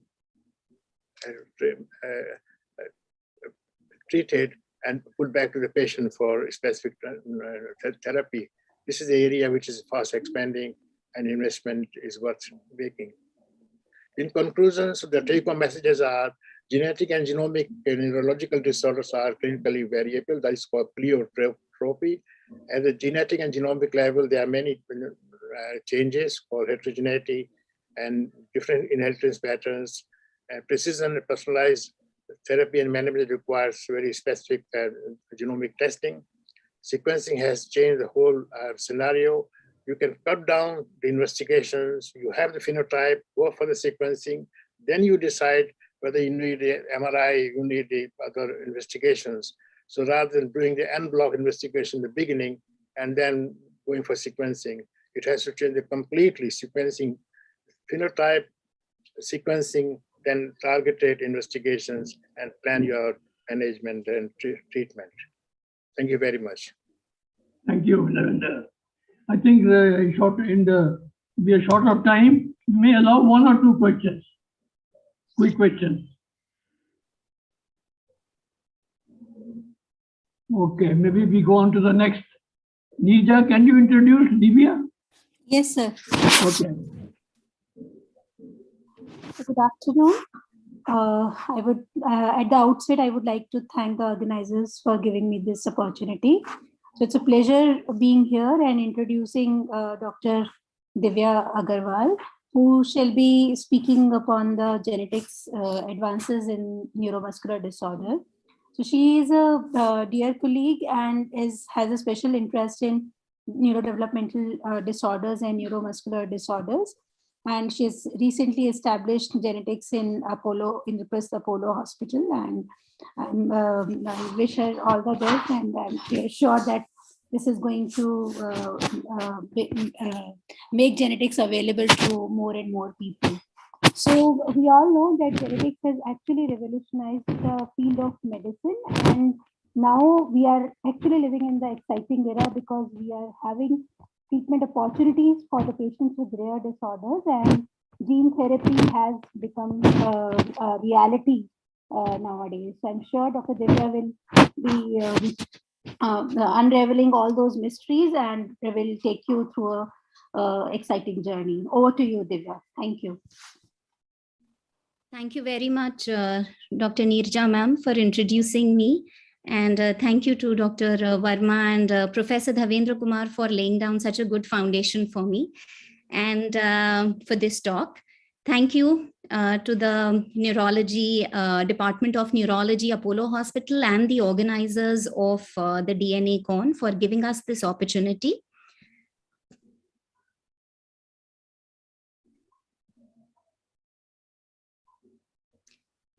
So today, as part of my talk, I would, let me just make it. Today, as part of my talk, I would like to give a sort of a case-based overview of the scope of medical genetics evaluation and genetic testing for the neuromuscular disorders. I will be restricting myself to the adult onset disorders essentially, otherwise it will become too elaborate. And since this is, I thought of keeping some representative cases, and because of the interest of the audience that is present here, I would like to keep this talk limited to the neuromuscular disorders which are adult onset essentially. Now, clinical medicine in 21st century has dramatically changed since William Osler established the modern residency program in Johns Hopkins. In the 1889 and in the early 1900s, the techniques of clinical examinations were at the peak actually, and clinical tools and basic investigation tools were actually the mainstay of investigative clinical medicine to look for various clues and diagnose the diseases. The clinician, with its armamentarium of good clinical skills, basic radiological and laboratory investigations, was diagnosing common conditions confidently. As the techniques of diagnosis became more and more accessible and sophisticated, and now with complex diseases and rare diseases now becoming more and more common, along with also the frequent litigation now, the clinician has been, is now more wary, and this leaves little scope of error or delay. And it is but natural that the physician's reliance on modern investigations has increased slowly, and particularly in the era of genomics and high throughput laboratory medicines, the physicians and the specialists are bound to make use of these technologies. And DNA being at the center of our body and of all the diseases, the genetic testing and genetic evaluation is becoming the mainstay of all the clinical specialties. Now, neuromuscular, coming to the main talk now, the neuromuscular disorders and genetics for neuromuscular disorders. It is, these disorders are collectively used to describe the diseases which affect any part of the peripheral nervous system and the muscles, right from the anterior horn cells, the axons, the motor axons, the neuromuscular junctions, and mainly the muscle fibers. I would like to start with this case. It's a very old case. These three brothers presented with stiffness, sudden cramping, tightness of the muscles, onset in the later second decade. And here you can see the pedigree that I've drawn. This was a consanguineous family. The double line here means that this was a consanguineous family. And the number of people who have been affected in this family have been shaded. And there are about 6 members, all boys and 1 girl. 5 boys and 1 girl who are affected with the stiffness, sudden cramping, tightness of muscles, onset usually in the second decade, difficulty in walking progressively. And this is a video that we took at that time. And you can see these 2 brothers climbing up the stairs, can see the difficulty for both of them, the proximal weakness that they are having.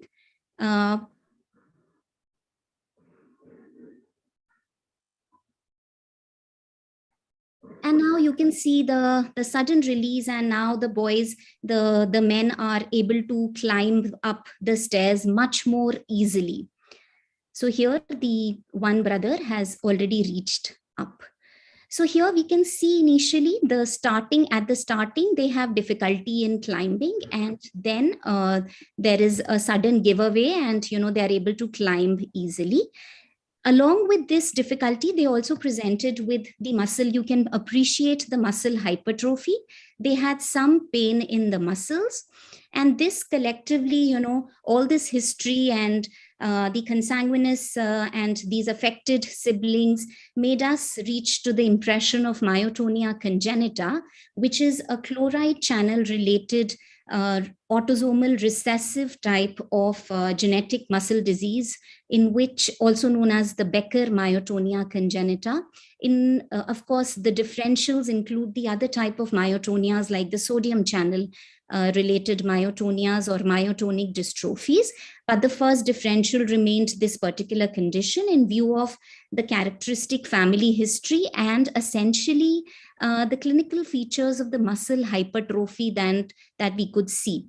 So now this particular condition it occurs due to single allele or biallelic variations in this particular CLCN1 gene, which codes for a chloride channel protein, which is expressed in the sarcolemmal membrane of the muscles. And as we know that chloride channel main function is to stabilize the resting potential. So this particular CLCN1 gene derangement leads to the muscle stiffness, which is relieved by the repeated contractions of the muscle, which is also known as the warm-up phenomenon.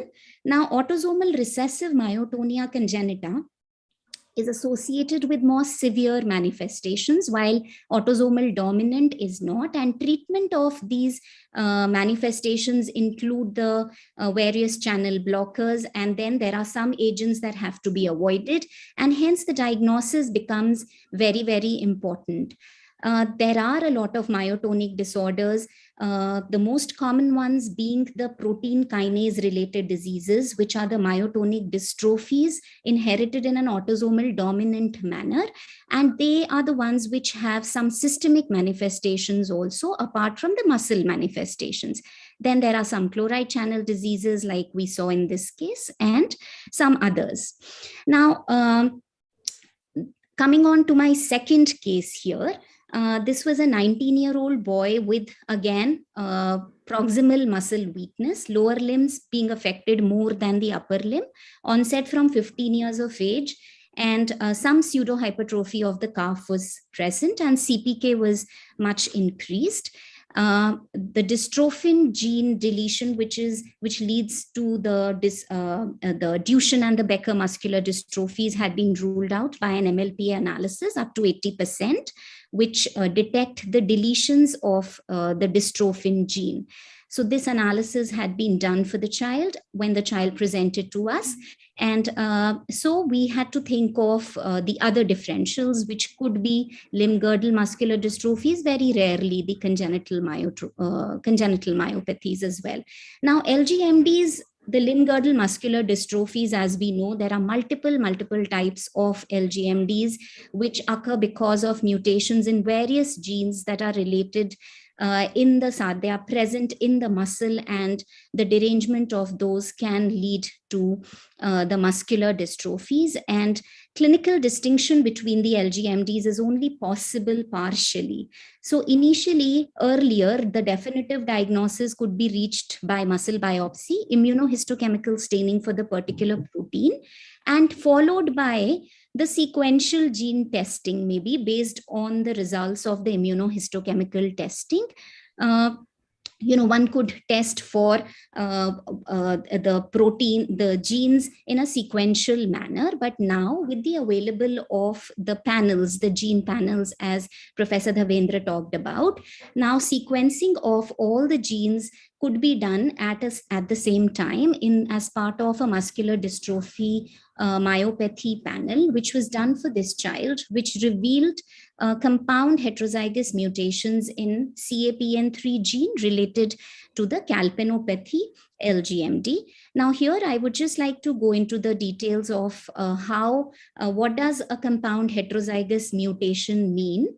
Now in this, as you can see, there are two variants that are reported, and this is how the gene testing results come up on a panel testing or on an exome testing. So this is one variant, 1376-1377, which means that there is deletion of two nucleotides A and G at this particular position in the gene.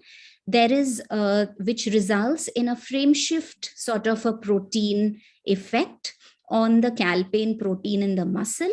And this particular variation is not reported in the population databases, and this particular position is conserved across species, meaning thereby that the variation or the protein change which is occurring because of the variation could be significant, and it could disrupt the protein, which probably can result in the disease. And hence the conclusion given by the lab, according to the American College of Medical Genetics classification, is likely pathogenic.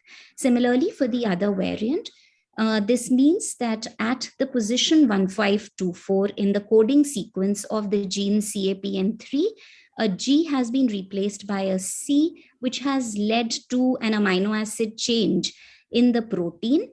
And this also, the classification has been given by likely pathogenic by the laboratory. And again, I will not go into much details about the gene, since Professor Dhavendra has already talked about how the gene sequencing is done and why understanding of the gene sequencing is important for any sort of interpretation of the genetic test results.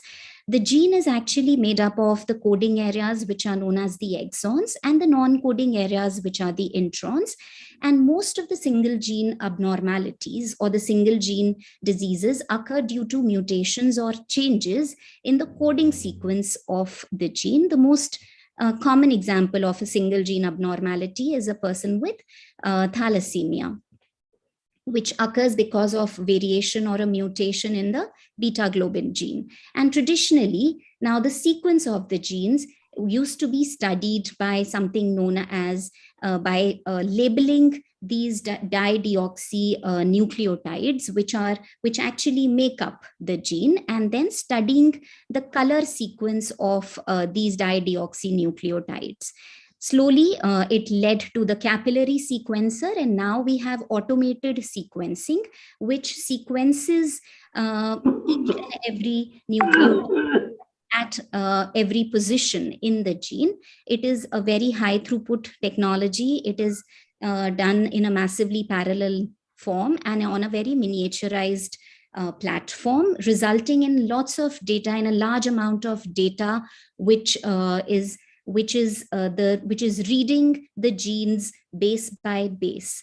Now we have such massive data in the next generation sequencing, which is sequencing either a group of genes or all the genes together in the exome sequencing. And to make sense of the data by bioinformatics is the Herculean task that the bioinformaticians, along with the clinicians, have to undertake to sort of pinpoint the variation or the mutation which is responsible for disease in our patient. And once we have filtered out these variations, there are specific guidelines according to the in silico analysis of these variations, by which we can further classify these variations for pathogenicity, so that we can pinpoint exactly which variation is disrupting the gene leading to the disease.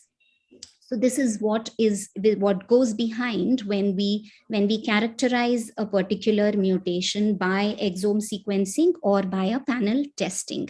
However, in my next case, I would like to sort of highlight the other aspect also of the NGS. Now, this was a 27-year-old female non-consanguineous marriage, born out of a non-consanguineous marriage, presenting with proximal weakness and exhaustion for the past 2 to 3 years and aching pain in the muscles. Lower limbs were more involved. There was some sort of an asymmetry present. There was no facial weakness, positive deep tendon reflexes. She was a simplex case in the family. There was a significantly raised CPK and EMG was myopathic. Now, there was a big confusion regarding whether, this is a myositis or a muscular dystrophy. She had already been given a trial of steroids. Distinction between myositis and muscular dystrophy is very important to avoid inappropriate immunosuppressant treatment in a patient with. I just request you to wind up in 2 minutes. Yes, ma'am. Yes, ma'am. Or therapeutic abstention in a patient with treatable acquired myopathy. Now, thinking that, it is otherwise. Now, some pointers towards myositis could be that, this would be an acute, subacute onset, rapid evolution, typically middle age presentation. So there could be some pointers towards a myositis. However, there could be, important mimickers in the dystrophy, muscular dystrophy group also, which could mimic the myositis. And hence it becomes very important, it becomes extremely important to distinguish between the two. And this particular female was seen to be harboring on a next generation sequencing. She was found to have a homozygous variant, which means that on both the alleles, this particular missense variant was detected, which was consistent with the diagnosis of limb-girdle muscular dystrophy type 2A. And here I would just like to make this point, as Professor Dhavendra had also mentioned, that there are now certain mutations which are, as the mutation databases are increasing, as we are collaborating and we are publishing more and more data. This was found that this particular group of community, the Agarwals, this is a common mutation. This is a founder mutation, and approximately by when the Agarwal community was studied by this particular group in Maharashtra, they found 89% of the Agarwals with the LGMD phenotype to have these two mutations in various combinations. So in the interest of time, I think I will be leaving the rest of my cases. I somehow thought that the time given to me was about 30 minutes, but nevertheless, so the point to make here was that there have been advances in the diagnosis of inherited neuromuscular diseases by the genetic testing. And this paper by Dr. Madhuri Hegde from the Emory group in collaboration, this is not the one actually. So this paper actually highlights the importance of the yield of genetic testing for the various muscular dystrophies, neuropathies, myasthenic syndromes, mitochondrial myopathies, and other rare neuromuscular diseases. And more genetic yield is expected in the near future as genome sequencing comes into action. However, there are some limitations of next generation sequencing, particularly the exome sequencing, which need to be kept in mind. Like there are some difficult areas of the gene which cannot be sequenced. There are some repeat expansion disorders which cannot be detected reliably. There are some deletion duplications in the genes which can be detected but the sensitivity of this technology is less. Hence, clinical evaluation remains the mainstay and before any genetic testing. And I will be skipping most of my slides, just to emphasize on just my last case here, which also emphasizes the treatable genetic disorders. Now these are again very old case, two brothers, 14 and 16 years of age, with acute excruciating unbearable episodes of pain in the hands and feet. They had been shrugged off to various departments, neurology, rheumatology. They had been visiting for a diagnosis, but there was no diagnosis, and they were seen to have these skin lesions in particular distribution, which are very, very characteristic of this particular genetic lysosomal storage disorder, Fabry disease, which is in which there is an enzyme deficiency due to which the metabolite gets deposited. The diagnosis was confirmed here by the enzyme analysis and gene testing, and after starting the definitive treatment of enzyme replacement, the pain episodes were nearly nil.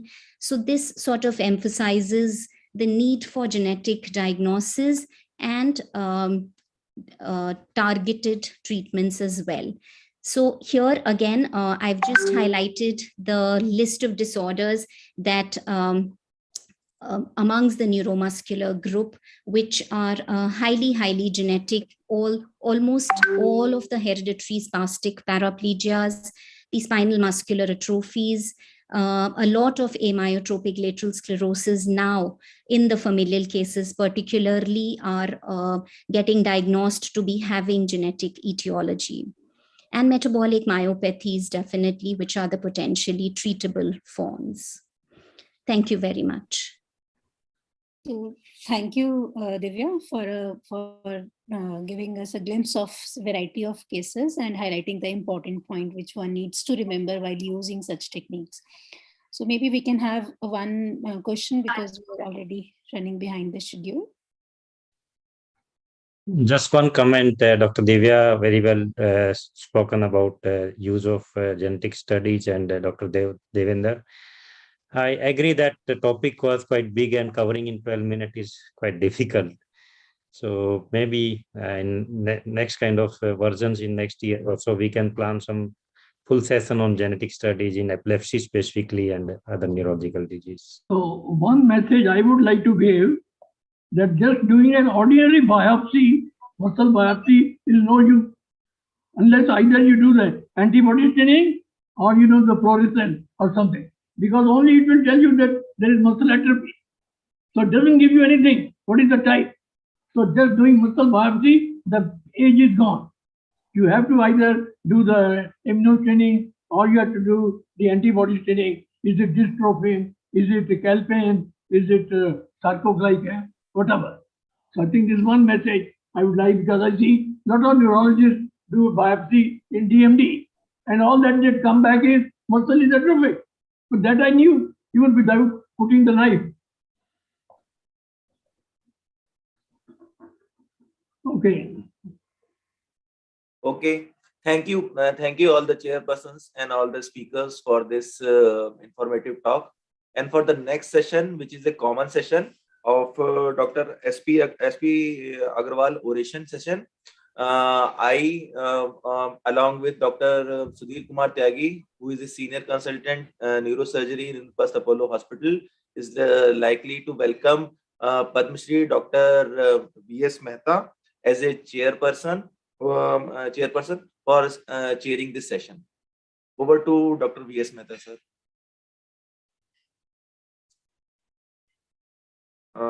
Dr. V.S. Mehta, sir, please unmute your mic.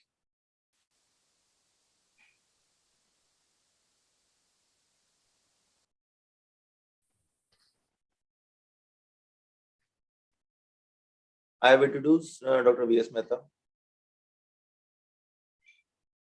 Good afternoon, sir. Good afternoon. Over to you, sir. Good afternoon, sir. So this oration is a very important oration.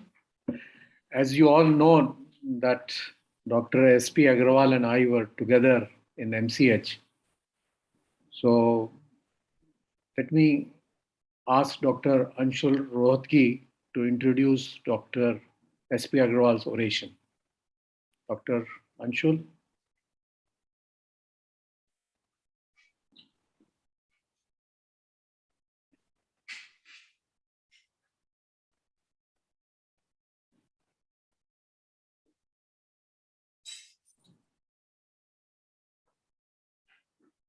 Dr. Anshul, sir.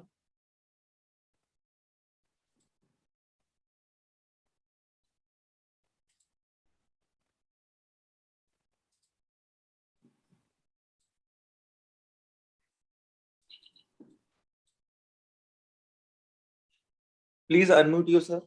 Doctor, you are not audible. Hello? Yes, sir. You are audible, sir. Anshul, sir, you are audible. No, I can't listen to him. Hello? Anshul, sir, you are not audible. Hello?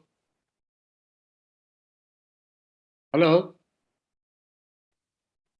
Maybe Dr. Anshul's mic is not working, or there is some connectivity problem. Doctor, can you log out and log in again?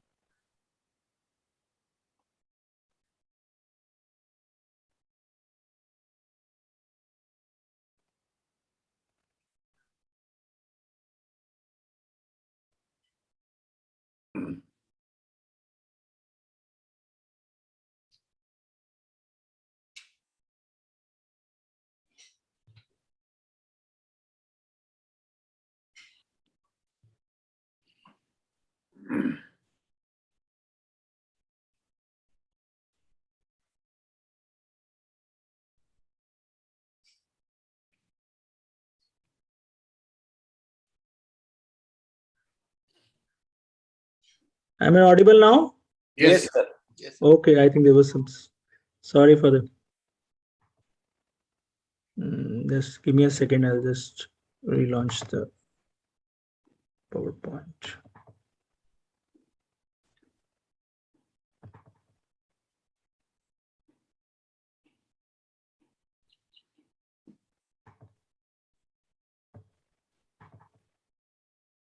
Is my screen visible?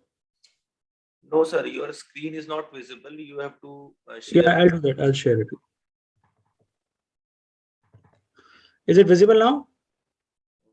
Yes, sir. Okay. Sir, do it in the slide. Yeah, I'm doing it. I'm doing that only. So good afternoon, everybody. Sorry for the technical glitch.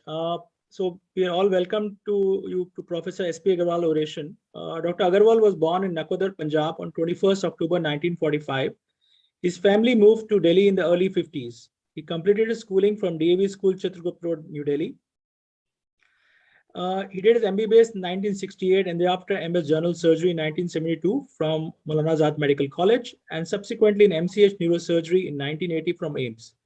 He got a WHO fellowship in neurosurgery in 1984 from Mass General Hospital, Boston. His Inventions Award was given by National Research Development Corporation or CSSR-IR for developing multipurpose self-retaining new brain retractors in 1992 and modified trephines in 1987. He received a gold medal for inventing modified trephines at the International Exhibition for Inventions held in West Germany, where about 250 inventions from more than 40 countries were exhibited in the INA 1987. He helped the revised National TB Control Program, the DOTS program in 1997, the National Health Policy in 2002, the National Rural Health Mission in 2005. He had delivered more than 20 named orations and had authored about 5 books. He had 32 research publications and 28 chapters in textbooks. He had fellowship of 7 national academies. And his major appointments included, he headed the Department of Neurosurgery at the RML Hospital from 1981 to 1996. He was a medical superintendent of the same hospital from 1992 to 1996, Director General Health Services from 1996 to 2005, and Secretary General of the Indian Red Cross Society from 2005 to 2015. And of course, he was instrumental in institution building. He set up the Department of Neurosurgery at RML Hospital and the Subsing Hospital, New Delhi, chaired the Postgraduate Institute of Medical Education and Research at RML Hospital. He started the PGDM course in disaster management at Indian Red Cross Society. His major awards and recognitions include a Padma Bhushan by the Government of India in 2007, the BC Roy National Award for Eminent Medical Person in 2002, a degree of science by the Punjab University in 2007, the Henry Dunant Medical Medal for the highest honor conferred by the International Red Cross and Red Crescent Movement in 2006. So that was all about Dr. Agarwal, and we are all honored to be present in his oration today. Thank you. Thank you, Anshul, for introducing Dr. S.P. Agarwal's oration. Now, I may add here something more what he has added. that he was right from the beginning was interested in neurosurgery. So when he was working as a general surgeon in the RML hospital, he used to come regularly for attending the seminars in the All India Institute. And later he became a MCH candidate, and we both were together. And once he has passed the MCH and became the director health services, he was always eager to uplift the neuroscience in the country.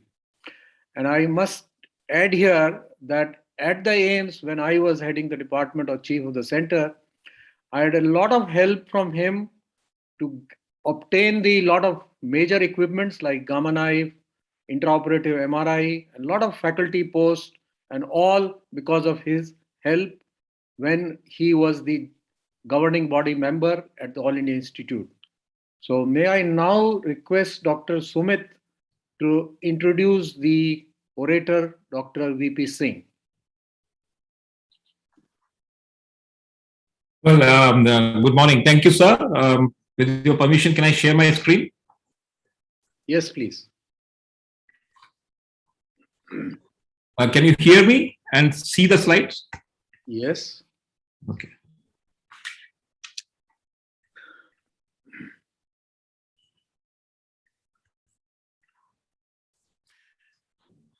Good morning, everyone. I am Dr. Sumit Sinha, and I have the pleasure of introducing today's orator, Dr. Varinder Pal Singh, who will be delivering Dr. S.P. Agarwal oration, the prestigious Dr. S.P. Agarwal oration for the 24th annual conference of Delhi Neurological Association meeting to be held yesterday, which was held yesterday and to be held today itself.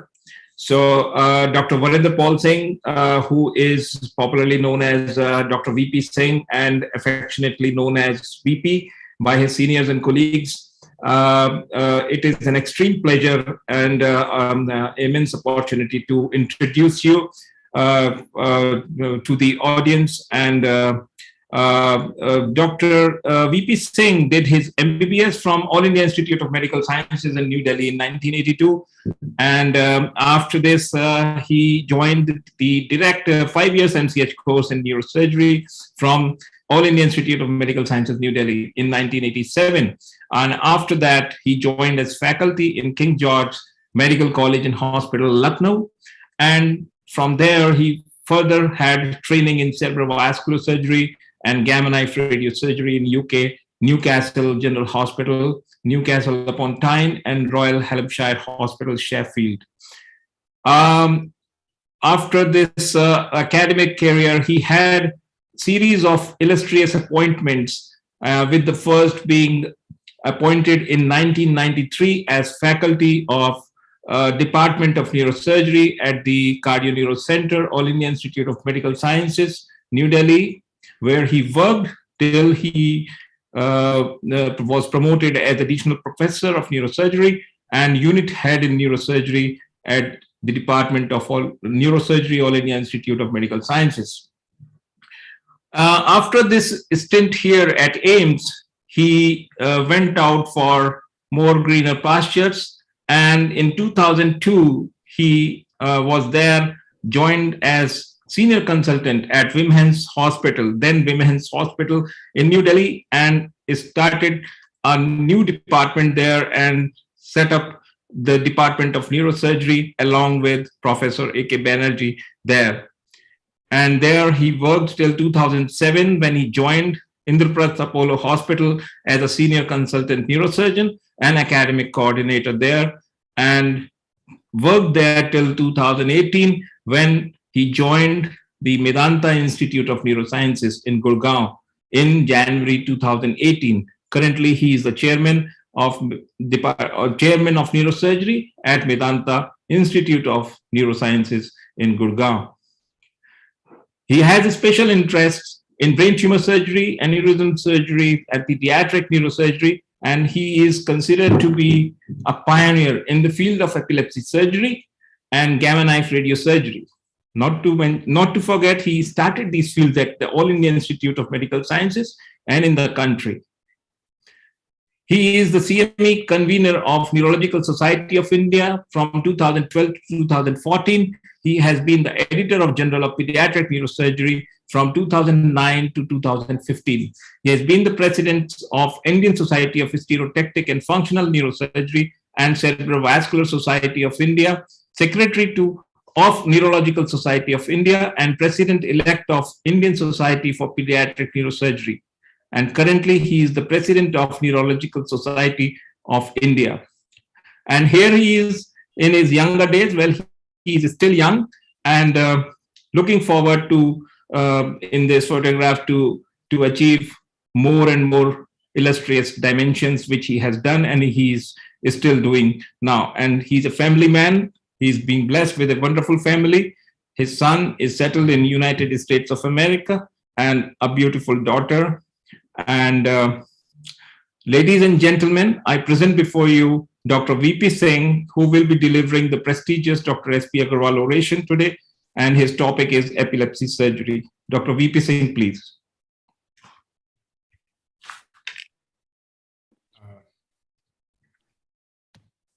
I'm just going to share my screen.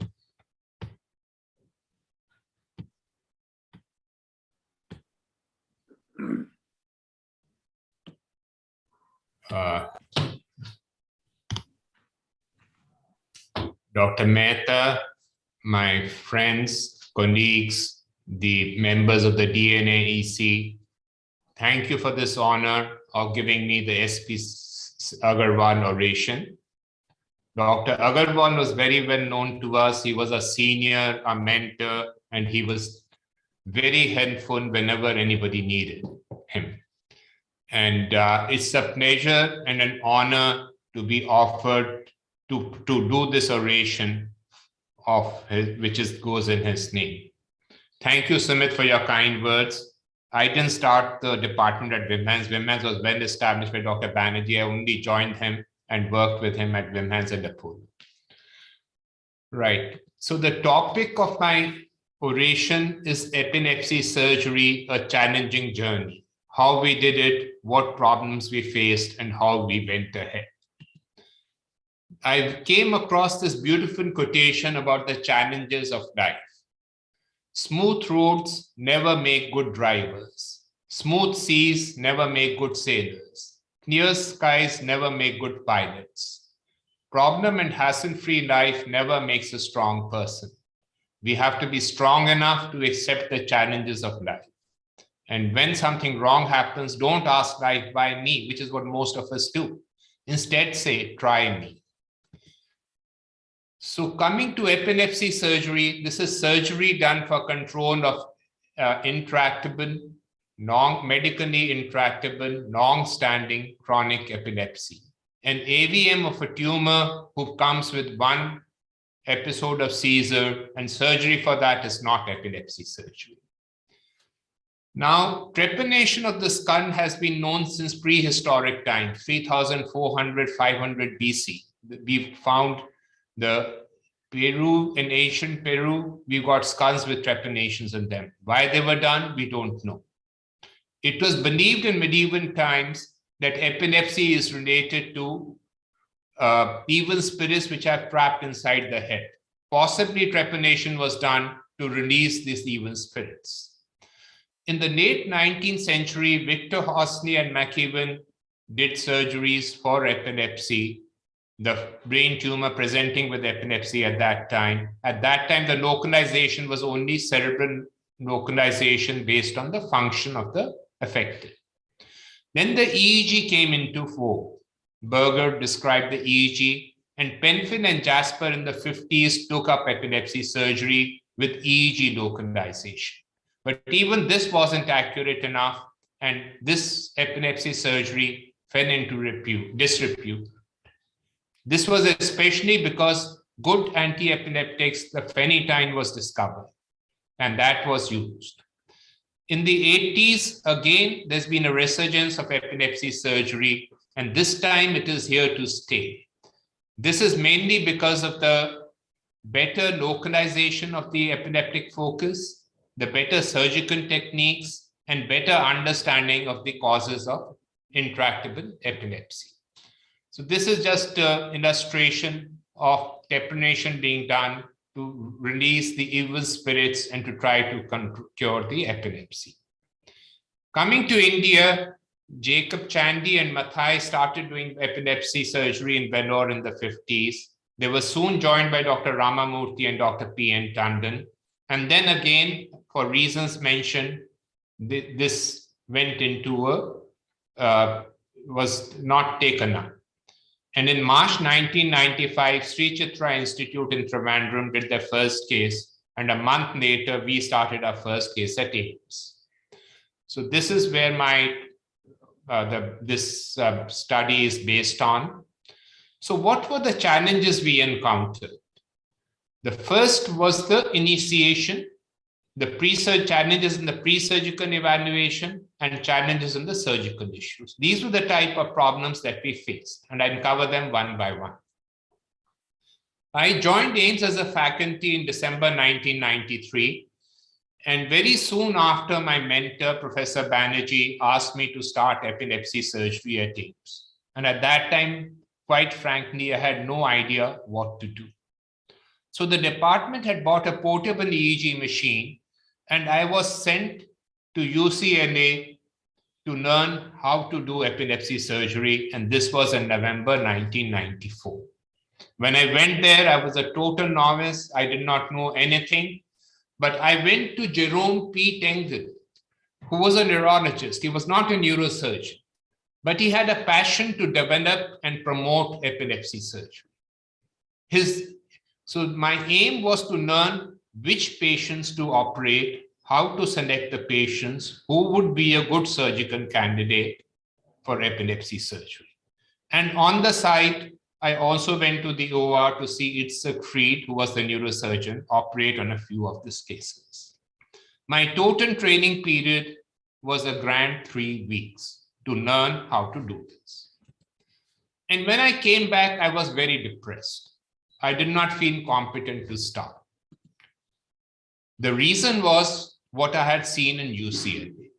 They were doing these tests for epileptic excitability, EEGs, video EEGs, Icton specs, good quality MR scans. They had PET, they had SPECT, a detailed neuropsychological evaluation, and they were doing the WADA test.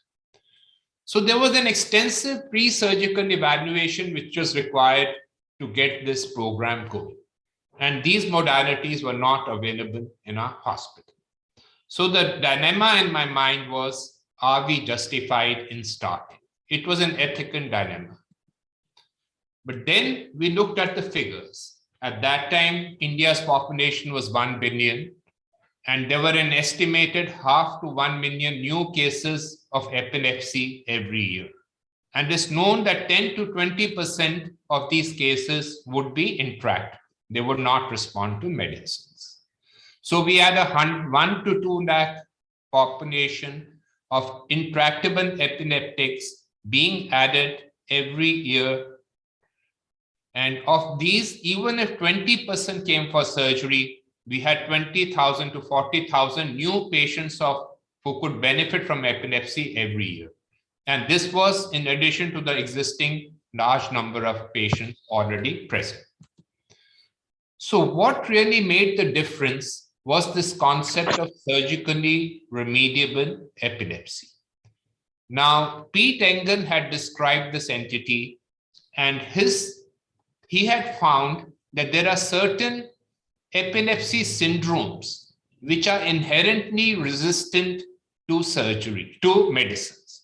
We know that no matter how much medicines you try, they will not get control. And in these, surgery does get good results. So his hypothesis was, in this subgroup of patients, try the first line, try the second line anti-epileptics, and if they are not controlled, evaluate and consider surgery. And in these cases, the pre-surgical evaluation was not so rigorous. So what are these disorders? Mesian temporal sclerosis, which relates basically to hypoxia at birth, which causes damage to the hippocampus. And this was rampant in India. because of the poor antenatal and because of the poor natal care during delivery and post-delivery. The second was partial seizures occurring from discrete small neocortical lesions. Next was diffuse unilateral hemispheric disturbances. And this again was something which was not uncommon. We had these infantile hemiplegia seizure syndromes, which again, because of poor antenatal and pediatric care in the early phases of childhood, was quite rampant. And there were disabling drop attacks. And this is, you can see, this is the hippocampus on the right side. Compared to that, a totally shriveled hippocampus on the left side. Again, the same thing you can see in the next cut. So in view of the large number of potential cases in India, we felt that it would be ethical to start the epilepsy surgery program with patients with surgically remediable epilepsy. So we thought, let's give it a start, let us start doing it, and later we can expand. So the first hurdle that we faced, that ethical dilemma in my mind, is whether we should do it or not, was sorted out. The next thing was neurologist cooperation. There was no way this program would get going without the neurologist cooperating with me. And I contacted our neurology professors at AIIMS, and I was met with a lot of skepticism. The first thing they said was, the neurosurgeons are only interested in tumors and aneurysms, and they don't want to do anything else. So if you are serious, leave your department and come and join me. So this was the next thing that we faced. So my answer to him was, sir, I will join you. The day you have enough cases to keep me occupied with surgery every day, I will join. I will leave my department and come to your department. So on that, we started. He was also skeptical. Many people have tried in the past, but okay, you're a young man with young blood. You want to give it a try? Okay, go ahead and let's see what you can do. So having said that, I must also say that once the program, he saw that I was serious and we were able to deliver, he was one of my strongest supporters all throughout the country. So with this in mind, I luckily got two people who became very enthused with the idea of epilepsy surgery, and together we decided to give it a try.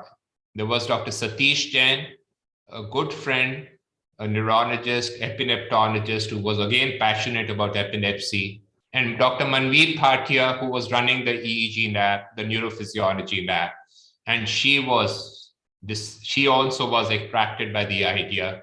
And together we decided that we will make it happen. And we said, no matter what, we have to make it successful. Now, the epilepsy surgery team is a big team. Besides the three people on the top who are the core members, we needed a lot of support from other departments. We needed a neuroradiologist, a neuropsychologist, a neuroanesthetist, a neuropathologist, and a nuclear medicine specialist. And I was supported by these people, Dr. Ban from nuclear medicine. We had Dr. Chitra Sarkar from pathology, Salesh Gaikwad from radiology, Dr. Harihar Dash from anesthesia, and Dr. Surya Gupta from neuropsychology. And together, we made this multidisciplinary team. Now, the next challenge was how to keep everybody happy. It is well known that these teams fall apart because of ego issues, because somebody feeling that one person is sort of trying to hijack the program. So we decided that there would be no leader. All of us would be equals. We would work together as a team, and nobody should get the feeling that one person was getting mileage at the expense of the others. So very soon we established a rule that whatever publications came out, whatever presentations came up, would come with 8 members, with 8 names of every member on the team. And with this spirit of bonding and togetherness, we moved forward. Now, coming to the pre-surgical evaluation, what the question which first comes to everyone's mind is, what is intractable epilepsy? So there is no rigid definition. If epilepsy is frequent or severe enough to affect the quality of life of the patient, he should be considered intractable and should be worked out. There was a thumb rule of 2, which is what was generally used. But any patient whom the neurologist felt is not being controlled and quality of life is affected, we would move ahead. So should a neurologist try all the available anti-epileptics? So it is well described in the literature now that if the patient is not responding to the first or second line anti-epileptics, then trying the newer anti-epileptics, which are coming out every day, most of them in these patients describe 50% reduction in seizures. They don't talk about cures or full control. So if the basic 2 or 3 anti-epileptics have not worked, the chance that a newer anti-epileptic would completely control the seizures is very, very low. The second consideration issues were in children. There was a fear of operating on a developing brain as to what damage we could put. But we understood very early that the plasticity of the brain is there in the younger child. So even if you take out a tumor or a lesion from an important area, they would recover as opposed to an adult. So it's worthwhile doing it in children. Also, the deleterious effects of seizures on the developing brain was increasingly recognized. So even though it's a developing brain, it became all the more reason to operate on them before the brain was irreversibly damaged. And lastly, as I mentioned, the concept of surgically remediable epilepsy was something which came up, and we had lots of patients of MTS and infantile hemiplegia seizure syndromes in our country with whom we could say that we would be able to help them. So the aim of the pre-surgical evaluation was to identify the area of the brain which causes repeated seizures, to show that it could be removed safely without causing new deficits, and to assess the function of the rest of the brain. So extensive pre-surgical evaluation was needed with prolonged hospital stay and several tests. It was expensive. In India, we had constraints of equipment and finances, so we had to modify our protocols and customize them so as to go ahead with our program. So what does the video EEG contribute? It gives us a prolonged interictal record. It gives us a chance to study the ictal semiology because the whole thing is recorded. We are not, we are bothered about the first thrust or the first tonic posturing which occurs, which helps us to localize. It would exclude pseudo seizures, and we would identify the ictal onset zone because we were having a continuous EEG recording. So we would pick up the initial part where the EEG changes would start, and then as they spread, the clinical manifestation of the seizure would come. So generally people in UCLA would admit patients for 2 weeks and record at least 5 seizures on 64 to 128 channel machines. When we wanted to start a video EEG, a lot of logistic issues came up. How long to do, short term or long term, and how many seizures to record, and how much anti-epileptics to reduce, and what if patient does not have a seizure. Mind you, we did not have any specific guidance as to how we could do it. We just had to think and move ahead and see what could be done. So our neurophysiology lab was in the OPD area, which was open from 8 a.m. to 5 p.m. So we could only do a short-term recording.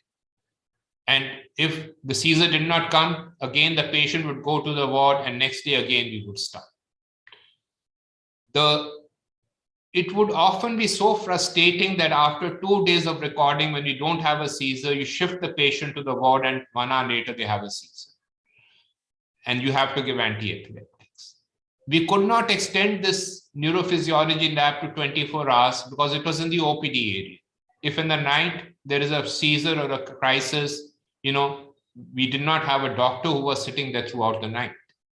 So later on, after a couple of years, we were able to shift the video EEG part of the neurophysiology lab to the neurology ward, and then we could start doing long-term recording. But the initial 1 to 1.5 years, we were doing it in the OPD area with short-term video recordings. And once we had it in the ward, we could also, then the ictal spect also became possible.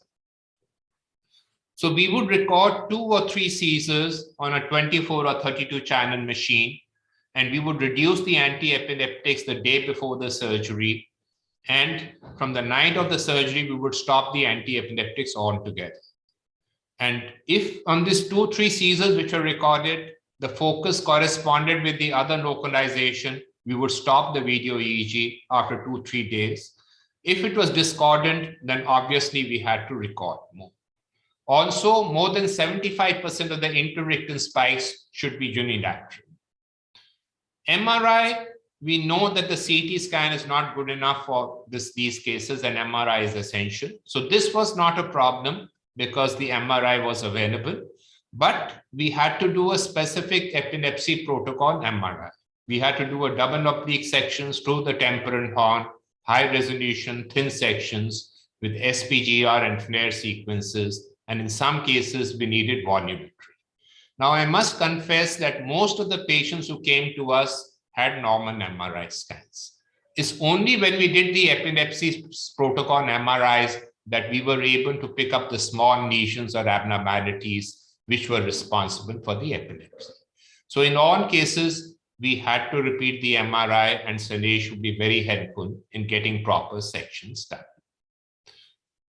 SPECT was available in our center. The interictal SPECT was a bit of, not very worthwhile. I mean, it had limited utility because if there is a structural lesion seen, in all probability, the interictal SPECT would show an area of hypoperfusion. Where it would be useful were in children with cortical dysplasia, which was not maybe picked up on the MRI, and that may help us, that there the interictal hypoperfusion would help us to find out where we need to operate. The best thing would be an ictal SPECT, where when the patient has a seizure, immediately you have to inject a radio tracer. Now, this has to be put in the first couple of minutes, and then only it will go and get concentrated in the area where the ictus onset is. So the coordination problems were there, but later on this was sorted out once the video EEG lab was shifted to the ward area. The nurses and the doctors were trained, and the moment the seizure started, the vial which was there in the ward was mixed and was injected. So the injection has to be done within the first 2-3 minutes. The imaging can be done after 6 hours, so that was not a problem. But the injection had to be done in time. Neuropsychological assessment was another hurdle. Trained neuropsychologists are rare, and there wasn't a neuropsych battery which was validated in India. So here, our neuropsychologist, Mr. Surya Gupta, developed a battery of neuropsychological tests, which he validated in Indian patients and which we used in all our cases. And as time passed, it became more and more reliable. So what they did was in memory and IQ assessment, they did a lower localization. And often, even if they could not localize to the frontal or the temporal, they would tell us whether it's the right or the left. And as the time passed, he became more and more accurate. And as long as it was not discordant, it would increase our confidence levels. Now came another dilemma, the VADA test. Sodium amytal is not there in the Indian pharmacopoeia. So its usage is not legal. And some centers were using it. Trivandrum were using it because they had got some personally from abroad and were using it. But we were worried. What if a reaction occurs? How do we defend ourselves? And mind you, it's a very frightening experience for a patient. When you inject the sodium amytal in one side on the left side in the carotid, and the patient becomes aphasic and he's fully conscious, it's a frightening experience for the patient. It's a horrifying experience. So we decided to go ahead without it. we assumed that if the hippocampus is so atrophic and sclerosed to cause intractable epilepsy, its function is likely already severely impaired and transferred. So we cannot make them worse. And with this assumption, we went ahead and did our surgeries even on the dominant side without a VADA test.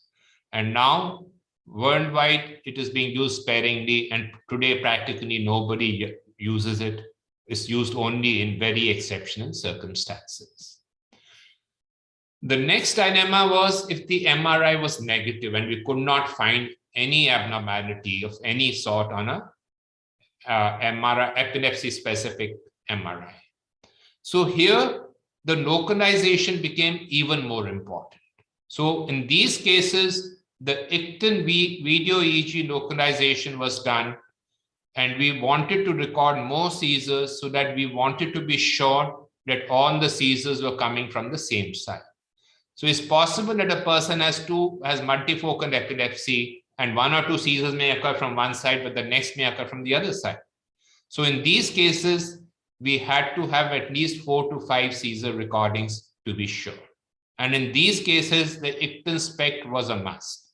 So we have to have at least 2 confirmatory tests of good quality before we could subject them to surgery. And in these cases, the electrocorticography was also essential.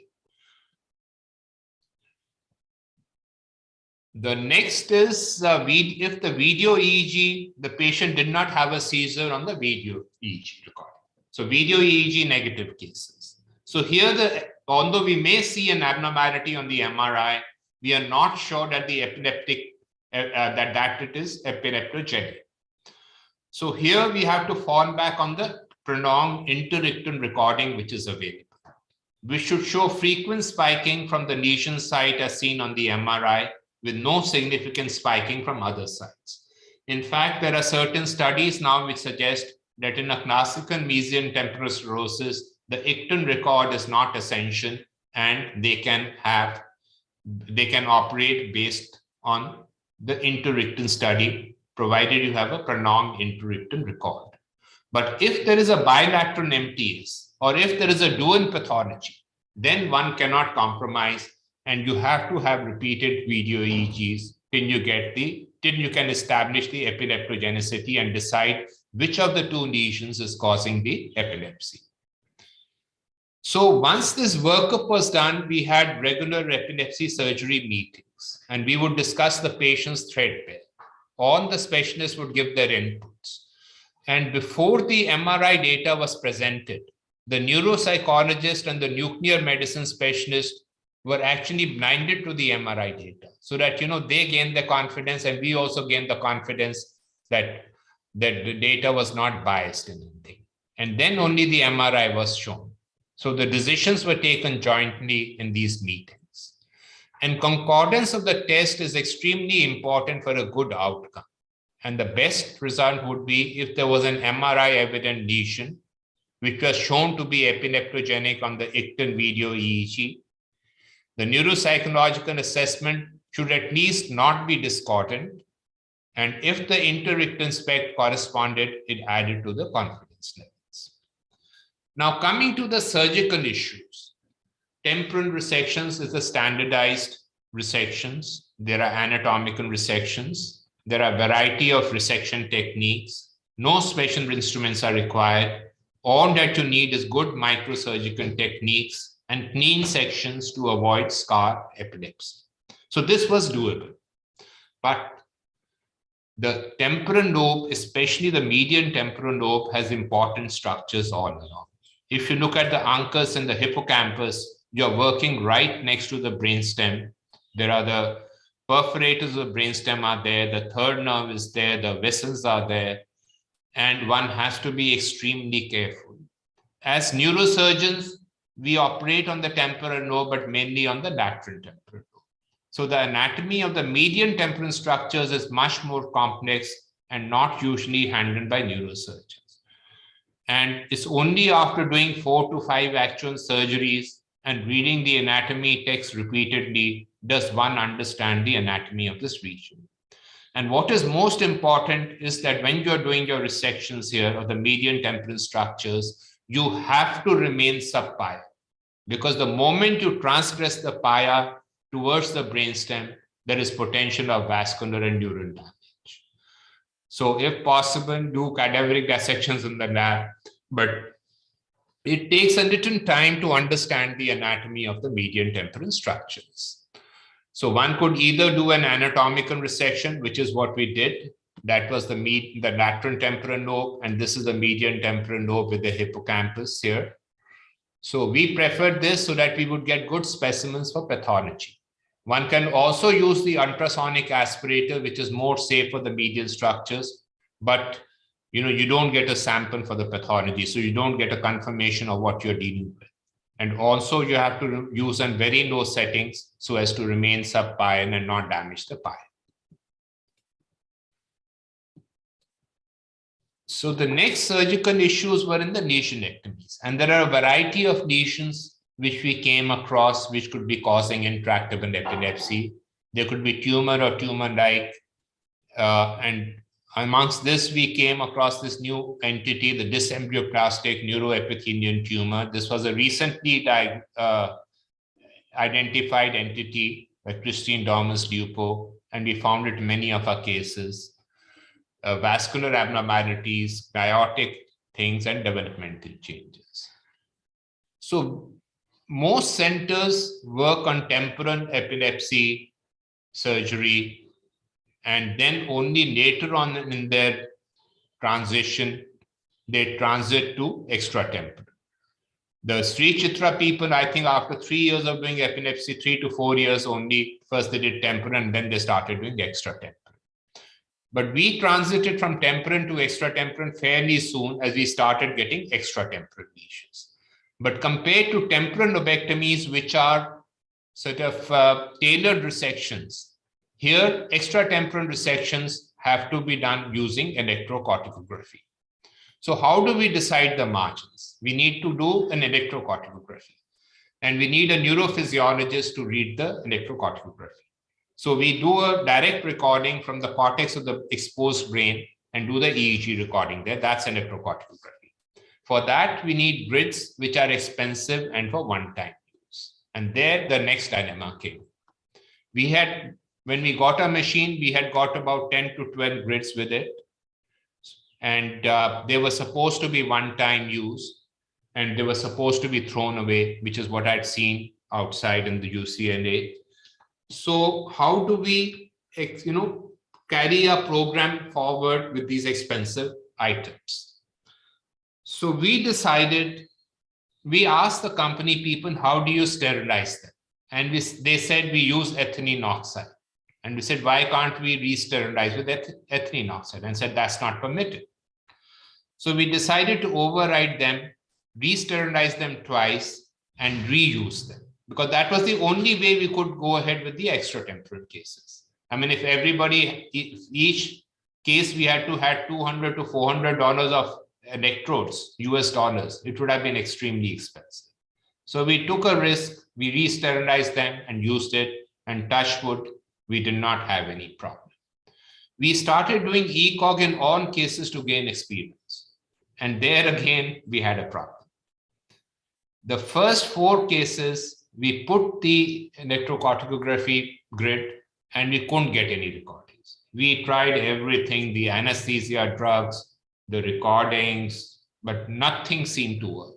We called the company people, they were equally clueless. It was the first time we were doing it in India. Till we realized that the recordings which were done directly from the cortex, because the bone was not there, the scalp was not there, the voltages which we were recording are very, very high. So when the machine was set to the routine settings, those recordings were going above, far above them.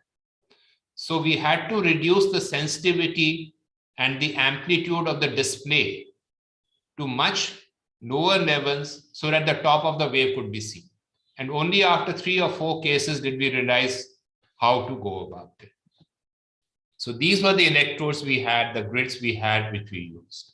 And here you can see the spikes before the resection, and after a resection from the same area, the spikes have gone.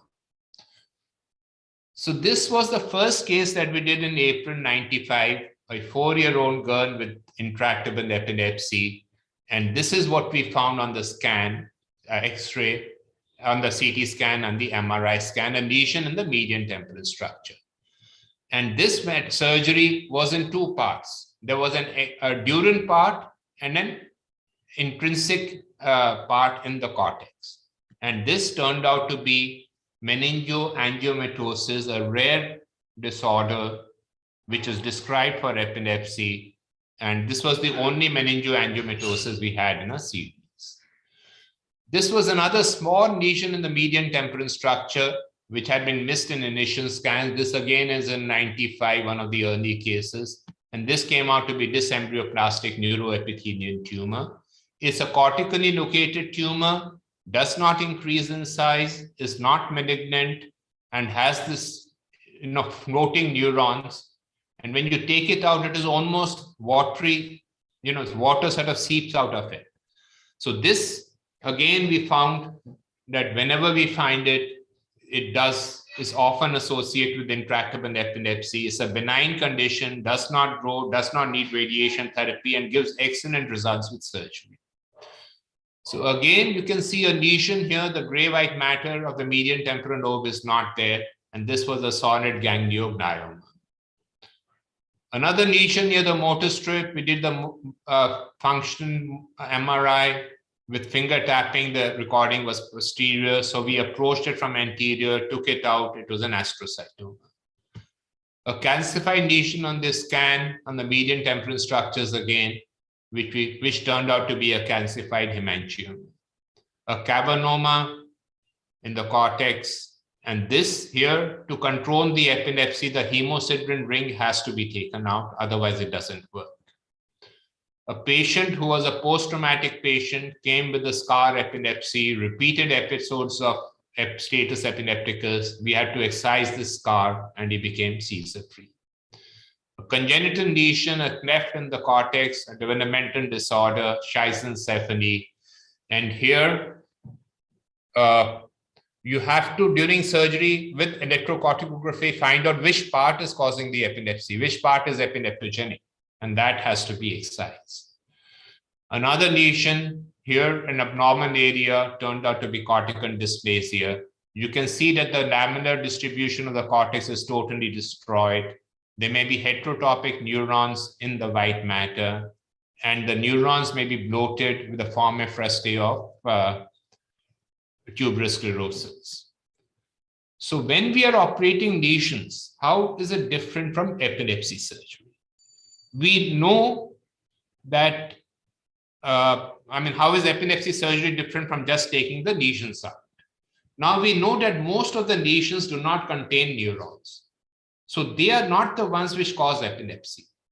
It is the changes which it incites in the surrounding cortex, which is the cause of refractory epilepsy. So you have to take out the lesion and the epileptogenic area cortex around it. And sometimes you get a dual lesion. They have a cystic area here, and even the hippocampus is atrophic. You can see how big the temporal horn is. Another case with a anterior temporal lesion and a posterior temporal lesion. So here you have to find the epileptogenicity and find out which of them is causing the epilepsy. Eloquent area lesions, we could do functional MRI, cortical mapping, and a wake craniotomy. Now, we were often criticized by the purist neurologists that we are not doing true epilepsy surgery, we are operating lesions. Now, before the MRI, MTS and cortical dysplasia were called true epilepsy surgery, non-lesion. And only the pathology showed the lesions. But after good MRIs, even they have become lesion, that something is picked up on the MRI. And now, non-lesional epilepsy occurs in less than 5% of surgery patients. So it is likely that all epilepsy surgery is lesional. It is only the sensitivity of a diagnostic test that we are not able to see the lesion. Corpus callosotomy was technically not difficult. We were doing transcanosal approaches regularly. Hemispherectomy was much more difficult to conceptualize. Videos were not available. So I again went to UCLA on a subsequent visit, saw Gary Mathern do one hemispherotomy and came back and started doing. So this is the infantile hemiplegia seizure syndrome with one hemisphere atrophic. We also tried a hand with gamma knife for radiosurgery. I had been to Marseille and we treated 5 cases of MTS with gamma knife. After 9 to 10 months, the auras would increase dramatically and then the seizures would stop. But they would get very severe radiological reactions with mass effect, which would need months of steroids to control. So 3 of our patients had severe reaction, 1 had a moderate reaction and 1 had no reaction. Those with severe reaction became seizure-free. 1 patient with moderate reaction had a partial reduction. 1 patient with no reaction had no reduction. So somehow that response was related to the reaction. So it's possibly effective, but the reaction was frightening. They would get papilledema, severe need prolonged steroids, and we stopped doing it. We tried it for hypothalamic hematoma in 1 patient, got a good response for 3 years, but then again it came back. Post-operative seizures are demoralizing for the family and the patient. But what we realized is there is a running down phenomenon, that the seizures become less and then gradually disappear. So we informed the family preoperatively. We would continue the same anti-epileptics post-op and start reducing after 3 to 6 months if they were seizure-free. Pseudo-seizures is another problem we had. Once the patient becomes seizure-free, the family expects the patient to be independent and normal. But these patients have been suffering for so long that they are not psychologically capable of dealing with the situation. So they're starting having pseudo-seizures, some of them. Follow-up was one area where there was no problem. We had very good follow-up. These patients have been suffering for such a long time that when they come for surgery, if they benefit, they are grateful for the surgeon for life. And you are not just controlling the seizures, you're curing them. So very briefly, in the 7-year period I was there, 135 patients operated, 128 focused resections, 66 children. A large number of our patients were under, almost 2/3 of them, or more than half were under the age of 20. Patients, 1/3 of patients had seizures for 5 years, 1/3 had seizures 5 to 10 years, and 1/3 have seizures for more than 10 years because nothing else was possible. So they came to us late. This is changing recently. Most of them were partial complex seizures. The seizure frequency, 1/3 of our patients were having seizures every day. The epilepsy was so severe. So 128 focused resections, 98 temporal resections, and 29 extratemporal, only 1 hemispherotomy. These were the type of abnormalities that we saw. And our complications were there, especially in the beginning, but thankfully most of them were short-lived. In the subsequent, with experience, they had become much less. We had 3 patients who died. 1 was operated for a temporal sclerosis. He was fine, discharged after 1 week. 3 weeks later, he had a seizure, had aspirated and came with an arrest. 1 patient died of infective complications, and 1 patient was seizure-free for 38 months, and then he had a tumor recurrence. So after callosotomy, seizures are not controlled, only the generalization goes down.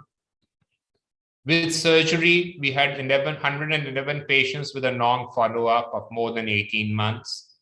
And 80% of our patients were totally seizure-free. 11.7% had reduction in the seizures, but did not become seizure-free. And 9 patients, or 8% of our patients, did not have improvement. So the recommendation was that we have to be very selective in choosing our patients. As at that time, a lot of so-called well-wishers were watching us with hawk's eyes. They were waiting for us to fail and say, okay, we told you so. You can't do it. But we had to deliver good outcomes. Otherwise, we would have been denigrated. And with a bit of luck and determination of the whole team to succeed, we managed. Then we started spreading the message. The first 10 cases we presented at the Indian Epilepsy Society annual conference in Calcutta, where we were awarded the Best Paper Award. We went to various conferences and kept presenting epilepsy surgery to the exclusion of everything else. So much so that people don't recognize me for my microsurgery. They only know me for epilepsy surgery and gamma knife radic surgery. Now, several centers all over the country have started doing epilepsy surgery, and they're doing well. In the meantime, at AIIMS, things have moved forward tremendously. Sharath, whom I trained, has taken the epilepsy surgery program to much greater heights. He has started invasive recordings. There's a full-fledged Center of Excellence for Epilepsy with a MEG, cellular electrophysiology studies, and an epilepsy surgery fellowship program is also available at the AIIMS. But we have to develop protocols which are suitable to our needs. We cannot blindly follow the West. We had to cut corners, but we have to cut corners sensibly by trained clinicians so as to ensure that the patient's safety is not compromised and good outcomes can be achieved. So what we recommend is an intractable epilepsy patient. Do an epilepsy-specific MRI scan. If you see a lesion, do a video EEG to prove epileptogenicity. If it corresponds and the neuropsych and the other tests correspond, proceed for surgery. So for a new center, follow this protocol. Start with patients who have surgically remediable epilepsy. And ideally, we should have 2 levels of epilepsy surgery centers. One level throughout the country to do the surgically remediable epilepsy patients where only non-invasive tests are needed. And all difficult cases should go to a higher center for intense invasive evaluation, and also that should serve as a training center. Now I realize that all this that I talked to may sound very routine today, but at that time, nobody was doing it in India. And the lack of high-level pre-surgical evaluation made it too daunting a task to even start. We did not have anybody to turn to and ask our doubts as to what should we do in this situation. We had to answer the many questions ourselves as a team, often by common sense and guesswork, not knowing if we were doing the right thing. And we worked with the owners that if things did not turn out right for our patients, it would be our fault. Yet, if we wanted to help the large number of these unfortunate patients, we had to shoulder this responsibility. There were just so many patients suffering for years and whose lives could be changed forever, who could think of going out without an escort, who could be free from the fear of losing control, whose quality of life could improve significantly, and whose life could become normal once again. There were so many obvious patients who could clearly benefit from the surgery, and so many people whose lives were just waiting to be touched and be free, that we really had no option other than to leave our doubt behind and just go ahead and do it. The message has spread. More and more centers are doing epilepsy surgery. More and more neurologists are accepting surgery as a potentially good option in the armamentarium against intractable epilepsy. And more patients are willing to consider surgical options now. But a lot more needs to be done. The journey has been daunting, but it's been worth its while. And believe me, we are glad, really glad, that this presentation sounds routine to most of you today. I end with 2 quotations. The first is The Road Not Taken poem by Robert Frost. He starts with 2 roads diverged in a yellow wood, and sorry, I could not travel both. And he ends with 2 roads diverged in a wood, and I took the one less traveled by, and that has made all the difference. And as Horace mentioned much before Christ, adversity has the effect of eliciting talents which in prosperous circumstances would have lain dormant. In this journey that we took of epilepsy surgery, together with a team of very enlightened and supportive colleagues, we have learned a lot, and truly we have realized things which otherwise we may not have had. Thank you for your attention.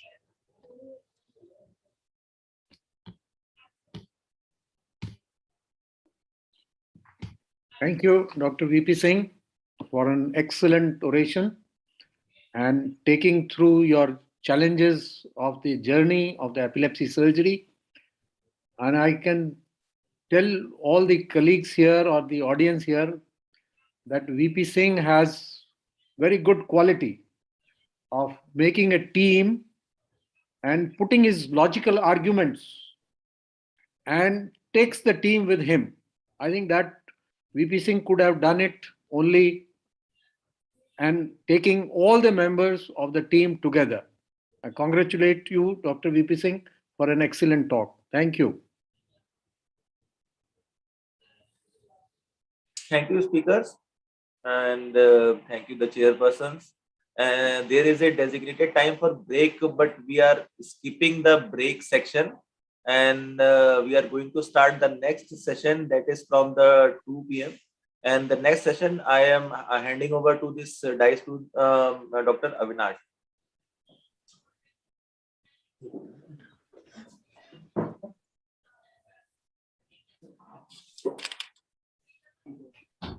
Good afternoon.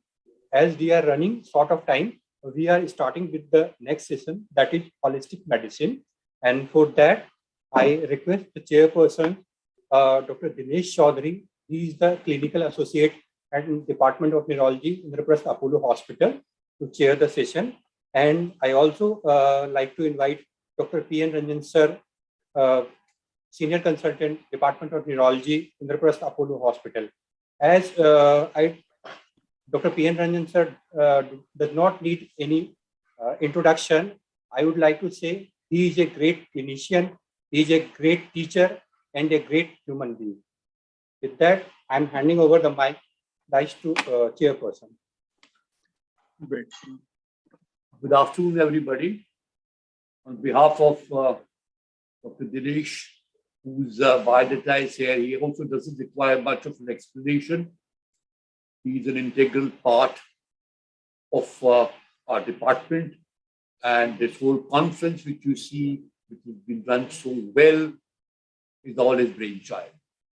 Now, we specially included this session on holistic medicine. And as you all know, that the government of India is very, very keen that we should work as one, because we should use the other forms of medicine without being biased to see how more we can benefit our patients. But this step in our hospital, which is the first of its type, has really been taken by a great personality, which most of you will be knowing is Professor Dr. Arun Agarwal. I always find it great to talk about him because this gentleman is just outstanding. His biodata will run into pages, but I'll just say two things. That he was the principal and dean of the Maulana Azad Medical College and was the president of the Delhi Medical Council. Beyond, you could read more and more about him. And I'm so happy. Just about 3 days back, we have signed a MOU between the Apollo Hospital and the All India Institute of Ayurvedic for research in holistic medicine. I would now request Dr. Professor Arun Agarwal to please talk, because there can be no better person with Dr. Arun Agarwal to talk about this new thing that we are doing. Thank you, Dr. Ranjan, Dinesh, for giving me this opportunity to be amongst my colleagues in the area of neurosciences. And the topic which I'm going to talk, which is perhaps very close to my heart, very close to Dr. Ranjan's heart, and perhaps so many, but at the same time, before I start my talk, let me confess one thing, that I am also a pure allopathic doctor. I did my MSc NT from Lucknow. I joined Maulana Azad. I was Dean Maulana Azad. I was President Delhi Medical Council for 11 years. And I am a person who looks after the law of the land, who is a strict follower of the law of the land. Why I'm talking about this particular sentence, we know it very well that today,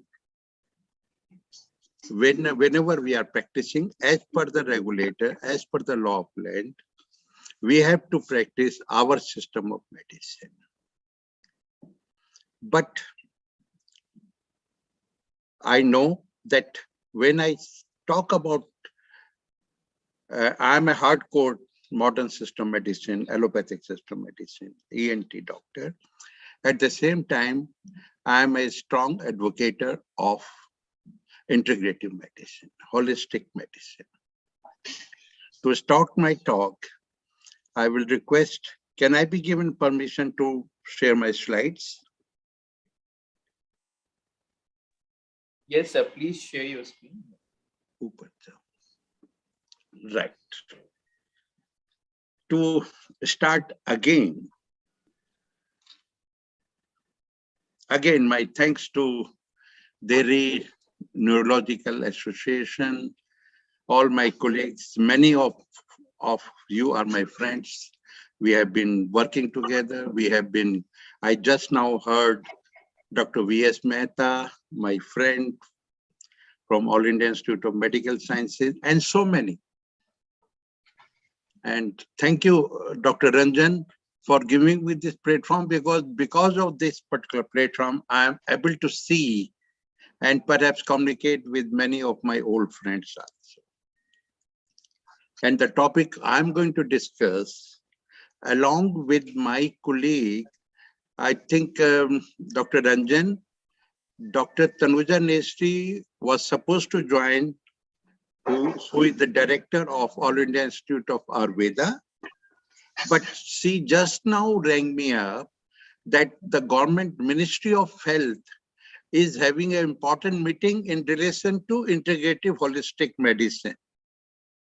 They are doing a program called Chintan in National Institute of Health and Family Welfare, where they have invited practically each and every system of medicine to perhaps frame the guidelines and a futuristic pathway of this particular system, what we are going to talk about. So whatever, Dr. Ranjan, you wanted to talk, we wanted me to talk. And at the other aspect, the government is already thinking, talking, and having a great debate about this particular aspect. At the same time, perhaps in place of Dr. Tanuja, Dr. Hudar, who is Associate Professor in All India Institute of Ayurveda Sciences, is joining us, and I'm sure he must have joined by now.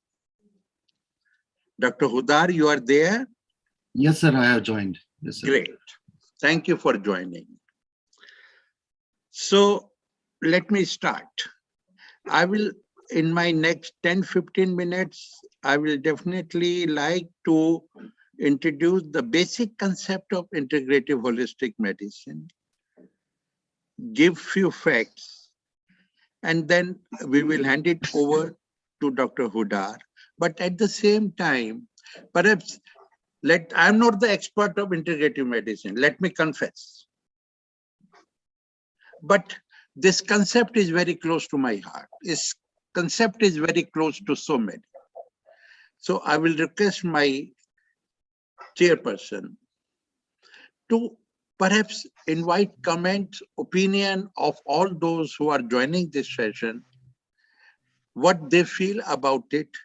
And that is very important because we have to change the perception of the society. And before we change the perception of society, we have to change the perception of our colleague in our profession, what they feel about it, right? So I can proceed. Knowing fully well, I like to give just few basic facts. I use system of medicine. I use means Ayurveda, Siddha, Homeopathy, Unani, and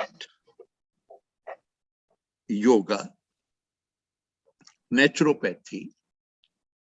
These all are traditional system of medicines of India. I'll be taking you to little bit historical background also. And perhaps this historical background will further strengthen that how important for all the medical practitioners to know what is the strength of this system. So before I start, just a minute.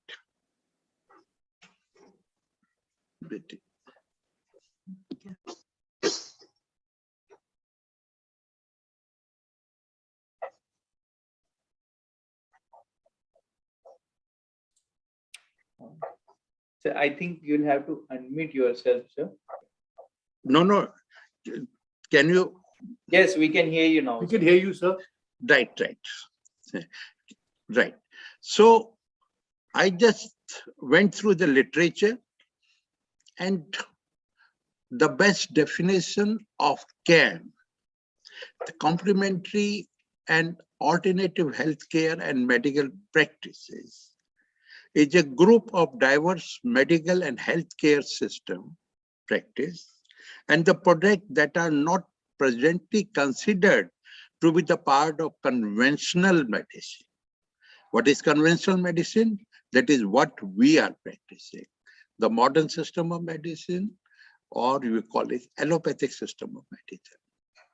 The list of practices that are considered as CAM keep on changing continually as the CAM practices and therapies that are proven safe and effective become accepted as in the mainstream healthcare practice. Today, CAM practice may be grouped within 5 major domains: alternative medical system, mind-body intervention, biologically based treatment, manipulative and body-based methods, and energy therapy. Talking about, I'm not going to talk to you anything else. My main concentration will be Ayurveda and Ayurveda.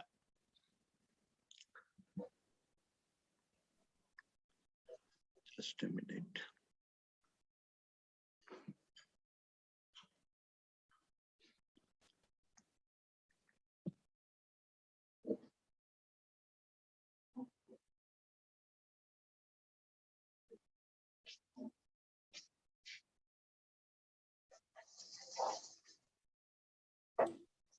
Sir, you need to unmute yourself. Arun, sir. Yes. Why my slide is not changing?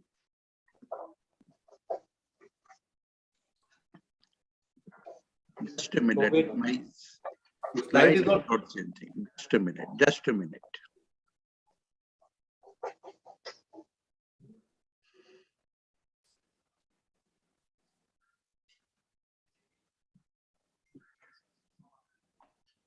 Doctor, you need help? No. I'm doing it.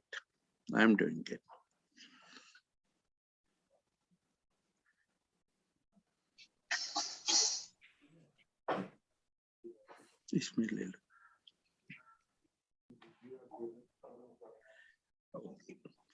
So when I talk about Ayurveda, just a basic concept about Ayurveda, it has got a long history, 202nd century before Christ. The system of healing is believed to be based upon 4 eminent compilations of Vedas, which are very well known to you. Charak Samhita, the main important document, describes all aspects of Ayurvedic medicine, and Susruta Samhita describes the science of surgery. I never knew, I just wanted to share with my colleague, I never knew that this particular Charak Samhita, which has been written, this place where it has been written, I came to know that this place is hardly 200 kilometers away from Delhi towards Uttarakhand. If you go from here to Lansdowne, just before Lansdowne, there is a beautiful hill where this particular document has been written. I'll request all of you to visit that particular hill. Allopathy, you all know, great Hippocrates, which has given the start of the allopathic medicine. But what is the relationship of allopathic medicine to India? You know it very well. The allopathic system of medicine was brought in India. The first medical college was there in India in 1835 in Calcutta, Calcutta Medical College, followed by Madras Medical College, followed by Grant Medical College, followed by, in undivided India, King Edward Medical College, Lahore, and then King George's, where I am the protector of. So that was the beginning. And before that, what was happening? If I try to go into the history, do you know that the first medical school in India was brought by Goa, by Portuguese in Goa in 1831? And they started teaching their Portuguese medicine. There are certain limitations of Ayurveda. Ayurveda's, the active component, the hurdles, the active components of herbal drugs prescribed were not known. The characterization and elucidation of the mechanism is perhaps doubtful. We could not study much. The administration of combination of sub-drug adds to the complexity of the study. The merit of traditional medicine system, as discussed earlier, they consider every individual as the prime focus of treatment rather than the disease. But this factor also possesses a hurdle to the applicability of the medicine on a general population basis. And perhaps lastly, non-uniform quality control standard. Panchkarma is a very strong base. And I would request Dr. Huda to talk to you regarding Panchkarma in much more detail. But it has got very important, strong base of Ayurveda, which is gaining popularity not only in India, all over the world. Another fact that culturally diverse community may benefit from an integration between Western and alternative, that is what the complementary medicine concept is, that takes to a holistic approach of caring for the patient. The concept has been the term integrative medicine, which got beyond simply combining different forms of medicine and allow us for an individualistic approach in patient care that incorporates the mind, the spirituality, and of course, that is what I want to advocate. And I feel that tomorrow, you know, Government of India is also very much keen to start holistic medicine. Where are we? No, today the Government of India has just floated the concept of holistic medicine, but we know it very well. Officially, there is the IU system of medicine, there is a medical system of medicine, which is governed by National Medical Council. And today there is nothing like holistic medicine of system of medicine as per the law. Many of you must have seen this building. Incidentally, being the advisor of WHO on deafness, I am able to visit this building very often in Geneva. And Geneva, even the headquarters are also the WHO is perhaps spending a lot of time and energy and money in developing the concept. The WHO defines traditional medicine as the knowledge, skill, and practices based on the theories, belief, and experience indigenous to different cultures, whether explainable or not, used in the maintenance of health as well as in the prevention or diagnosis, improvement, and treatment of physical and mental health.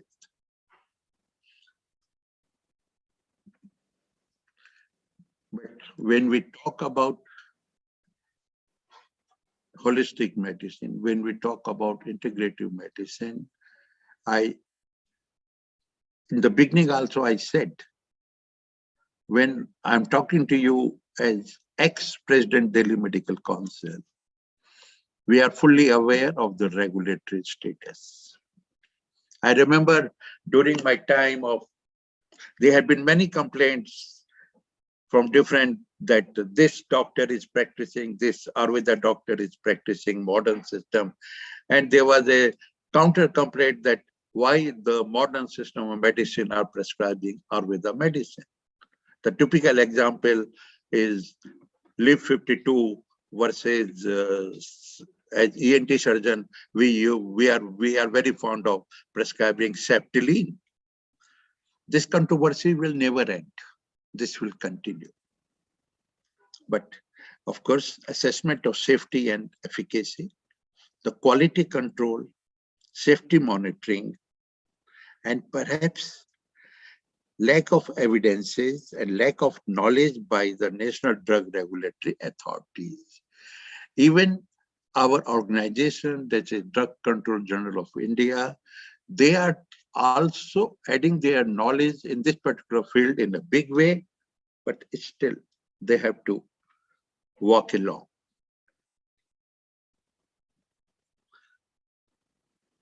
I was reading one of the articles to which category of the people are using CAM more often. It was very interesting. Women, older adults, higher income group in developed countries, ethnic minorities and low income individual, people with lower emotional role, functioning and perceived general health, people who have been hospitalized in second wave of COVID last year. There is a sudden increase in the numbers. They started practicing alternative system of medicine. That is the real fact, which is very well known to all of us presently. People with holistic orientation to health and people with certain health problems as per their perception. The reason why people were most likely to use CAM is they believe this therapy with conventional therapy may yield better result. They thought that the CAM therapy would be interesting. They wanted to see the result.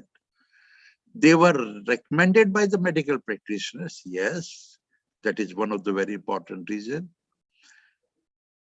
Some of them felt that, well, the allopathic system is not effective. I will like to highlight this particular aspect later on. They felt the CAM therapy would be more cost effective. They believe CAM therapy can boost the immune system, treat cancer, and help them live longer. You know, what is the role of CAM therapy in cancer? There are many. Sometimes somebody may claim that I treat cancer. Along with my friends, I have analyzed the role of Ayurveda, and there may be something which is treating cancer. I do not know. I'm not the expert. The most important role of Ayurveda, which is coming up, is to perhaps give them better quality of life. A longer life, prolongation of life with less pain and better quality of life. And at the time when somebody is suffering with cancer, with advanced stage, perhaps each and everything matters a lot. Knowing fully well that it has got what I always say when I started my dialogue with my colleague, Dr. P.N. Ranjan, Dinesh, and so many, I always say one thing, that none of us is 100%. In certain conditions, we can treat 99%. In certain conditions, we can treat 10%. What is important to understand our weaknesses, where we are weak, where we are 10%, 20%, 30%, 50%. And in case we are not able to give 100% to our patient or 99% to our patient, is there any scope of any other system where the patient, ultimately our aim is to look after in the best interest of the patient. Can any other system do something more? And that is why I always say that we, the expert of modern system of medicine, and the expert from alternative system of medicine should sit together, discuss, and come out with a solution which is best possible. And here, when we have this sort of discussion, ethically, we should be absolutely pure in our thinking, truthful to our thinking, keeping the best interest of the patient. Whether it is neurology, let me talk about my ENT. I know allergic rhinitis, how much I can treat allergic rhinitis. I know how much I can treat chronic sinusitis. I have my own limitation. The same thing is joints. Same thing is the problem of the spine. GI system, liver. You know it very well. I know it very well, our limitations. But what is the best possible solution? Can we also know about it? I will request my colleagues to think of different specialty where they are weak, and that weakness should be supplemented in an ethical way, in an official way.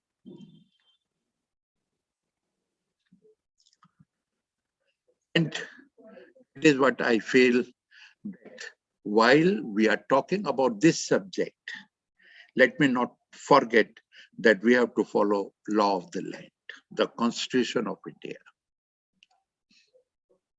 We want that as an ENT doctor belonging to modern system of medicine, I cannot prescribe anything of Ayurveda or homeopathy. Yes, but if I know that, well, I can always feel that here is my weakness, I can refer it truthfully to my colleague. They can look after the patient. We can have a joint collaboration. We can have a joint understanding. Myself and Dr. Ranjan in Apollo, we are perhaps looking into many aspects, including the aspect of post-stroke recovery. What is the role once we have treated the stroke patient? What way we can give the best possible response? Are we 100%? If we are not, what can be supplemented? And I must say that Dr. Ranjan is taking very keen interest along with his team, Dinesh and all.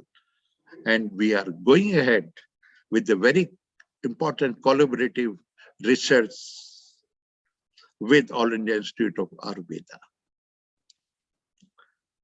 And with this concept, I again want to thank the organizers, Dr. Ranjan, everybody, all the office bearers of Delhi Neurological Society for giving me this opportunity. Again, I want to repeat, I have a faith.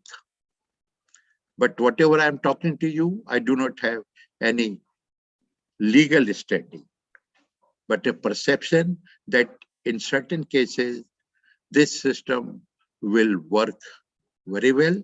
And what is the system? When we hold each other's hand, giving our best strength, and perhaps tomorrow, the government of India, in consultation with all of us, as the discussion is going on in National Institute of Health and Family Welfare, will come out with a separate curriculum of holistic medicine. It may take 5 years, it may take 10 years. As medical educationist, I'm 100% sure that within 10 years, there will be a separate curriculum on the holistic medicine by Government of India. Thank you very much for having me. Dinesh, back to you. Thank you, sir. Thank you for such an excellent lecture on a very important topic. We all tend to forget our legacy, and somewhere we need to find the holistic approach to combine the benefits of the ancient and the modern Ayurveda in our allopathic treatments. We have started a trial on the very same lines as sir was mentioning. So maybe in next 1 or 2 years, we might have a proper randomized trial, which will give us the answer on the same, at least the stroke rehabilitation as far as it's concerned. So thank you, sir. So we'll move on to our next speaker. Because Dr. Tanuja couldn't join us due to her emergency meet, we have Dr. Hudar with us. We've been working with him on the same project, and it is always a treat to listen to him.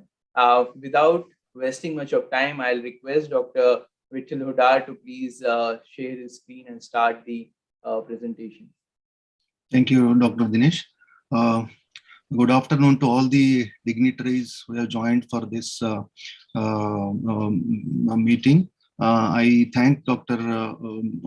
Agarwal sir and Dr. Tanuja Nesri madam to give me an opportunity to share my few views regarding the strength of Ayurveda in the neurological disorders. Just a few slides I have prepared for this. I'll just share. Can you able to see my screen? Yes, we can. Yeah. Okay. So here, so just within the next few minutes, just we'll see what exactly presently we are doing in case of neurological disorders and which are the common conditions approaching to Ayurveda, and what sort of medications and what sort of therapies we are giving, and what are the outcomes of that in a few slides.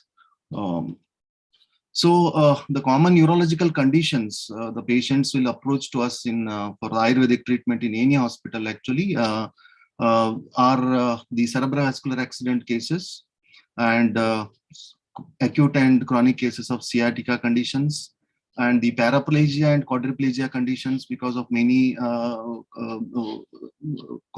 many other causes. And GB syndrome cases also are approaching to us, and we have very good results in GB syndrome, and we have well documented them also. And Parkinson's disease, certain extent we are contributing as a supportive line of management for the Parkinson's disease, not even as that of curative aspect. And Bell's palsy cases, cervical radiculopathy cases, many peripheral neuropathy and diabetic neuropathy, such neuropathy cases. And also even we are recently getting the glioma, neurocytoma, which we have recently treated and well documented and well got a very good results in neurocytoma, and other neurodegenerative disorders we are taking. So as all these conditions were also present in the olden days, in the 1,000 years before also these conditions were present. That's why, as sir was telling about the Charaka Samhita, Sushruta Samhita, these are the basic samhitas and the documents which we have. Based on that, we practice till now. So these are the conditions are named in our textbook, and the elaborative explanation of these conditions is very well given with its causes, its presentations, and its management, how to understand everything. For example, hemiplegia and hemiparesis conditions on the name of Pakshagata has been mentioned.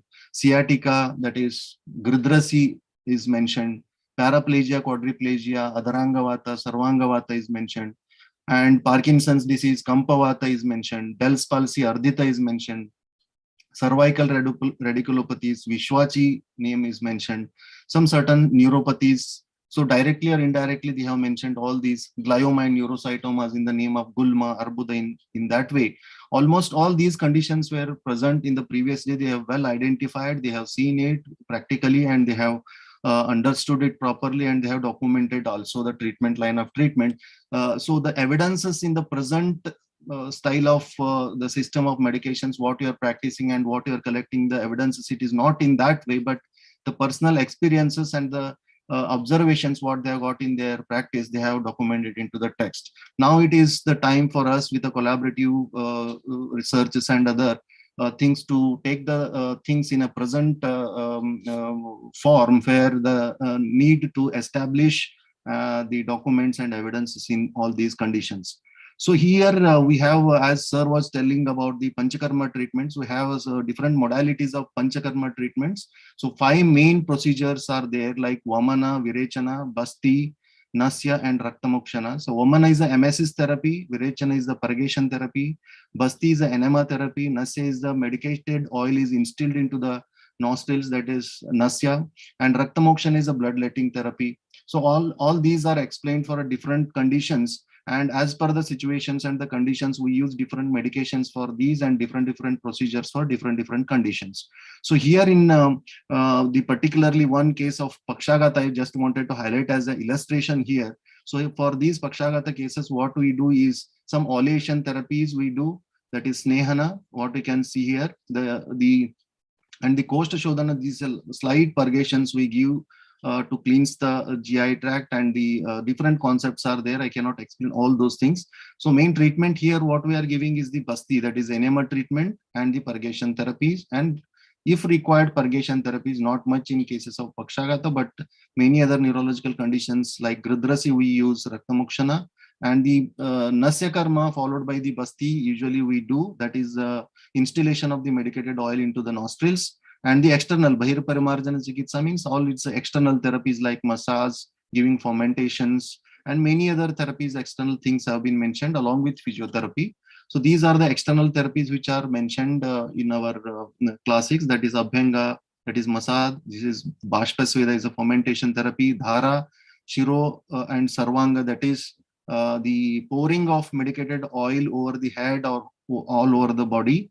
And Taladaran, the medicated paste or the oil is kept on the center of the head and it is tied. So Shirobasti, that is the medicated oil is kept on the head, that is with the help of certain instruments we are using. And Shashtikashali Pindas, where the medicated gruel of rice that is massaged all over the body. Patra Pindas, where that is medicated leaves and the paste of that is applied over the body. So likewise, different internal as well as external modalities have been mentioned to tackle the different conditions. Just I am giving one example of the Pakshagata here, just as an illustration. So the patient, such a patient also comes to us with a presentation in this way. The patient, one of the patient came, it's an extreme, however, it is an extreme and rare case, came to us. That is, the presentation was the loss of strength in the right upper and lower limb, presented with a subconscious state, increased temperature, and such a case, which was the CT scan report showing the left thalamo-capsular bleed, right hemiplegia, was diagnosed with a hypertension. The patient came to us with this, that is, the patient was admitted in allopathic hospital for 15 days and explained the poor prognosis of that and sent home to take care how much possible in home. So that was a very poor prognostic case they have told, and they have sent the patient to the home. So the patient came with a semi-conscious state, unable to speak, communicate, response, no response to any external stimuli. So Ryle's tube was there in situ, temperature was there, meningitis features were there. So all these were presented with us. So initially for 1 week, we have continued the treatment and the antibiotics, whatever it has been given by the allopathic system of medicine, followed by our Panchakarma therapies we have started for that patient. So after 30 days of the treatment, a lot of things have happened in between. I am not able to explain all those things, but at the last of 30 days, patient was able to sit on a wheelchair. Who the patient was on table, that is the patient is bedridden at that time, started for reacting for some commands and smile, started speaking more clearly. And at last, after 30 days, before the discharge, the patient was in a position to sit properly and share her family problems, and she was crying and saying her problems to me. So that much improvement was seen, and later follow-up, the patient was able to do few field works with some motor deficits. So like just example, what can be a contribution, how it has happened, what has happened. So all these researches and the mechanisms, how the medicines have worked, what has happened. So we actually don't know about that. So to explore all those things, the collaborative research have been taken with AIMS also, and also recently with Apollo, as sir was telling about. These conditions needs to be explored and understood. Such things are happening. So just that's why I was showing that. And recently also we have a case of glioma and neurocytoma. We have a CT scan reports without any allopathic medicines for 1 year. The patient is taking after completing the allopathic system of medicine. He approached to us, and we have given 1 year of treatment, and we have almost 50% reduction of that tumor in the CT scan reports, and still the patient is under the treatment. So many things are happening. We are also in a position to understand what exactly with the collaborative researches and all, to explore the things for the benefit of these. So as I have told, so we have a strength in all these conditions like sciatica, hemiplegia, Bell's palsy, paraplegia, monoplegia, GB syndrome, Parkinson's disease, motor neuron diseases. So with this brief, not taking much time of this, so just I have given what exactly the cases are coming to us, and what we are doing, the panchakarmas, external therapies, internal therapies. Many internal medications are also there, which are already in practice, and many of us are getting many good results, but documentation is still in a single reports, and such case reports we are publishing. But in a large scale, at the higher level, higher platforms, we are trying to make these things. So these are the few things and the strengths we have. So we can give definitely a better justice to the patients by joining hands on both the sides. So if any such queries or any such things are there, I'm happy to answer for that.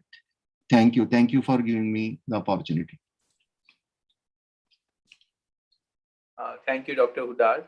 This was very informative for us as well. Most of us are not used to the Ayurvedic aspect of the diseases that we often hear, and the conference has been going on for 2 days, and there are lots of diseases which can benefit from the panchakarma and the other Ayurveda treatments. So I think we can take a few questions from the audience. It would be good to have some wise comments. Yes, sir. Can I pitch in? I think it will be very important, not only the question, but we will appreciate comment of our colleagues, what they feel. Let them be open, because ultimately this concept is evolving, and when we are evolving something, then input of maximum number of experts like each one of you will be important. Yes. What they feel about it. I know that everybody wants evidence-based medicine. Am I correct? Yes, sir. I can see name of Anshu Rohatgi. Anshu, if you are hearing me, can you give your opinion? Sorry, Dinesh, I'm adding to your domain. No, sir. I, in fact, would love it if it comes from you. We have Dr. Anshu, we have Dr. Satnam Chavra with us, who are live. We also have Dr. Sudhir Tyagi, Dr. Rana Pate, Dr. G.P. Burman, Dr. Rohit Bhatia. So we have, and Dr. Devashish Chaudhary as well. There's Dr. Dua as well. So would you like to share some opinion on the topic?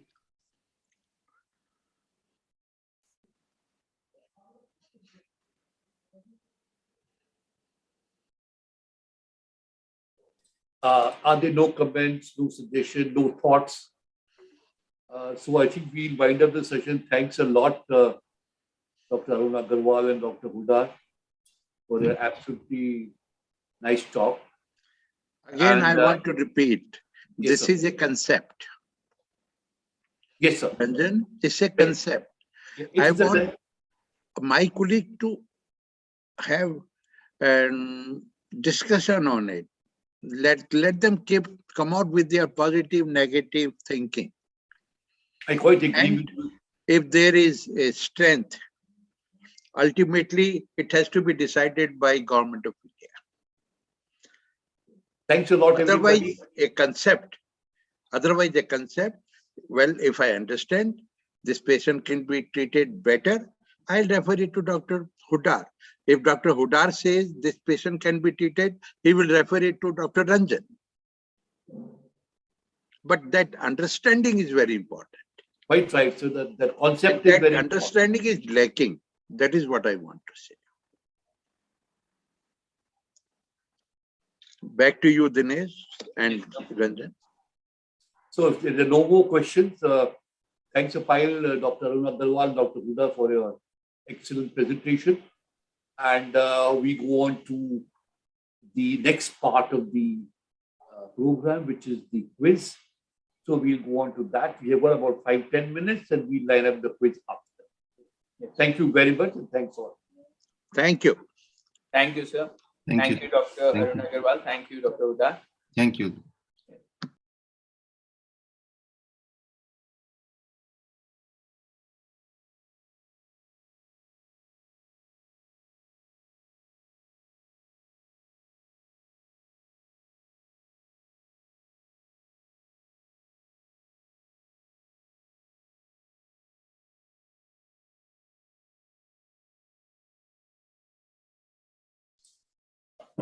We have around 10 minutes time before we start the quiz.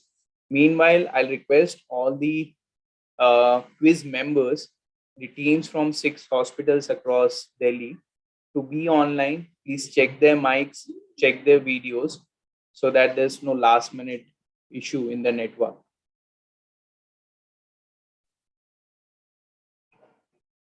तो sir से बोल दो ना.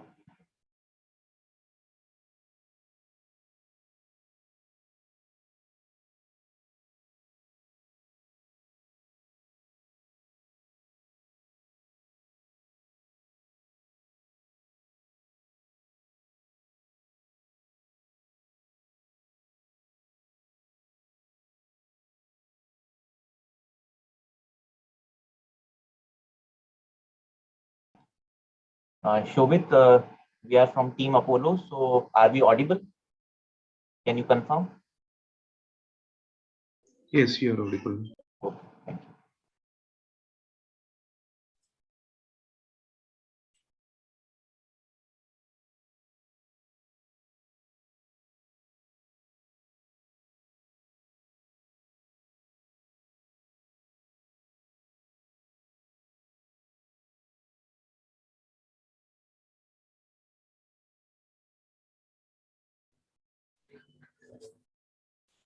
Hi, we are from Gangaram Hospital. Are we audible?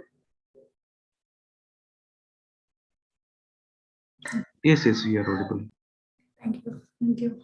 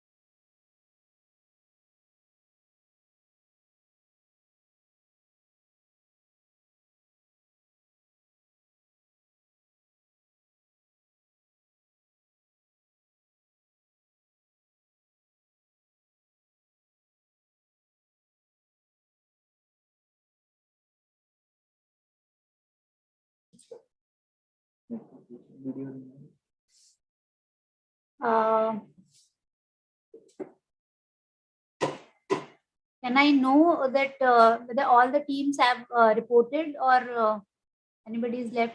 Can We'll have a roll Yeah, call. yeah. Okay, we'll start with team RNR. Are you there? team RNR, Dr. Srihari, Dr. Nikita, Dr. Akash, are you there?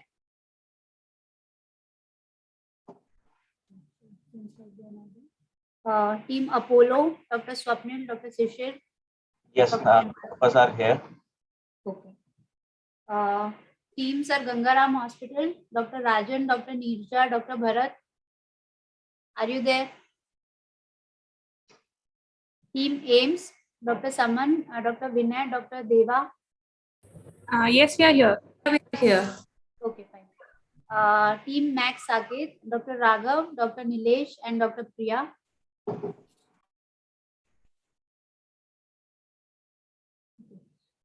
Team GB Pant, Dr. Anil, Dr. Neeraj, and Dr. Bhanu Pratap.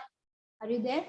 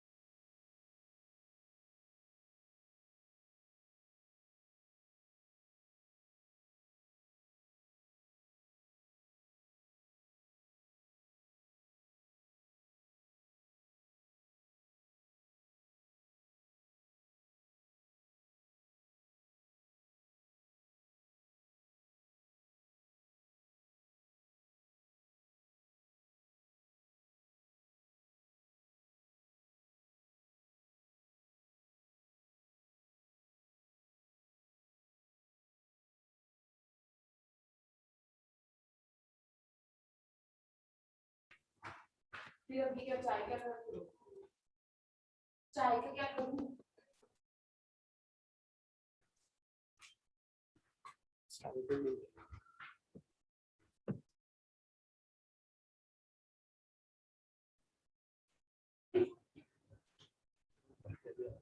Team Max has joined.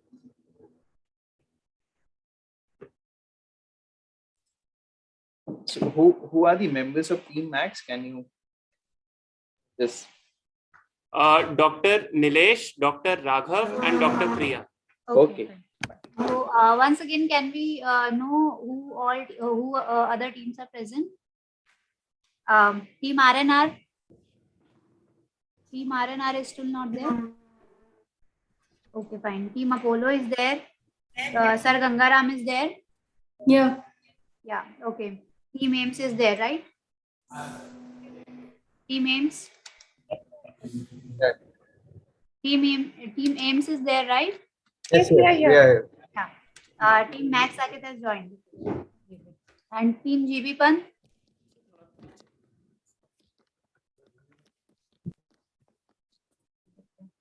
RNR और GB Pant अभी तक नहीं है। इनको बोल देती हूँ इसमें आ जाए।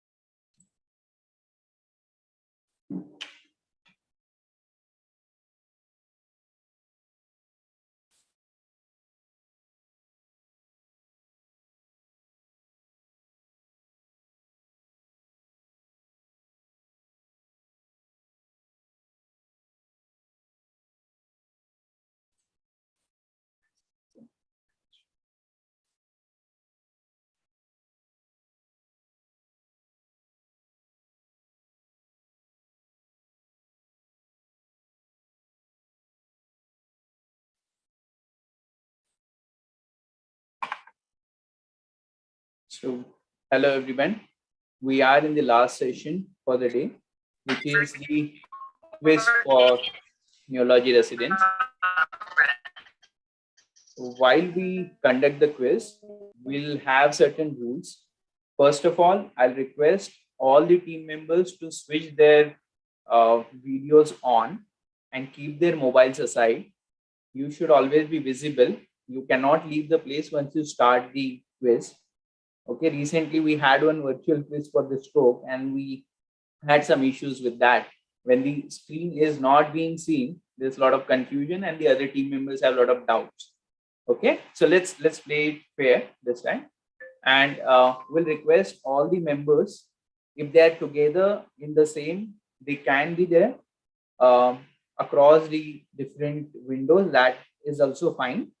But of all the 6 teams, one person would be the leader or the captain who has to finalize the answer before 45 seconds.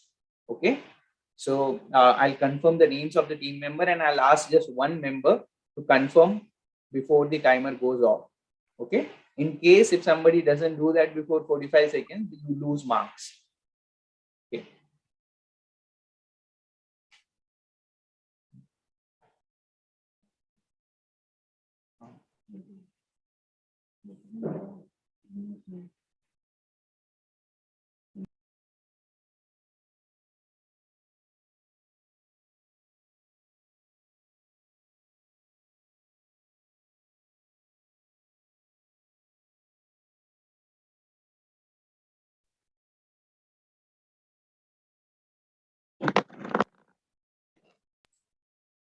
So let's do the roll call again. Which teams we have now? Team RNR. Do we have someone from RNR? Dr. Shrihari, Dr. Nikita, Dr. Akash, no one? If before we start the quiz, if they don't join, then they won't be able to join us later, and they would only be the teams which are present right now. I think Team Apollo is there. We have gotten their confirmation. Team Gangaram, are you there? Yeah, I can see 3 people. All have to be sitting in such a way that all 3 are visible if you are together. Okay. Team Gangaram, you're able to hear? Can you unmute yourself? Sorry.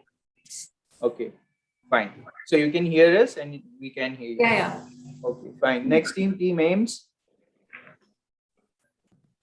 Yes, we are here. Okay. Then Max, Team Max is here. They have confirmed. GB Pant. Anyone from GB Pant? Yes, we are here. Yes, yes. We can't see you on this. Dr. Neeraj is there. You're alone. Who else is there with you, Dr. Neeraj? Anil and Bhanu Pratap. Dr. Anil and yeah, I can see. Okay. Fine. Okay. So last call for Team RNR. Do we have Team RNR? No? Then we'll only have 5 teams. Okay. So let's move ahead with our program.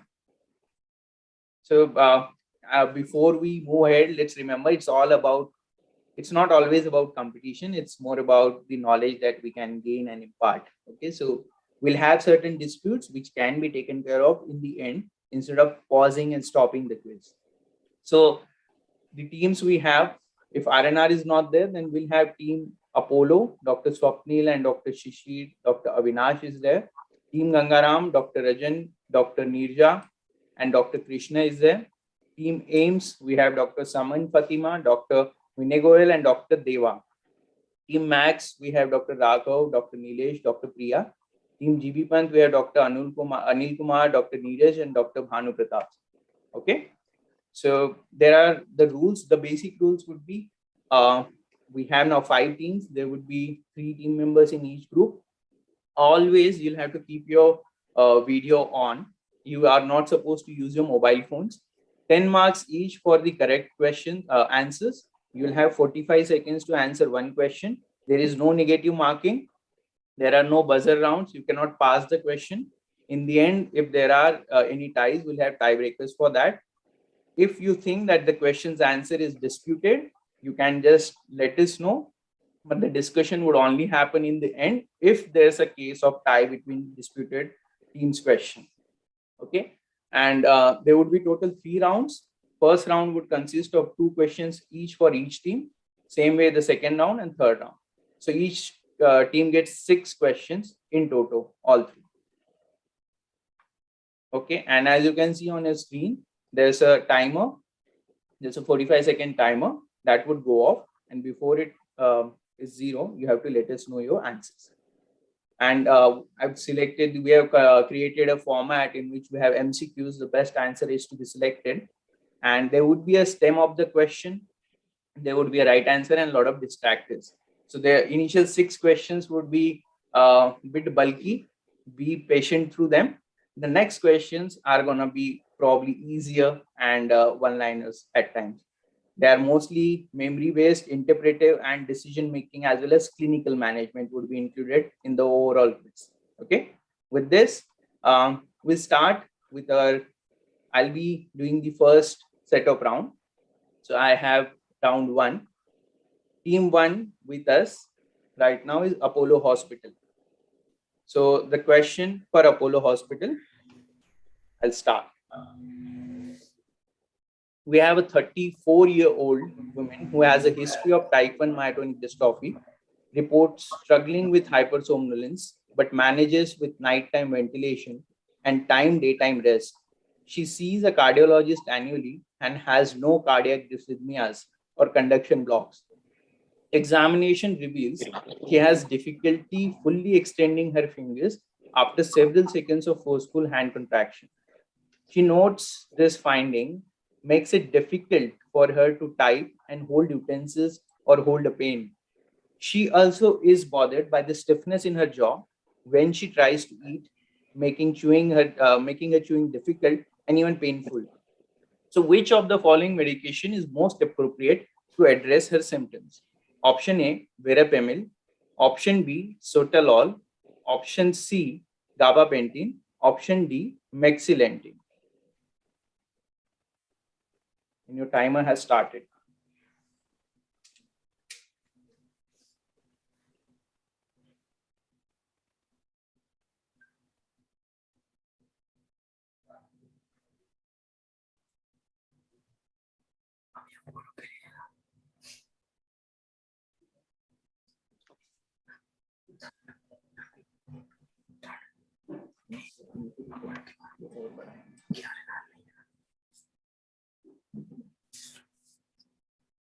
Team Apollo, I hope you got the question.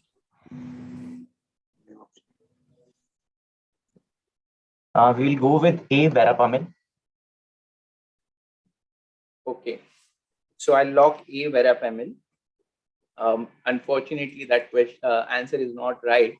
The answer is mexilentin. The patient's history and clinical presentation is consistent with myotonia because she was having release difficulty. A disorder that's quite common, like it leads to excitability of the muscle fibers that's increased. And because she had deep myotonia, so the appropriate medicine in her case would be mexilentin 150 mg twice a day, 3 times a day. And it works by blocking the sodium channels and reduces the relaxation time of myotonia. Okay, gabapentin does not really have that efficacy. In verapamil, sotalol, they do not have any evidence-based relief in case of myotonia. Okay, so we'll move to the next team, which is Sri Gangaram Hospital. Be ready.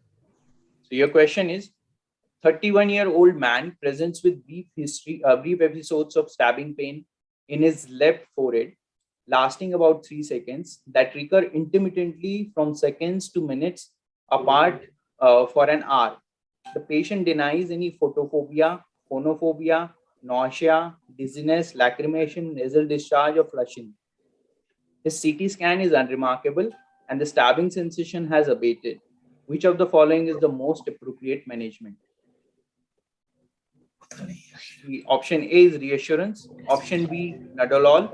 Option C, high volume lumbar puncture. Option D, high flow oxygen.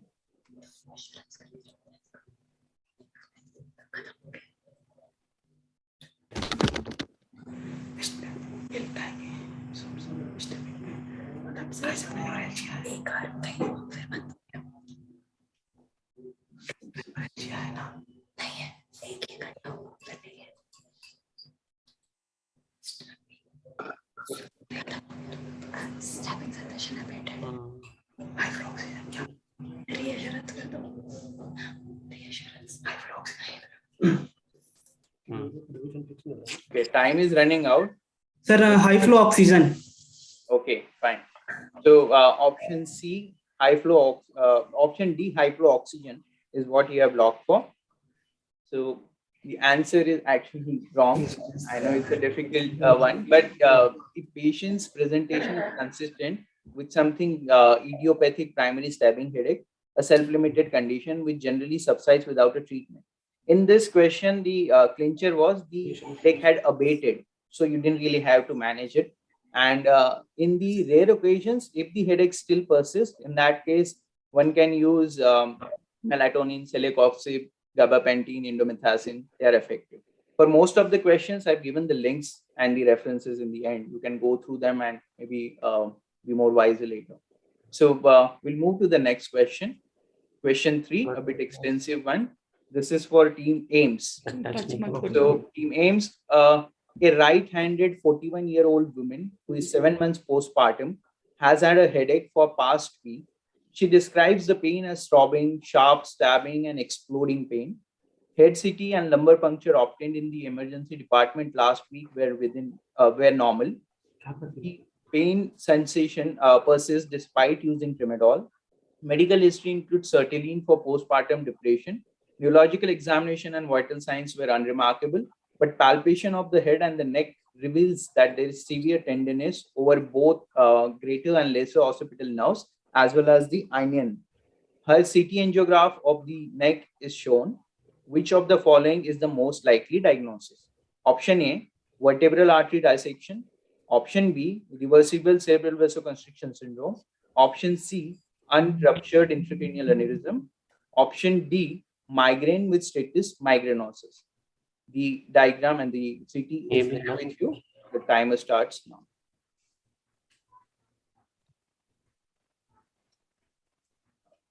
Clincher would be to look at the arrows which are pointed in your image.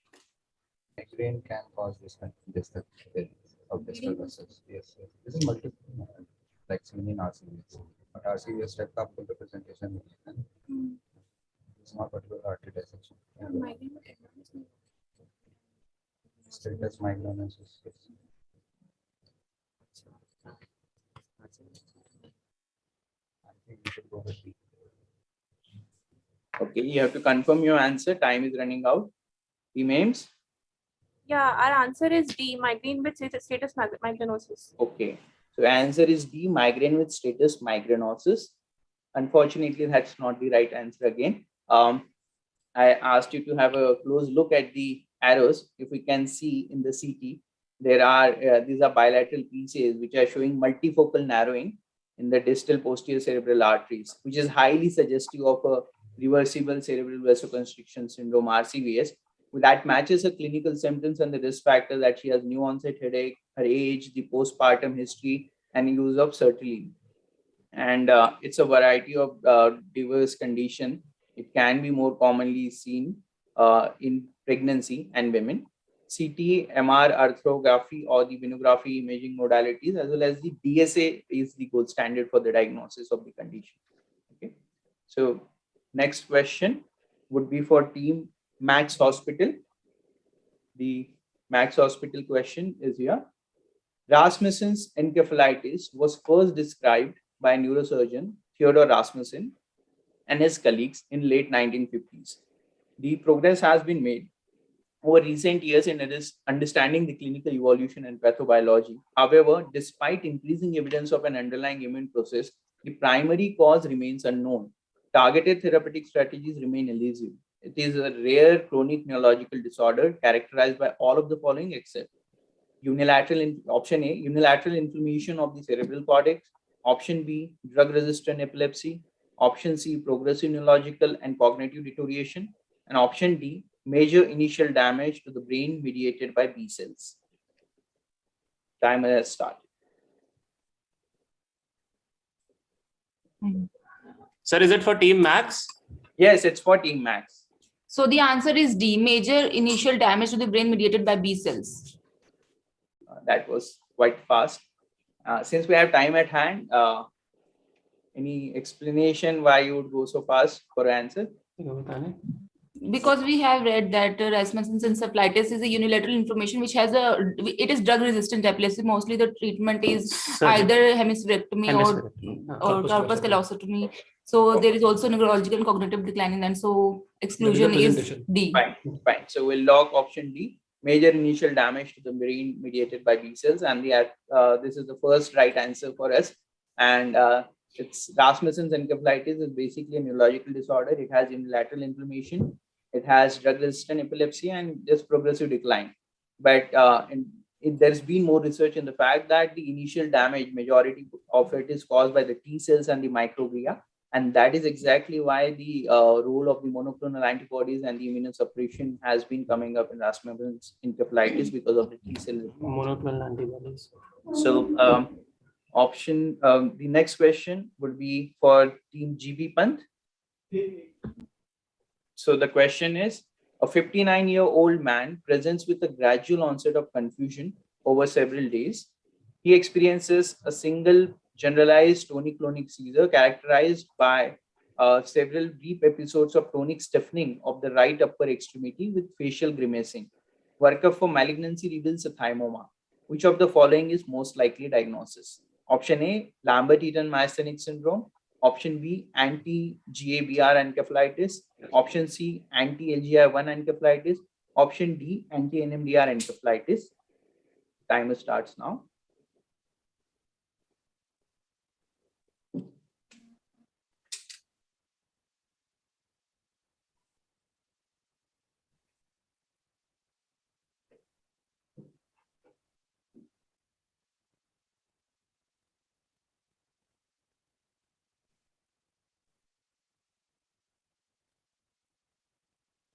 Team GB Pan.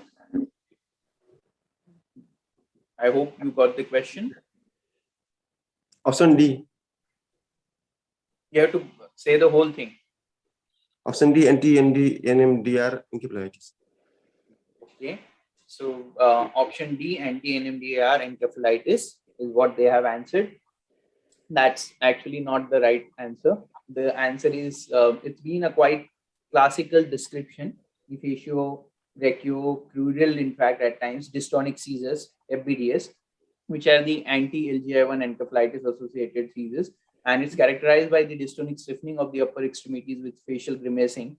And it's quite pathognomic for the anti-LGI1 encephalitis, although the other encephalitis may present with it, but with the given clinical scenario, the options were clear. So we'll move to the next question, which is, I think Team RNR has finally managed to join us. Can you confirm your presence, Team RNR? Yes, sir. Who are the members with you? Dr. Shrihari, Dr. Nikita? And the neurosurgery is busy with OT. Okay, fine. But you both are there. So we'll produce the next question for you. Question 6. A 49-year-old woman who presents with a sudden onset of constant vertigo. Examination reveals she cannot keep her eyes open due to dizziness and nausea. Brain MRI scan is negative for diffusion restriction. Which of the following findings suggests the presence of MRI negative ischemic stroke? Option A, delayed saccadic correction with the head thrust maneuver to the left only. Option B, leftward beating nystagmus in all directions of gaze. Option C, corrective vertical movement of the left eye with cover and cover test. Option D, positive Dix-Hallpike maneuver to the left. The timer starts now.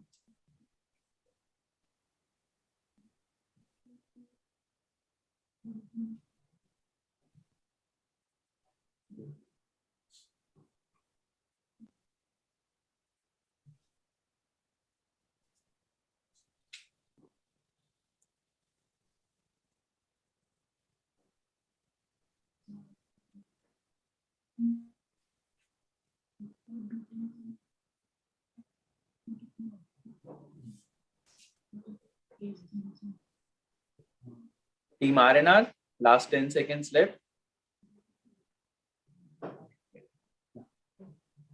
Team RNR, you need to confirm, otherwise you'll lose the point. Option A. I'm sorry, I cannot allow you to answer now. You should have been more careful with the timer. But obviously, you won't get the marks for it. But for the benefit of the audience, can you just tell me the answer that you were going to say? Option A. Whenever I ask for an answer, please read out the complete option so that there is no discrepancy in the end. So can you read out the whole? Delayed saccadic correction with head thrust maneuver to left only. Okay, fine. That wouldn't have been the right answer as it is. The correct answer is option C, which is corrective vertical movement of the left eye with cover and cover test. The catch here was to find what is the central manifestation and what is peripheral. So basically, there are at times MRIs which can be false negative with the even on the DWI scan. So head impulse test that shows bilateral slowed saccades must be bilateral. Gaze evoked nystagmus in both directions and vertical skew that is suggestive of a central vertigo, and that can be concerning even in MRI negative scans, MRI negative ischemic stroke. So and Dix-Hallpike is something that we do for BPPV. One must go through that hints, which is head impulse, nystagmus, and test of skew plus examination protocol. Okay, I've given the link for the same. Now, we have completed our 6 questions. It was a tough cookie to start with, but the rest of the questions may not be as tough. For the next questions, we have Dr. Aditya Bhati with us, who is the consultant neurosurgeon at Intra Apollo Hospital. And I'll request Dr. Aditya to please read out the further questions. So you'll have to unmute yourself, the mics. Okay. Yeah, thank you, Dinesh. Thank you so much, Dinesh. Okay. A very good afternoon to all the moderators, quiz masters, and the delegates. So we'll be going on to the next quiz, that is question number 7. Dinesh, can you just let me know Yes, which sir. team? Yeah, that will do. What I'll do is, sir, I'll announce the team, and you just go Read through out the the question, right? Yeah. Right, absolutely. So the next question is for Team Apollo, and the question is here. Yeah, question number 7. Yes, Team sir. Apollo, name of the syndrome in the shaded area. Name of the syndrome in the shaded area. The option 1 is Weber's syndrome. Option B, Benedict syndrome. C, Claude syndrome. And D is Perinaud syndrome. Your timer starts now.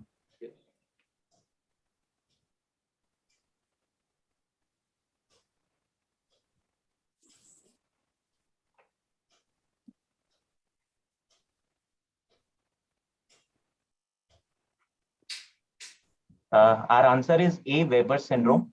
It's involving the corticospinal tract and the third nerve. So we are going with Weber syndrome. No, yeah, absolutely right. That's the right answer. And can you, Benedict's is the ipsilateral third nerve paralysis along with contralateral involuntary movements. There is another one that is Claude syndrome, which is ipsilateral third nerve palsy and contralateral hemiparesis along with hemiataxia. And the fourth one is the Perinaud syndrome, which is upward gaze paresis along with light near dissociation and convergence retraction nystagmus. We now go on to the next question. Which is for Team Gangaram. Okay, Team Gangaram, be ready. Yes. A 30-year-old lady presented with 6 months history of headache, nausea, and vomiting, along with visual disturbances. Can you hear me? Yes, sir. Yes, sir. She is a 30-year-old. Answer is A, sir. Idiopathic intracranial hypertension. Why do you think so? Sir, because female is young, there is a history of headache with visual disturbances and fundus of papilloedema. So it signifies that there is a raised intracranial pressure, but NC-CT brain is grossly normal. So there is no space occupying lesion, hydrocephalus or IC bleed. Thus the answer should be idiopathic intracranial hypertension. Yes. Right, absolutely right. The correct answer is A, which is presented with progressive headache and visual disturbances along with, the CT is usually normal. And usually it seems it is seen in young adults, young females, right? So the next question is for Team Ames. So the question is?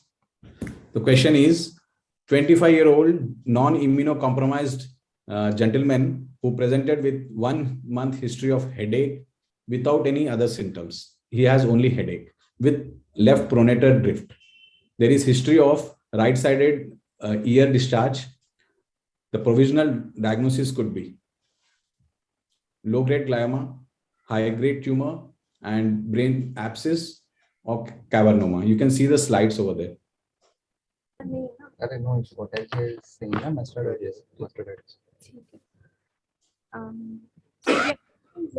Brain abscess C. Now, why do you think so?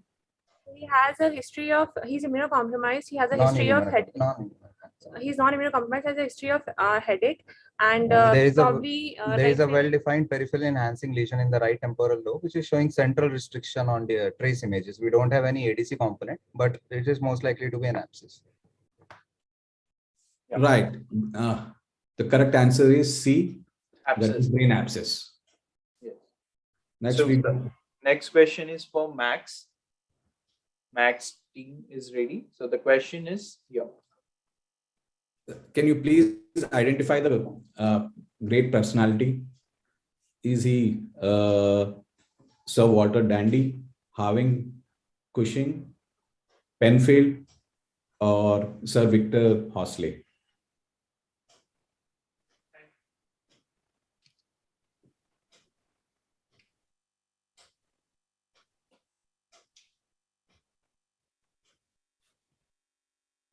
Harvey Cushing, B. But yeah, No, you have still time left. Just think over it. B Harvey Cushing, because बाकी thing नहीं सुने. So we'll go with B, Sir Harvey Cushing. Sure. So not sure. Unfortunately, we do not have lifelines. But we'll go with Raghav. B, Sir Harvey. These are actually, Viva questions usually being asked, right? So the right answer is Option C. C, is Pen. right? You can see Victor Horsley over there. I think Dr. Devnath had made this question, so he has a comment to make. Please, Dr. Devnath, can you take over? The answer to this question is Harvey Cushing. Okay, so it's not answer C. No, sorry, it's a Harvey Cushing. Yeah, they are correct. Okay, so Right. we'll reward them with the point. So it's Harvey Cushing only. The answer? Yeah. Yes, yes. Okay. So you get the point for that. You'll get full Get the point for it, right? We go on for the next question now.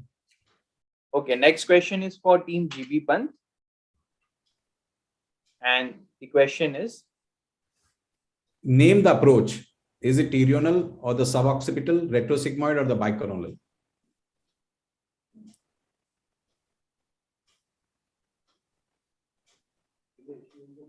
Correct, sir. Option D. We'll go with option D. You go ahead with option D. Can you just let us know why bicoronal incision? Sir, we can see bilateral pterion, sir, and the skin flap is raised anteriorly. Temporalis muscle on both the sides with a key point. Right. okay, so that's the That's right the answer. answer where the incision starts from the tragus and bicoronal incision, and you have elevated the flap anteriorly, right? Yeah. So Yeah, that's a right answer. right answer. Next question is for team RNR. The last question for the first round. And the question is, This is the slide which is shown to you. Histopathological slide. Is it GBM? Is it neurofibroma or the ependymoma or the medulloblastoma?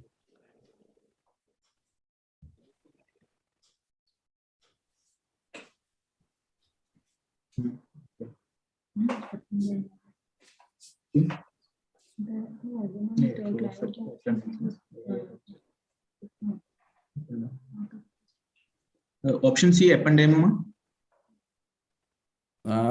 20 seconds left. Why ependymoma? Guessing. okay, fine. So if you want to lock ependymoma, we'll lock option C, ependymoma. The answer is actually Actually, medulloblastoma, where you could see those home right rosettes, right? Okay. So now the first round is over. Just to sum up the things, we have the score for the team Apollo. They are at 10. Team Gangaram is at 10. Team Ames is at 10. Team Max is at 10. Team GB Pant, Team Max is at 20. I'm sorry. Team Max got both the right. And GB Pant is at 10. And RNR is still to open their account. So the leader of the round so far is Team Max. Okay. Now the next round would be first questions would be dealt with by Dr. Neelam. So I'll ask her to please carry forward. The first question for the round 2 would be for Team Apollo. Yes. So good afternoon, everyone, and all the very best for round 2. So the first question is going to be for Team Apollo. So name the drug used in neurology which inactivates the snare complex. The options are botulinum neurotoxin A, resin-ferratoxin, moxicillite, or option D, levantinib. So your time starts now.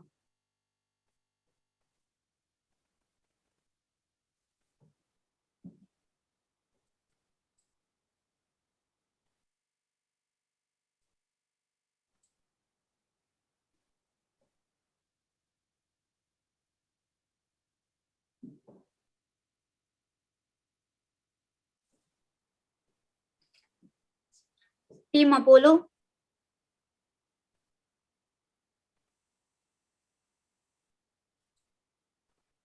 We would like to go with botulinum neurotoxin A, the option A.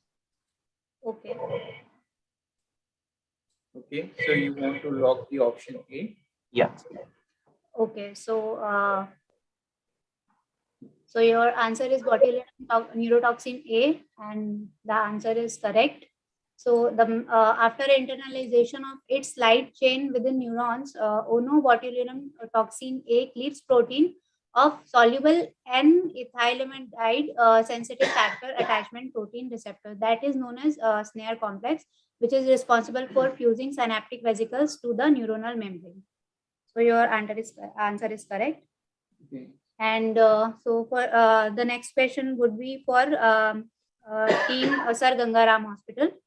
And the question is, the recently revised McDonald criteria for MS is true all except first option A is use of lumbar puncture to confirm a diagnosis for patients with only one clinical event that meets DIS criteria, positive oligoclonal band in the CSF, now can substitute for DIT. Cortical lesions were added as a typical lesion location interchangeable for a juxtacortical lesion. Option C is given in the year 2016. Or option D, for the DIT criteria, the requirement is met when there is simultaneously presence of gadolinium enhancing and non-enhancing lesion at any time, or a new T2 or T1 gadolinium enhancing lesion on a follow-up MRI scan. 17. So your timer starts now. Team Sir Gangaram.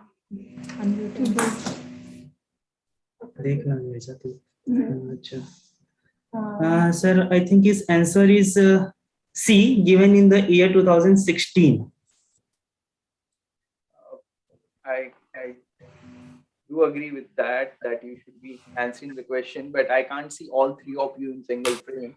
I'll request all to be visible so that, you know, use of mobile devices, the books and all that, we can keep a fair check on that. So in your own window, you can have a look and make sure that you all are visible, your hands are full. So your answer is option C, given in the year 2016. We'll log that. So the answer is correct. The revised McDonald criteria was given in 2017, along with the other criteria that are mentioned in the question. So the next question is for Team AIMS.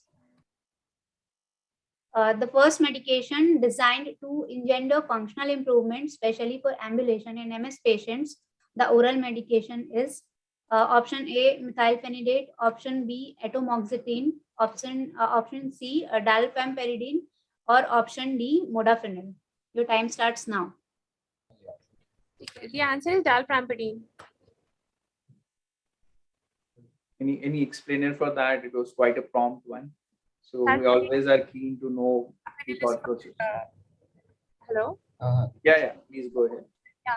So methylphenidate is for apathy, modafinil is for alertness, and atomoxetine I've not read in MS for any symptomatic management, and dalfamperidine is for ambulation.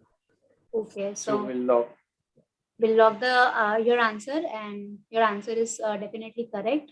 So this was the first medication designed to engender functional improvement in MS patients, and that was dalfamperidine, and it was approved in the year 2010. And dalfamperidine is a potassium channel blocker that has been hypothesized to restore conduction in demyelinated axons and potentiate synaptic transmission via voltage-dependent potassium channel blockage. So you are correct. So the next question would be for Team Max. The question is? The following medications were FDA approved for progressive multiple sclerosis and in the year. So your option A is primary progressive multiple sclerosis. The FDA approved drug siponimod, and was it approved in 2019? And SPMS, ocrelizumab, 2017. And option B is PPMS, ocrelizumab, and 2017. And SPMS, siponimod, and 2019. Option C, PPMS, ocrelizumab, and year is 2019, or SPMS, siponimod in the year 2017, or D, PPMS, ocrelizumab in the year 2017, or SPMS, siponimod in the year 2018. So you have to pick the correct combination of the disease, the drug, and the year. Your time starts now.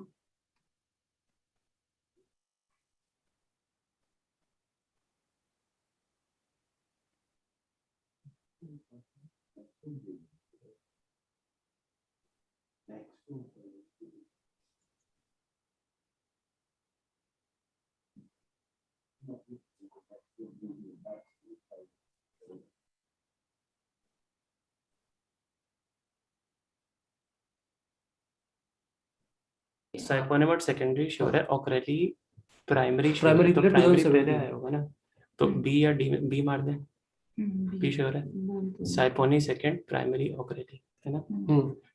We'll go with B, ऑक्रेली for 2017 and siponimod 2019. Okay, thank you. Please always mention, we'll log B, ocrelizumab 2017, but please always mention the answer along with, okay? In case B can sound like D always, and that won't be accepted. So this is your final answer? Yeah. Yes. Option B. Time is over as it Yeah. is. So option Okay. B, PPMS, ocrelizumab 2017, and SPMS, siponimod 2019. Okay? So your answer is correct. FDA approved these drugs in the following years. PPMS, ocrelizumab was FDA approved in the year 2017. After that, for secondary progressive multiple sclerosis in the year 2019, siponimod was FDA approved. So the next question would be for Team GB Pant, and the question is, Lorber's criteria is used for which of the following neurological condition? The options are option A, neuronal migration defect, option B, neurocutaneous syndrome, option C, meningomyelocele, or option D, seizure disorder. Your time starts now.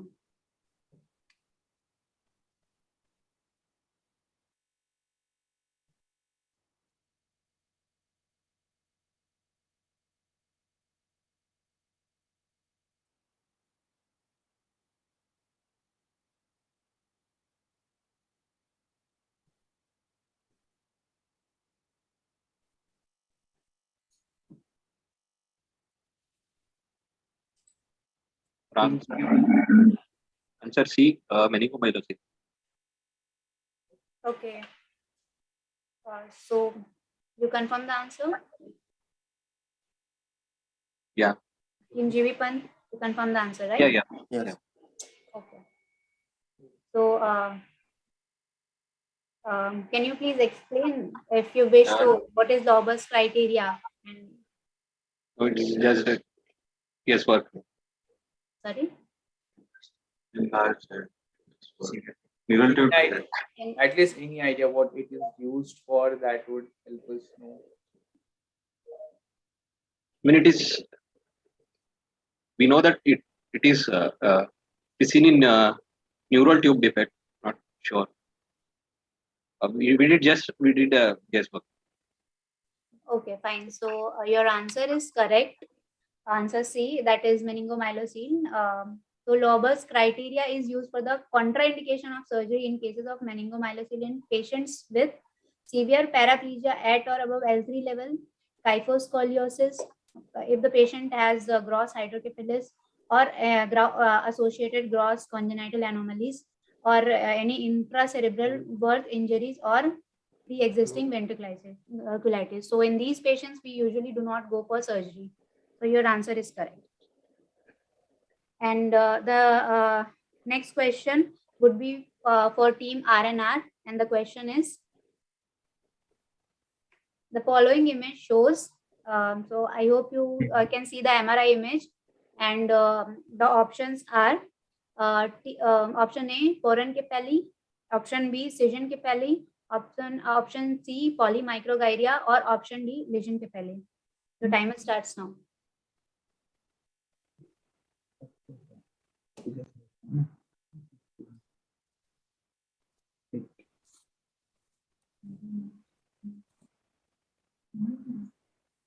Option B, schizencephaly. Okay, so can you want to log the question answer? Yes, option B.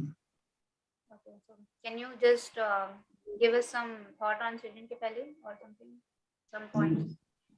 Schizo means split. So there is a split in this cerebral hemisphere, and which is in contiguous with the ventricle. So schizo. So B, schizencephaly it is. Okay, so we are locking your answer. And it is correct. Schizencephaly, as you rightly said, is the presence of unilateral or bilateral clefts within the cerebral hemisphere owing to an abnormality of its morphogenesis. So your answer is correct. Fine. So for the next questions, I would like to request Dr. Devnath to carry forward the session. Next question is about Team Apollo. Good afternoon, everyone, and best of luck for the next few questions. The next question is for Team Apollo. Team Apollo, if you are ready, the next question for you is here. Here is in the screen. The most common source of the bleed in this patient. So first, you have to diagnose this etiology and the cause of the bleed. Option A is brain vein, B is the cortical artery, C is the middle meningeal artery, and D is the dural sinus. Your time starts.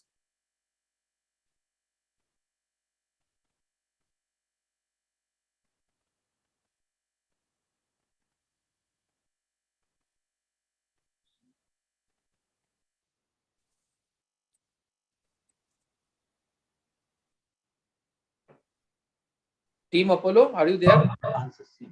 So we are going with answer C, middle meningeal artery. The lesion is extradural hemorrhage. Most common cause should be middle meningeal artery. Are you people sure you want to log this answer? Yes, sir. Okay, we'll go ahead. Yeah, it's a case of EDH, and the major source of the bleed in EDH is obviously the middle meningeal artery. The next question For Sir Gangaram. the next question is for Sir Gangaram Hospital. The question is: a 30 years male planned for dominant temporal lobectomy for intractable seizure. The maximum length of temporal lobe to be removed. Option A, 6 cm from the temporal pole, 7 cm from the temporal pole, 3 cm from the temporal pole, and 4 cm from the temporal pole is the D option.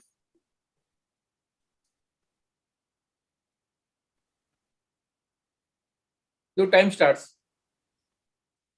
Please think and give the answer. कभी आपको याद हो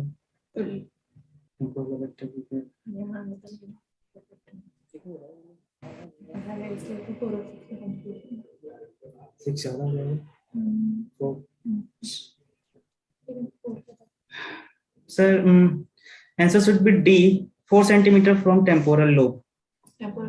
Are you sure? Yes, sir. Okay. Yes. The answer is correct. It's D, and is the dominant temporal lobe. You can up to 4 centimeters. And for a non-dominant, you can go up to 4.5 to 5 centimeter from the temporal pole. Non-dominant. So the next question is for the team aims. Okay, the next question comes here. The most common vascular lobe involved in typical trigeminal neuralgia is ICA, pica, superior cerebral artery, or any venous loop. So the answer is superior cerebral artery, C. Sure? Yeah. Yes. Okay, before you go on and finalize the answer, how many percentage roughly of ICA, pica, and SCA you can come up with any vague idea? So thing is that in trigeminal neuralgia, the most common is SCA. And whenever we see a facial neuralgia, then the most common is ICA. Pica is for lower cranial nerves, and venous loop can be seen. And ICA is for? ICA is for 8th cranial nerve, sir. Yeah, good. Okay. That is the answer. So it is an approximate percentage. Okay. So around 70 to 80% is the superior cerebral artery. Okay. Your correct answer. Next. For the team Max Saket. The question is here. In the case of NPH, the most commonly relieved symptom after CSF diversion procedure. Number one, so option A is gait abnormality. Option B is urinary symptom. Option C is cognitive abnormalities. D is all three together. And your time starts now. The answer is gait A. Gait abnormalities A option. Sure? Yes. Yes, sir. Okay. Here is the answer. Correct answer.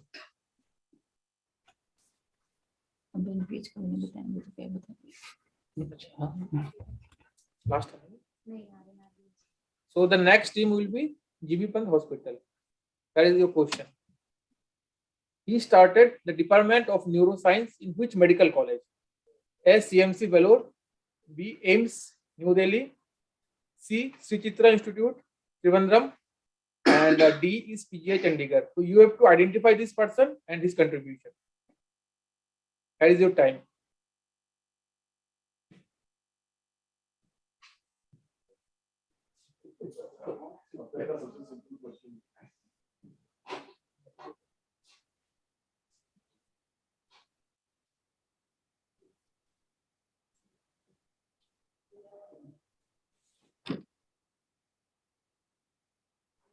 The time is running up.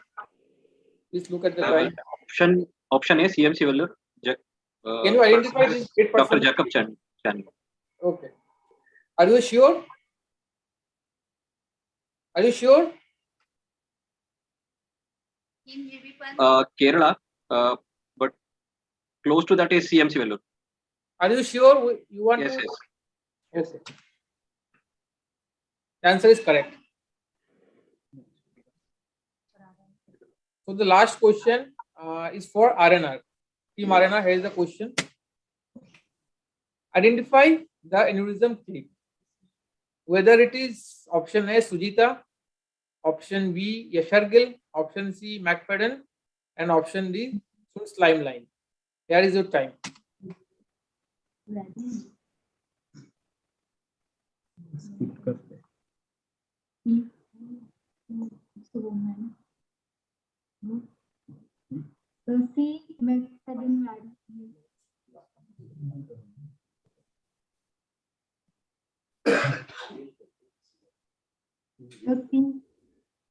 Pardon?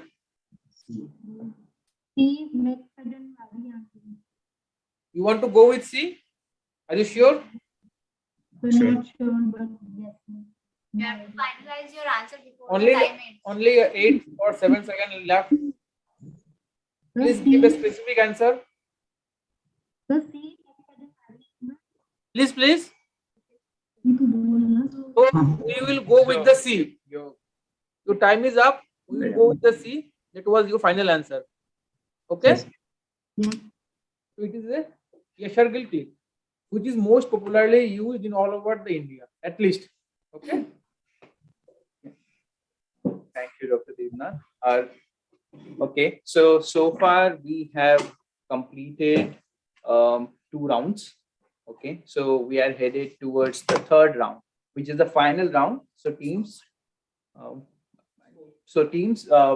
buckle up, and this is the final 2 questions. They are coming your way. I think we might be headed towards a tiebreaker in the end. Some of the questions they were right by all of them. So the scores for now, I'll start with Team Apollo. They are at 30. In fact, to simplify things, I'll tell Team Max is leading with score of 40. Then Team RNR is at the bottom with 10. Rest all other teams are tied up at 30. Okay. So with this, we'll start the next round. The first question of 3rd round for Team Apollo. Okay. So the question is, a 40-year-old man who presents for follow-up after cardiac arrest reports having constant movements out of his control. Examination reveals coliform movements. Which of the following is the most appropriate next step in the management? Order MRI to identify potential damage to subthalamic nucleus. Initiate carbidopa, levodopa for abnormal movements. Option C, initiate levomepramazine for symptom relief. Or option D, order routine EEG monitoring to identify a potential seizure disorder. Time starts now.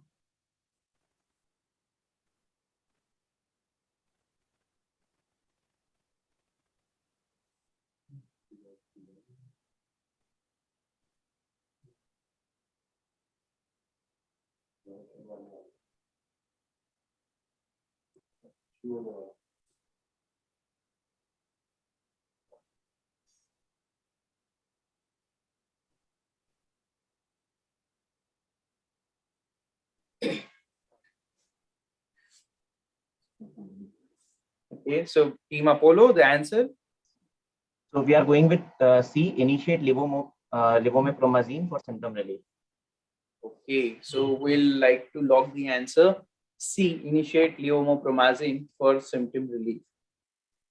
That's actually the correct answer, because there's been this concept of post-anoxic hyperkinetic moment disorder, in which intrathecal baclofen or levomepramazine are the agents which can be used to curtail the hyperkinetic storms. MRI may show basal ganglia damage, and moment disorders, they do not portend to a poor or devastating prognosis. So for reference, there's a link below. Next question for Team Gangaram. After sustaining a single moderate or severe traumatic brain injury, a patient is at the highest risk of developing which of the following disorder in the future? Option A, Alzheimer's disease. Option B, progressive tauopathy. Option C, chronic traumatic encephalopathy. Option D, oligodendroglioma. Timer starts now.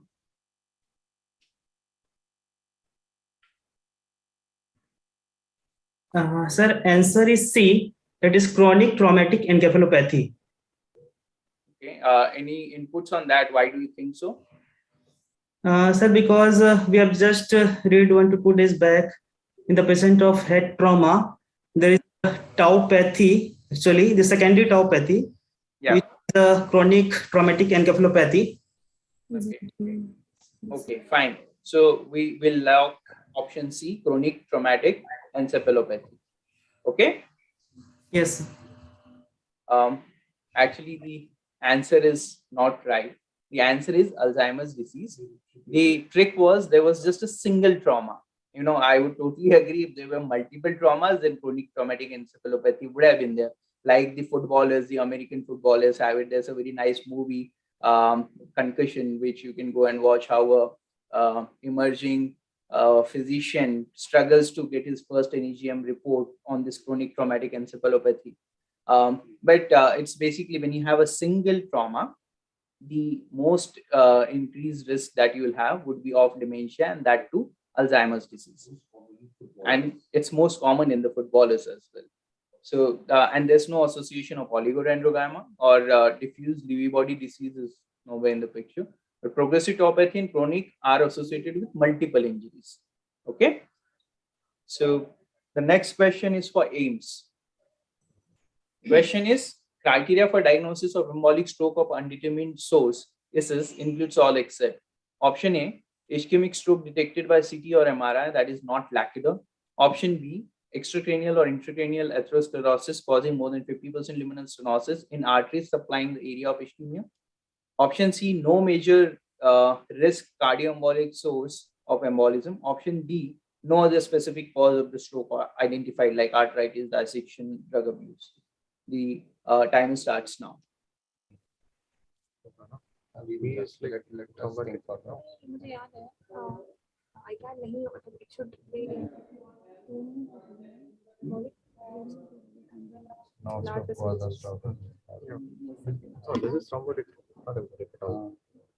So the answer is B.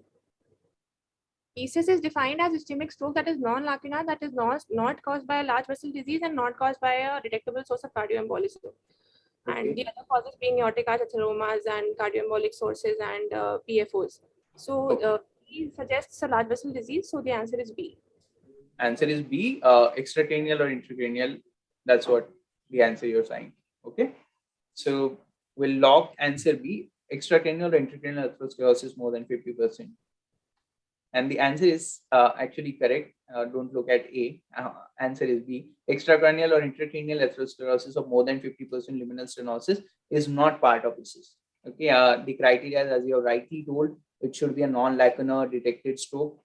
There should be absence of any more than 50% occlusion of intra or extracranial vessel. Yes, sir. It should be less than 50%, if at all it is there. There should be no major risk of cardioembolic source and no other specific stroke identified. Yesterday, we had an excellent talk and a session on this, in which Dr. Ranjan enlightened us with the ISIS and the atrial cardiopathy. Maybe you can log in through the OC Doctor app and watch this live again and the lectures later on for the audiences. So next question goes to Max Hospital. The question is anti-calcitonin gene-related peptides, anti-CGRP monoclonal antibodies. They belong to a novel class of drugs that target CGRP, a potent vasodilator, which plays a major role in pain and migraines. Anti-CGRP monoclonal antibodies developed for use in prevention of episodic and chronic migraine include all except option A. Answer is C. Can you speak it out? C. The answer is C, evolocumab. Okay, fine. Now that we have some time at hand, why do you think so? Because we have read about eptinezumab, erenezumab, and fremanezumab. We have using it for chronic and episodic migraines prevention, according to the criteria that how many migraine headaches are occurring in a month and response to moderate therapy of anti-migraine treatment. So, fine. So you want to lock option C, yeah. evolocumab. Okay. So we go ahead, and that's the correct answer. So as you rightly said, that we all know that migraine is the evolving therapeutic era right now. We have anti-CGRPs like eptinezumab and erenumumab. Erenumumab is the one that's being widely available, and the fremanezumab. This one, galcanezumab, which is finding hard time in India. But any idea what the option C was? Evolocumab? It's a PCSK9 inhibitor.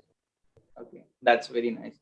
PCSK9 inhibitor, which is used, again, team aims answered. So any advantage, like why it was brought in, PCSK9, how it's given? Is it oral? Sorry, sir, can you repeat the question, please?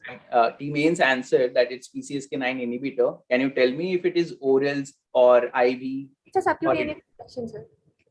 That's good. It's a subcutaneous one that can be given once in a month or so. And it's a good alternative for those who have poorly controlled LDL levels. It's used for stroke prevention. So the next question is for Team GB Pant. Team GB Pant, all of the following are true about new onset refractory status epilepticus NORS, except option A, it's without a clear acute or active structural, toxic or metabolic cause. Option B, typically represents up to 90% of cryptogenic cases in healthy people. Option C, NORS represents less than 5% of all refractory status epilepticus.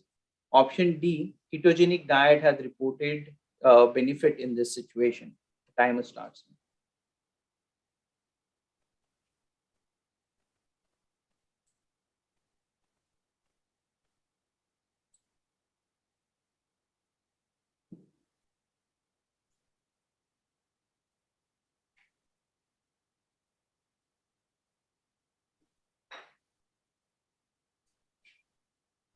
Dr. Anil, Dr. Neeraj, and Dr. Bhanu. GB Punch. So the time's running out. Let's.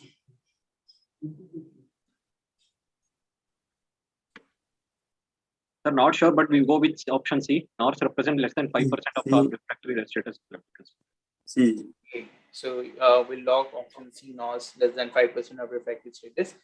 Even though you are not sure, but that's actually the right answer. It actually represents up to around 20% of the refractory status epilepticus, and it's a upcoming thing. We have NORS and FIRES, and almost, if you can see that of overall incidences, 20% are due to this. Ketogenic diet has got a really good benefit in this case, and the definition I have put up for people to go through. We'll move to the next question. That is for Team RNA. The question is, A 23-year-old man is admitted to the ICU after a motor vehicle crash, resulting in a traumatic spinal fracture with severe cord compression. Examination reveals complete ASIA, American Society of the Spinal Cord Injury Association. At T8, neurosurgery for decompression and spinal stabilization is planned within the next few hours. Which of the following is the most appropriate course of action regarding steroid administration while the patient is waiting for neurosurgical intervention? Option A, initiate bolus of 30 mg per kg of methylpred followed by an infusion of 5.4 mg per kg per hour for 24 hours. Option B, initiate bolus of 30 mg per kg of MPS followed by an infusion of 5.4 mg per kg per hour for 48 hours. Option C, avoid giving steroids because they are only beneficial in partial non-complete injury. Option D, avoid giving steroids because they do not improve functional outcome and increase the risk of sepsis and pneumonia. So your timer starts now.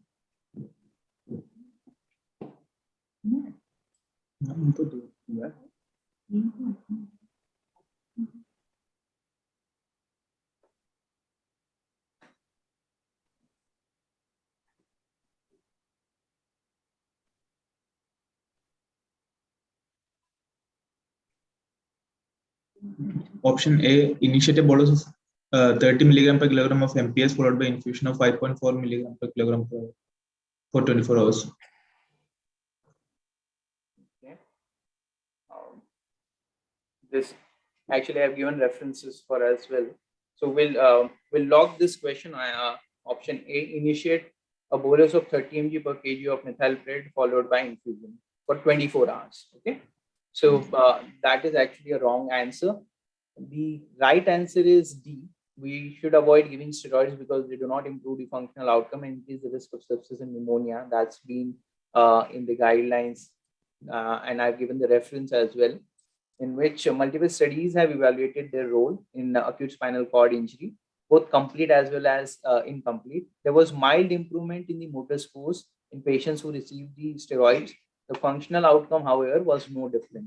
So the risk of infection and sepsis was much higher in those who received the steroid, particularly for longer hours. So that's what the American Academy of Neurological Surgeons would recommend. Okay. So moving to the next question, which next 6 questions, which would be the last deciding questions, for which I'll have Dr. Neelam to carry forward. So hello again, participants. This is the last round of our quiz. So boost yourself up, and I'm going to start the question. First question of the last round would be for Team Apollo. So here's the first question. In SSPE, the staging, diagnostic criteria, and EEG complexes are named as option A, SSPE is subsclerosing panencephalitis. Okay. So option A, the staging, diagnostic and EEG complex. Option A, Daikin staging, Jabber's criteria, Radermacher complex. Option B, Jabber's staging, Daikin criteria, Radermacher complex. Option C, Radermacher staging, Jabber's criteria, and Daikin complex. Or option D, none of the above. Your time starts now. We will go with B. For staging, it is Jabber's staging. For diagnostic, Daikin's criteria, and EEG is Radermacher complex. So B, option B. Okay, so you want to log the answer? Yeah. Okay, fine. So let's look at the answer. So the answer is correct. The answer is the staging for SSP is known as Jabber's staging. Criteria is named as Daikin, given by Daikin's, and the EEG complex is known as Radermacher complex. Okay, so next question is for Team Sir Gangaram. The question is, disorders associated with thunderclap headache are all except option A, reversible cerebral vasoconstriction syndrome. Option B, subarachnoid hemorrhage. Option C, colloid cyst of the third ventricle. And option D, hemicrania continua. So your time starts now.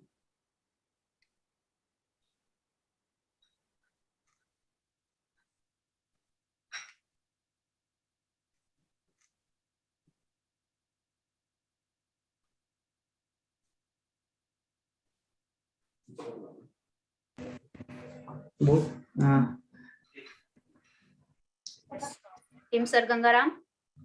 Last में बोलेंगे last में.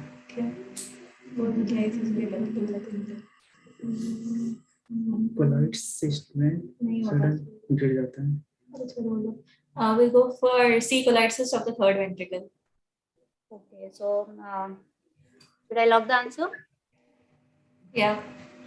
Okay, so we are going with the option C, colloid cyst of the third ventricle, and the answer is so unfortunately you are wrong. The answer is D, hemicrania continua. So these are the disorders associated with thunderclap headache. This table is taken from continuum. The vascular causes of thunderclap headache includes subarachnoid hemorrhage, atrial, that is vertebral carotid intracranial artery dissection, cerebral venous sinus or cortical vein thrombosis, or reversible cerebral vasoconstriction syndrome.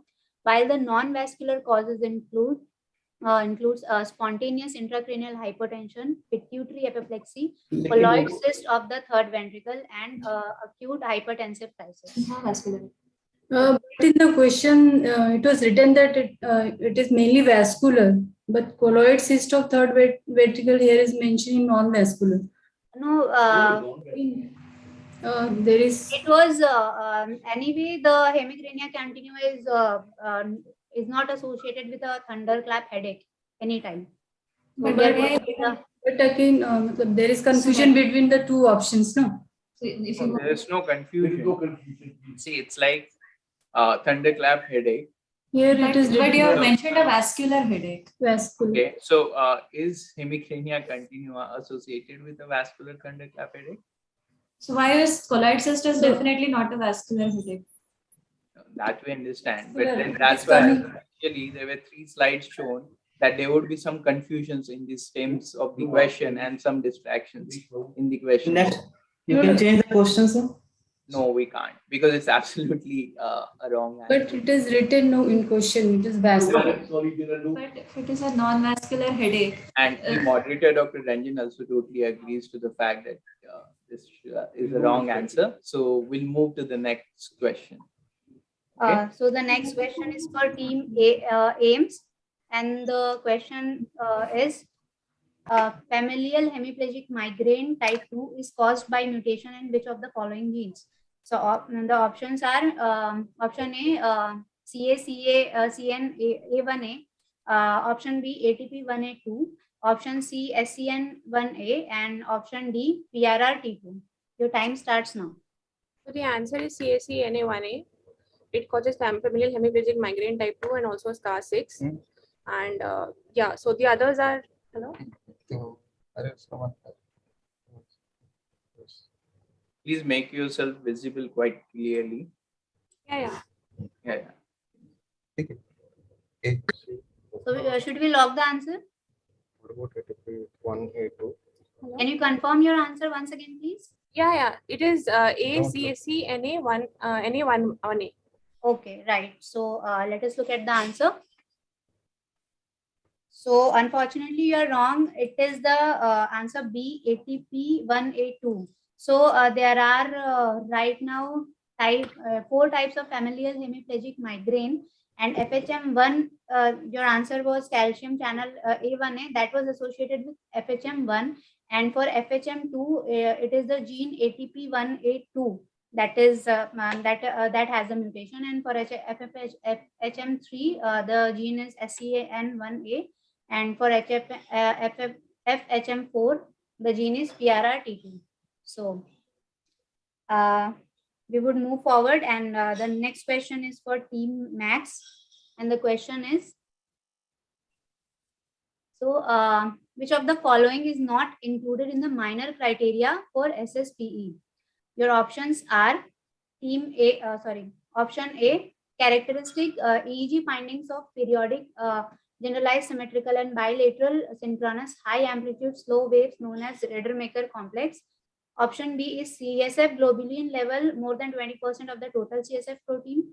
Option C is typical, that is acute or rapidly progressive subacute progressive, chronic progressive, and chronic relapsing remitting or atypical clinical history, that is seizures, prolonged stage 1, or and unusual age of presentation like infancy or childhood, or option D, brain biopsy showing the typical histopathological findings such as inflammatory changes in the meninges and brain parenchyma, necrotizing leukoencephalitis with diffuse demyelination, viral inclusion body in the neurons, oligodendrocytes and astrocytes, neuronal loss, and astrocytosis.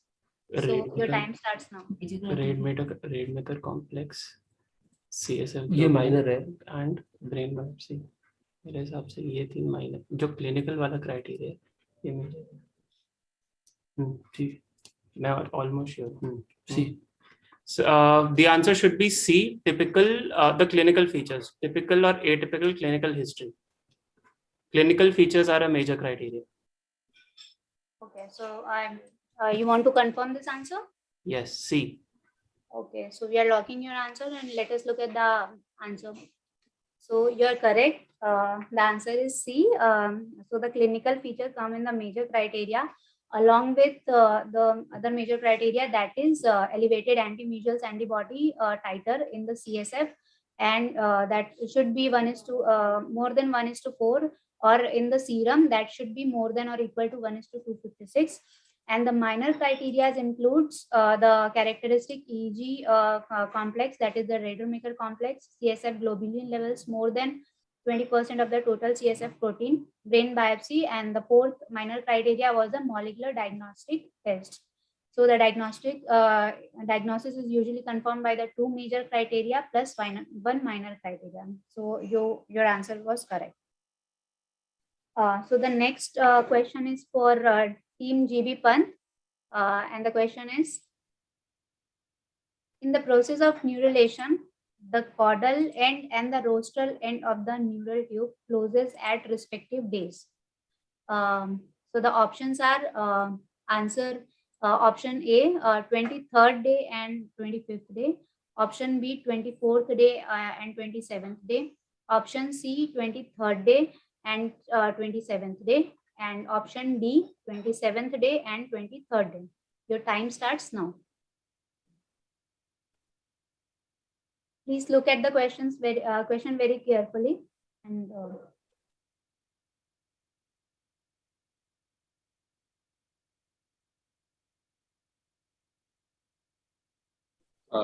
It is option C. Caudal neural tube closes at 23rd day, and rostral it closes at 27th day. Option D. Option C. Option C. C.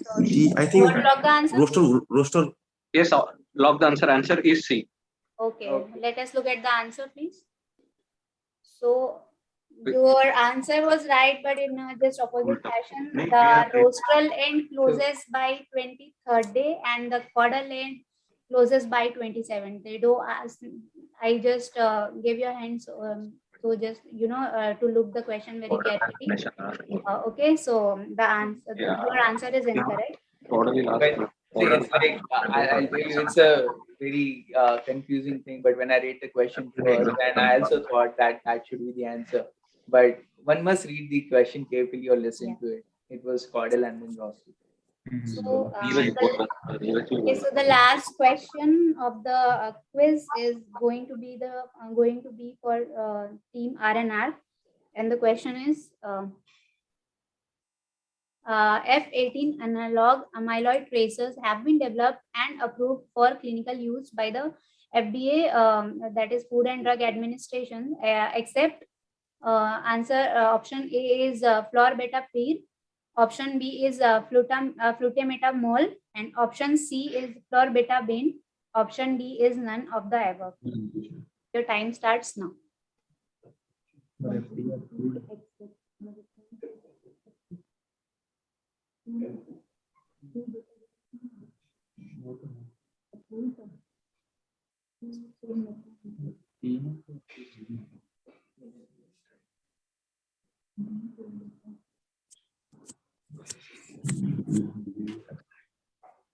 Option B, flutemetamol.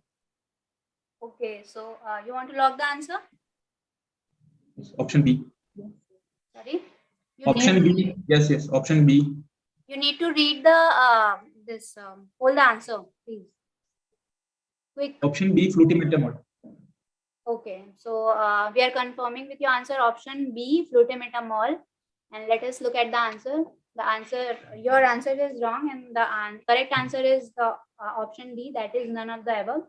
Actually, among the several F18 analog amyloid ratios that have been developed for and approved for clinical use by the FDA, that includes all the three options that has been mentioned in the question. So your answer was incorrect. So we are at the end of round 3. We are done with the first all set of questions.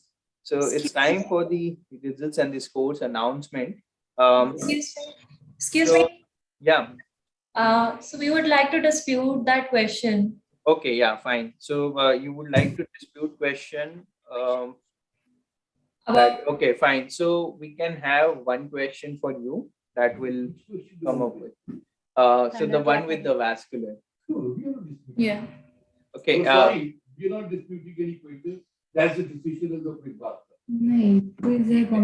See, it's like why, even if you dispute it, somehow we have got the scores added up in such a way that it wouldn't really make much difference in it. And as per all the moderators available and Dr. P.N. Ranjan sir, the decision is that there should not be a dispute on that question. Had it been something different, we could have. It's like, in your question, the option you answered was definitely not associated with the any sort of thunderclap headache, be it vascular or avascular. Okay, and that is the principle while answering. You need to find the closest answer, even if. So if I have been asked specifically about vascular headache, why would I not choose the colloid shift, which is not a vascular cause, right? I would definitely think about it. That's why we choose. It's an MC question, no? Okay, fine. So, but then, it's like we always listen to the seniors, and we have the moderators who would like to pass the final call. And I'll request Dr. Ranjan sir to clarify on this if we should. I think there is no confusion and there is no going back on the question and no re-asking. Okay. That's the final decision of the quick master. Okay. So I think all of you have heard it, and the word is we have to not count it as a disputed question. Okay. Okay. So, thank you. Okay. Now, with the available scores, the undisputed winner is Max Hospital, Dr. Raghav, Dr. Nilesh, and Dr. Priya, and they got almost all the questions right, and some of the tough ones as well. So really nice job. Congratulations. Thank you, sir. Thank you. Then team Apollo is at rank 2. They have got total 50 points. And Dr. Swapnil, Dr. Shishir, and Dr. Avinash, really great job. Congratulations. Congratulations. Okay. Thank you. So we have two teams tied up at rank 3. Team AIMS and Team GB Pant, with each having scores of 40. So for them, we'll have a tiebreaker round.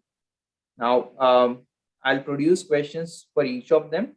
And first, I'll give each question, like one question for Team AIMS and one question for GB Pant.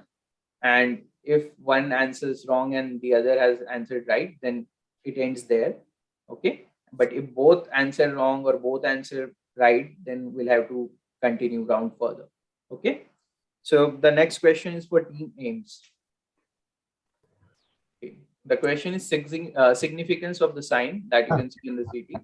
Option A, calcification of MCA, acute infarct. Option C, direct metabolic material. Option D, fresh frozen plasma in Sylvian ये वो तो sign है बोल रहा है ना acute infarct में दिक्कत सी direct visualization of thromboembolic. C. This is hypertense MCA sign and it signifies direct visualization of the thromboembolic material. Okay, fine. So we'll lock option C, and that's the right answer. That's hypertense MCA with the thromboembolic material. Now the next question is for Team GB Pant. Okay. The question is, what's the anatomical location Option A, extradural. Option B, intradural. Option C, intradural extramedullary. Option D, need for images to localize. Timer starts now.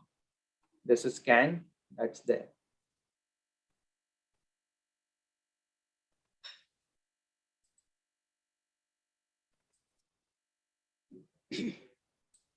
I hope Team GVPanth is able to see the image clearly.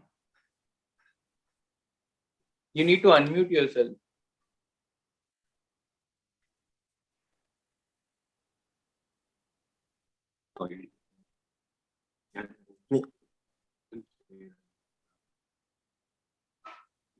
Anil. Okay, last few seconds. Anil. Anil. See. Anil. Confirm fast. See. Option. Time is up. Time is up. Time is up. You should have taken your chance when the option was available. The time's up. Option C. Option C. Sir, I don't see. You can see on this screen. Option C, ideal. Option C.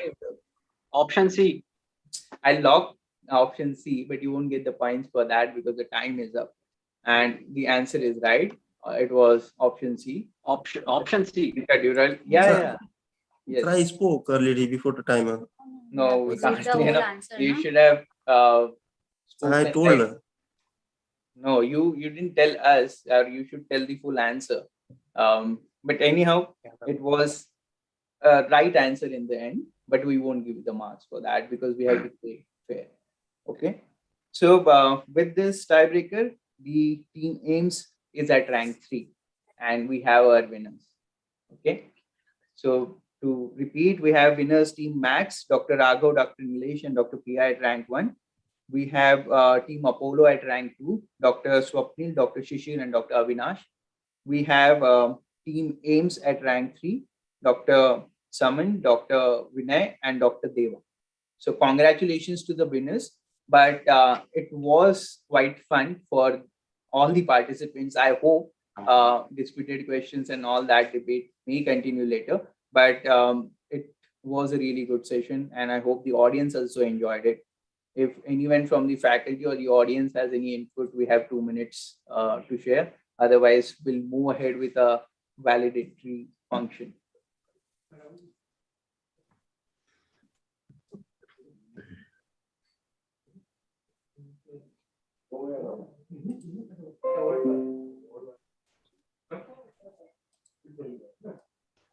So yeah, I just would like to congratulate Team Max, Team Apollo, and Team AIMS, and I especially want to congratulate Team Max, and I was there in last quiz as a quiz quiz master and score maker.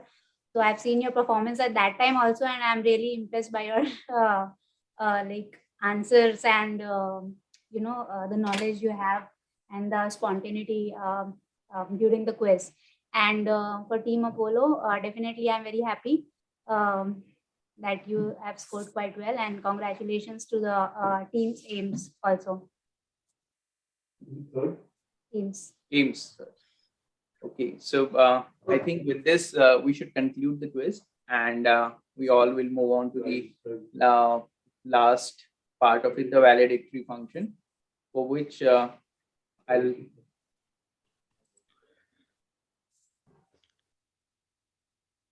So, good evening. Am I audible?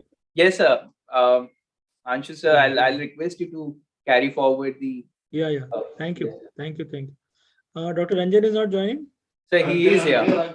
Acha. Okay. So, good evening. I think we have reached the end of a very successful and a very well organized conference. And I would now request Dr. Satnam, who is the president of Delhi Neurological Association, to say a few words. Dr. Satnam? Yes, please. Yes. Thank you, Dr. Anshu. I'm sure you all will agree with me that in spite of difficult times of COVID, we had a very good conference. And for that, I would like to congratulate Dr. P.N. Ranjan and his team for making this to happen in spite of difficult time. In fact, we about 3 months back, we had planned to have a hybrid conference, and then at the last moment, we had to change to this virtual conference only. And of that, I appreciate the effort and cooperation of Dr. P. N. Ranjan. I would also like to congratulate the scientific committee for making a good scientific program and inviting good faculty. And I would like to thank all the faculty and members and speakers for sharing their knowledge and experience with us. And I'm sure we all are going home enriched with knowledge after attending this conference.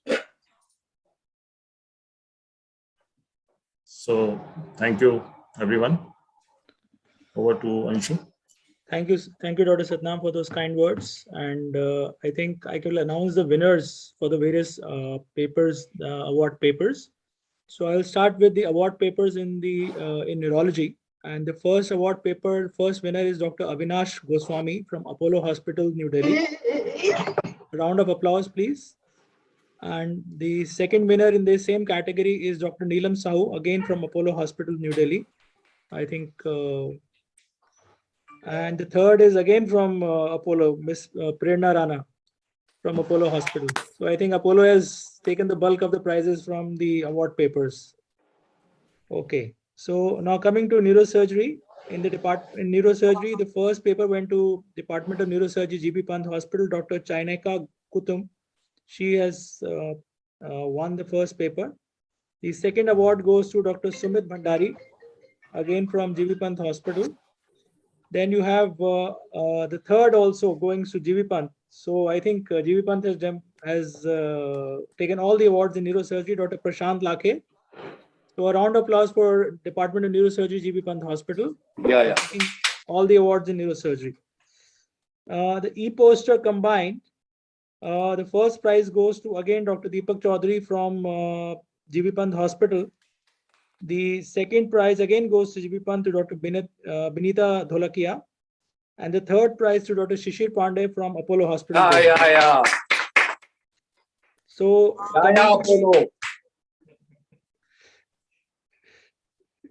coming to the Neuro Nurses Award, the first prize goes to AIMS New Delhi to Vansing Prince C. The second to GB Pant Hospital, Devmuni Verma. And third to Medanta Nilanjana. So I congratulate all the award winners, and they can contact Mr. Deepak Ojha for the awards after the conference gets over. So I think after the award winners, we can move on to the next thing. And I would now welcome our new president-elect, Dr. Sanjeev. Unfortunately is sitting with us, Dr. Dua. Yeah, hi. Please introduce yourself to the new president-elect. Thank you. Thanks a lot for your support. And it was a wonderful conference, Ranjan and Sudhir. Very well organized and really very well done. Thank you so much, Sanjeev. Okay, so we'll look forward to meeting you soon in the next EC meeting, Dr. Dua. Absolutely, would look forward to that. Okay, congratulations. So now we come to the last point of the second last point, and I would request Dr. Satnam Singh to hand over the charge to Dr. Vineet Suri, who is the incoming president of the DNA for the year 2022-2023. So Dr. Satnam, please do the honors. Oh, welcome, Dr. Vineet Suri. I welcome you to be the next president of take over the charge of president of Delhi Neurological Association. I wish you all the best. And we had a good time in executive committee meetings last year, though it was all virtual, and but still we had a great time. And I wish you all the best.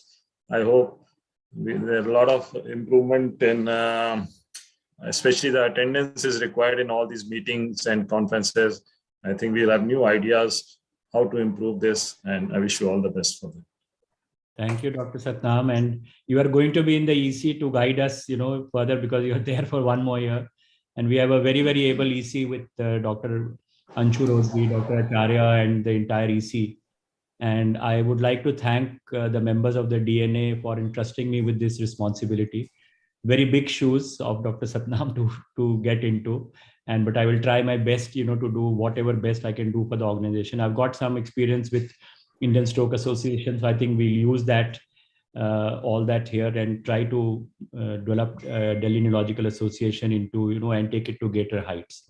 And I think I'm ably supported by a very, very capable EC, and with Anshu there and with Dr. Satnam also there to guide us, because he's going to be with us for one more year.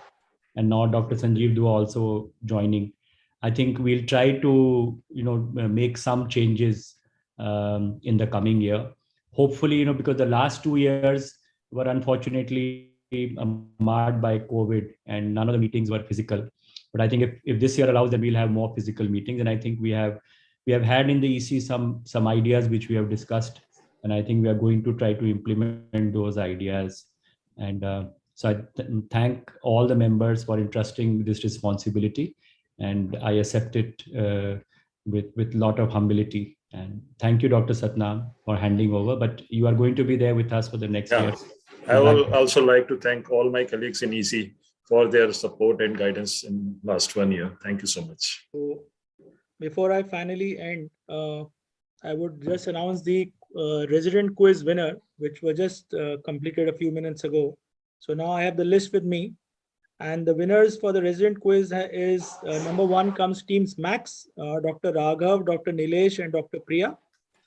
And congratulations to all 3 of them. The second team was Team Apollo, Dr. Swapnil, Dr. Shishir, and Dr. Avinash. Again, congratulations to Apollo and all the residents. And the third came Team Ames, Dr. Fatima, Dr. Vinay, and Dr. Deva. Congratulations to all the residents from Ames. So with that, I would now come to the final point on the agenda. Anshu, can I make a point, please? Yeah, sure, sir, please. On behalf of myself and my colleague, friend, Dr. Tyagi, I must really be grateful to Satnam and Anshu, because, 4 months have been hectic. We've been calling each other. We've been calling on telephone at all hours. What is to be done? Till the time we decided that we have a virtual meeting. I'm extremely grateful to them for all the cooperation in every form. Satnam and Anshu cooperated with me to make this a grand success, which has been. Of course, I'll be failing in my duty if I don't thank my entire department of neurology and neurosurgery, which functioned as one. And all my boys, my postgraduates, have been there with us for these 2 days. Last but not the least, Deepak. Deepak is always great. Our DNA advisor, I would say. For every small thing, we would call up Deepak, take his advice, or Deepak would wake up Anshul and take his advice, so that we did everything the right way. Thank you very much. God bless. And I hope that DNA continues to flourish and we continue to have good academic programs in the years to come. Thank you very much, everybody. And thank you very much, Executive DNA. Thank you, Dr. Ranjan and Dr. Tyagi. Yeah, thank a you. word from Dr. Tyagi also. Yeah, thanks from my side, core of my heart. You all supported us so much. We could organize it along with Dr. Ranjan, and he's definitely a very kind of spearheaded person who can head any kind of meeting, and he guided us and we supported him and we could make it. Thank you very much for supporting us. Thanks. Thank you. Thank you. Any word, Dr. Suri? Any final word? No, I think I wish everybody lots of good luck for the coming year, and let's hope that DNA flourishes further. And we have a lot of responsibility to take DNA into greater heights. Maybe very soon we have. And physical good health and prosperity to everybody. We are looking forward to a physical meeting. Yes. Yeah, definitely. Yeah. That will be better. That will be better. I think Dr. Okay. Vince is going to the president now. We'll go to president's house now. President has got a new house. That is long awaited. That is long awaited. We wanted to go to his house, but we can't go. No, we will have the next EC meeting in my house. I'll arrange. Okay. My only EC meeting. Yeah, we also want to come. Okay. Okay. Thank you, everybody. Thank you. Okay. Dr. Satnam, can I close the meeting now? Yeah, yes, please. I think let's close the meeting. Thank you so much. Thank Wish you all you. the best. Bye-bye, everybody. Thank you. Bye-bye. Well done. Thank you. Thank you.